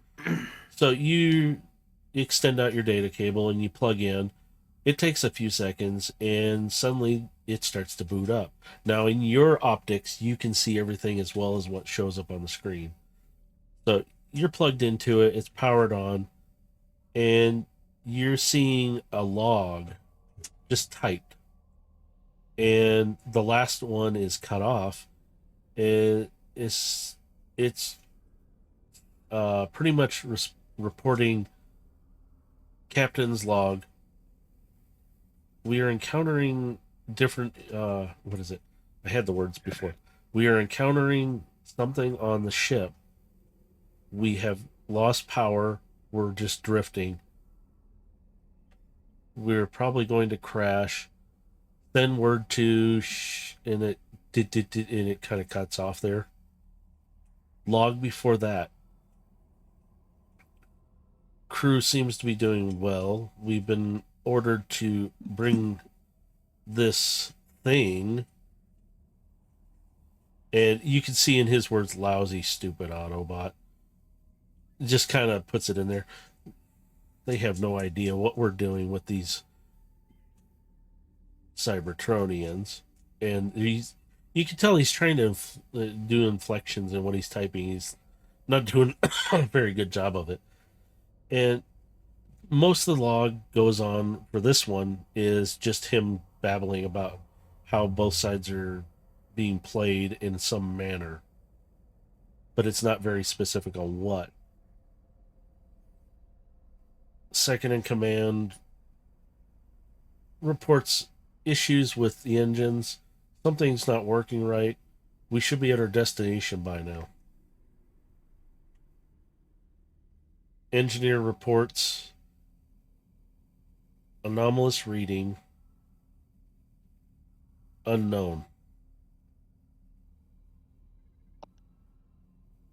Gilgamesh is gonna just kind of step back a little bit and just look to Overload. This is remarkably similar to the first derelict we encountered. As you're standing there, subfolders come up under those. This is highly unusual for this to happen. It's kind of like an addition to those. The last log is most crew is dead. Something is killing us. Before that, 2 crew have been found dead, unknown means. And it goes back like that, as what it starts out with 1. Somebody seeing something and they just thought it was something else. It's just all these erroneous things that they blew off until more and more started dying. Is he able to locate a manifest, a ship name, designation number, anything that might give some identification as to what the ship's name is and what they were carrying? You scroll through this. You come to this another subfolder. It doesn't have a ship name. It just does have a slight designation. Well, it should have some sort of registration number, because if you're traveling through most civilized space, you're going to have some sort of registration number for any form of star dock. Under this document, it has a ship number, 524132. That's it. Under that, so what was it? 541 54132. 32. Good thing, because I almost forgot it in my head, because I just made the number up. Well, now I'm going to make you remember because I'm writing it down. Yeah, go ahead. You read underneath the file. Transport through. Oh, God, what's the word I used? No, I forgot the word I was going to use. Dang it. Got me with that one. Ship transporting specimens. And then it's like it's routed down, so you're seeing it kind of type upward, and it's another line. Unknown route. And it moves up again. Location. Redacted.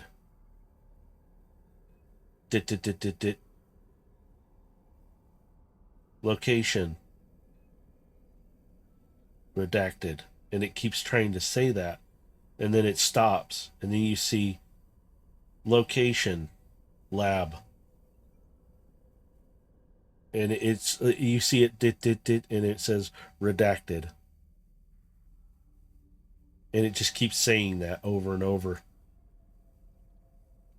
And it So won't. he's just gonna download the rest of the file and he's just gonna close it. We're not gonna gain much more from this. I suggest we might go to the bridge next.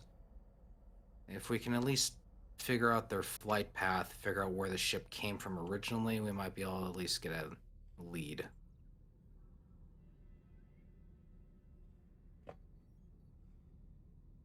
Aegis kind of turns and he goes, "There's some movement, I think, to the back. I'm hearing noise."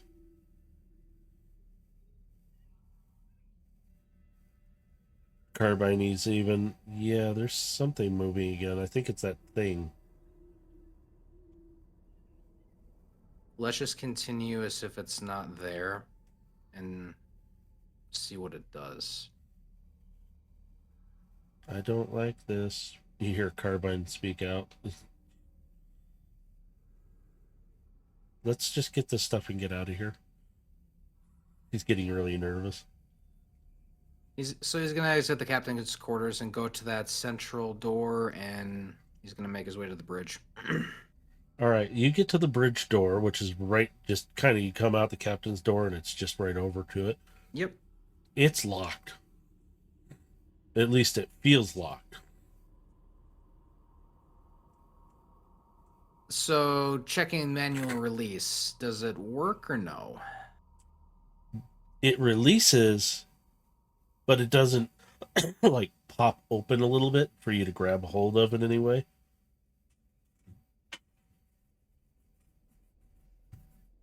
Well, I finally get to step up.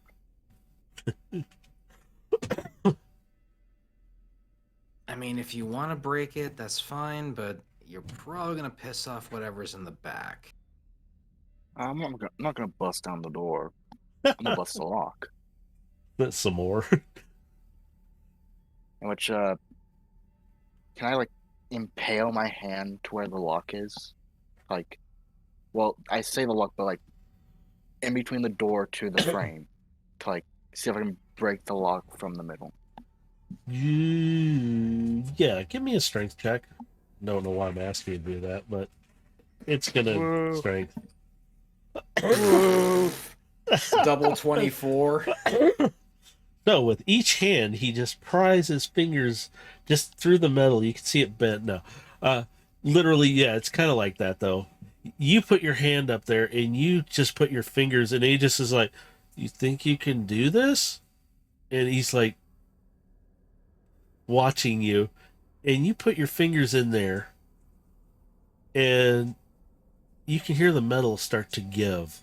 You hear this, and it's like a. Gilgamesh is gonna press his back to the wall in kind of a breaching position, so like once the doors are open, like he can move in. And you nothing. yeah, and you're pushing in with your fingers, and it's a thick door. You can feel it with your fingers.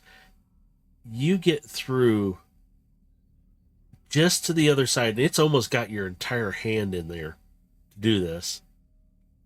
And Aegis is like, "That is impressive." And you can feel the other side of the door a little bit.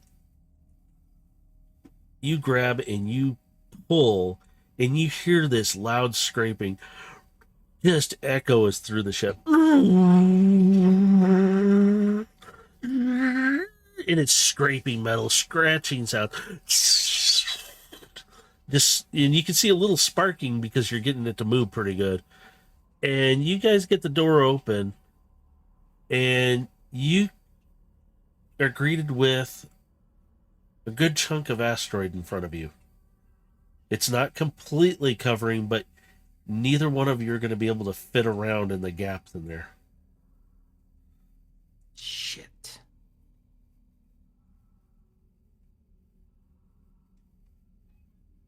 You hear Carbine, "Well, that explains why the door didn't pop open."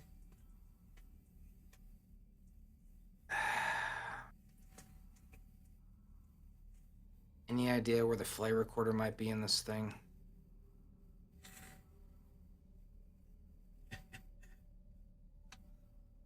He's looking overload as he's asking this. Does Overload Flight have an recorder. idea? Flight recorder. It should at least have the flight charts from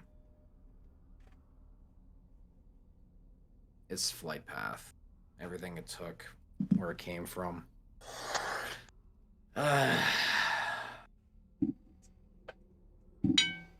Oops, shit, this is running in more like a dead end right now. Carbine kind of hops down. I can fit in there. Even if you could fit, there's no guarantee any of the consoles inside there work.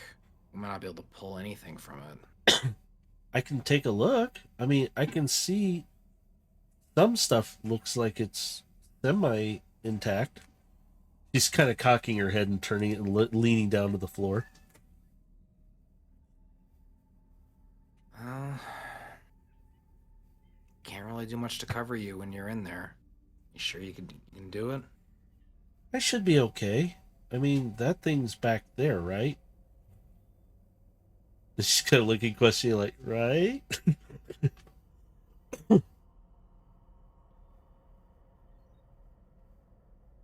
Be quick. He extends his hand out to the hole and just kind of gives her access to just jump right in. She pauses, and her last paw is still on your hand, and you can feel her back paw kind of grip around, like squeezes you a couple times, like I'll be back, like nervously, but like she almost didn't want to let go of you, like I need to go. And she kind of steps in quietly, and with her dark vision, she's seeing everything in there, and you get a report back from her quietly because she didn't want to yell it through. He's turned while this is happening though. He's turned his eyes down the hallway and he's holding up ready because he has no idea if anything's gonna come running down the hallway after that noise. Even Aegis is turned around. He goes, "Something's down there." Just be ready. Need to be defensive. We don't want to go and rushing and attacking something we don't know yet. Carbine, what are you seeing? Consoles are damaged, but not too badly. I can see a couple of them. Oh, you said flight recorder, and she pulls up like through her HUD. She goes, "Is it this thing?" And it's a box like thing near and underneath one of the consoles. He kind of like looks over his shoulder, peeks around. Does it look intact? Sort of. I can plug into it and try to pull data. If you can at least pull where its origin coordinates came from, that's all we need. Okay, I will get on it. And you see the video cut, and you hear you can kind of see some glow light. So she's plugging into the console real quick and trying to pull from the box. I have access. This is fascinating. Where did it originate from? It says it came from Cybertron. And it was... Any idea what district it might have come from on Cybertron? It just says Cybertron. I'm sorry, it doesn't give a location. It does say it took off from... It looks like an older spot on Cybertron from a long time ago. And it went to...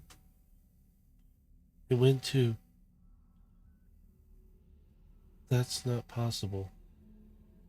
What was its destination? It can't be. As you're Carbine. sitting there, Aegis goes, "We have a problem. It's not one. There's three." And he's trying to focus on them. He can see the two. The third one is shimmering just as much, but you can see it a bit more. They're down the hall from the three of you. I'm pulling as much information as I can. Can you hold them? because Aegis is just. He goes, "We need to be ready. Overload, are you ready for this?" Always am. Buy And whatever time you need. Just be quick. I need you to roll initiative. Do we want to go to combat now, or If you we're, want we're to. approaching 4.5 hours? So Okay. Actually, yeah, we can hold here because you got those three things staring you down right now. yeah, Carbine's trying to pull. this would be a good, I forgot. cutoff Yeah, point. So I'm we can having start fun with combat. this. Shut up. We're having fun with this. We're keeping going. No, I'm kidding. No, we can stop here. He wants to. Oh wait, he hasn't got his smash in, so we can. But we're gonna open with the next With one smash. straight into a fight. Can I just preemptively just smack one? Like not even doing damage, just smack. Just like it shows up, smack. No. Okay, a little one jumps out of the wall and tries to attack you. Pimp slap. There you go. Flies off, and all you hear is a.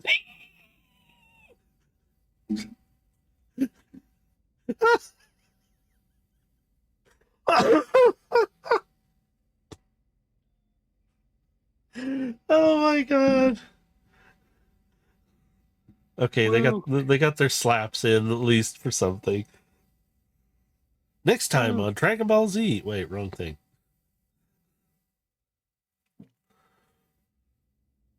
All right, Overload. You're gonna get your chance to kill something next time, okay? Or at least smash it. I'm gonna make it a tin can. Hey, no, look, you already made a cup out of one, okay? Too bad. I'm making a collection. Oh, jeez. Did you keep that one? He's crushed one like an aluminum can. He's made one into a cup. Oh, that's right, yeah. So this time, I'm making one into a can. You better collect them from now on. You're gonna have a shelf in your room that's just these. Those are bots that he's crushed and made into cans. That's your origami right there. Oh, he even got a Slurm logo printed on the side. That's amazing. How did you do that? It's all in the Oh race. my god! All right, so you guys got anything to plug? Okay, no good. No. No, shut up. not really. Oh, shut up, Frosted Merc. No. No.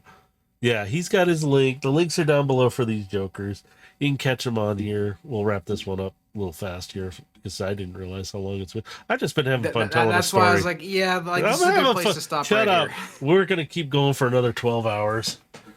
By that time, Hey, man. Potato Lord will be back. Hey, man. You don't need sleep. Shut up. Don't even know what it bro. is. Sleeping. You don't understand. Like, when I go lay down and my head hits the pillow, I'm passing the fuck out. And it's probably going to be for a good 9 hours. No, I can't keep you guys up that long. And thank you for making me stop because I didn't realize how long we have been going. No, I haven't looked at the I was timer. keeping track. Yeah, I haven't been looking at the timer until now. And I was like, oh, yeah. But no. Links for these guys are down below. The link for the YouTube channel is there too. You'll find all the episodes there. Also, remember, there is a contest going on here. The more you post on social media and you let me know where you put it, I will add it to your tallies. That means the more marks you get, the more chances you get entered into that contest for a lovely little prize that I will ship to the lower 48 states. That is non-negotiable. Please do not make me ship to another country. I cannot afford that right now. Even if it's a tiny thing, it costs me like $25 just to ship something that's maybe, say, if I shipped you a $2 thing. It's ridiculous. Yeah, shipping prices From here to you, nowadays are like in within the U.S. is fine, but like when we start hitting international, like it starts to get really absurd. If we were like getting more income, I'd love to ship to anybody overseas, but right now I'm doing this out of my pocket, so. Honestly, like we might, like Canada, like that's probably okay. That's probably not going to be terrible, just being sort of. But like I can I can ship it. I'd possibly do that. Yeah, I could Swing Like that. U.S. and Canada probably Maybe. is okay, but We'll like, see, okay? We'll see. But it will end on June 30th for that contest. And I have something to randomize whatever prize you might get. So, and as well as it will pick you that ways too. So, I've got ways. So, the more you put in, the more chances you get. And even these jokers can actually participate in it if they choose to. if anything, I might sweeten the pot a little bit and add a little something into the giveaway. Ooh. I won't be able to do that. I'm poor. I know. I'll send you stuff too. How's that? Yeah, broke bitch privilege. I mean, that's how you got your entire Steam library, isn't it? More or less. Oh. No, but check out Froster Merc. He's doing D&D campaign. When do you do your next one? That would be next Saturday. Okay, next Saturday. And then hopefully the 5th of May here Yep. coming up. So next Friday, this time Friday, Hopefully. everything goes good. We should be starting our 3rd season of Dungeons and Destiny. 3 years of it. Holy crap. Yep, and this is going to be a brand spanking new arc. We have left the God Hand arc, and now we are moving on to something new. So we're going to see how the team responds to a world that they didn't expect to walk into. Man, I'm going to have to come up with a new background too for that. I'm going to change up some stuff. I did this one, now I got to do that one. I just realized. Oh no! Like your history as a character is still very much the same. No, not that. I just meant the stream for the picture and everything and change up. Oh yeah, because yeah, it's going to be season 3, and it's like, oh, I got to change up some stuff. And we got to freshen it up in here. You know what I'm saying? Mm-hmm. Yeah. So yeah, we're going to be doing a lot. There's a lot of D&D going on. Yeah. But yeah. So check out our channels. We got going on here. We got lots of stuff going. The YouTube channel has a lot more stuff on there for links because I can put more on there. So check them out through there. There's Swerve Bar Podcast. If you want a little dude that's up in the corner, my cursor doesn't show up when I do that, but up in the upper left corner, that is Heximus. Her link is also on the YouTube channel. If you want to hit her up for a commission on one, customized of your own volition of what you would like, you can hit her up for that.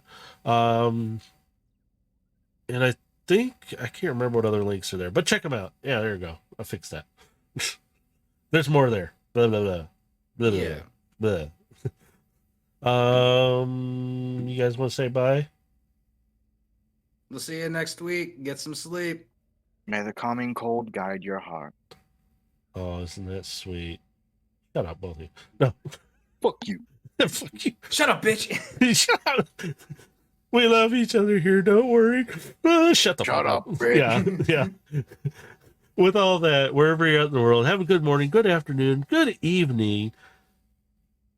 And we'll see you next time. Be safe out there. This world is getting crazy. Bye, everyone. Doodaloo, doodaloo, doodaloo, doodaloo.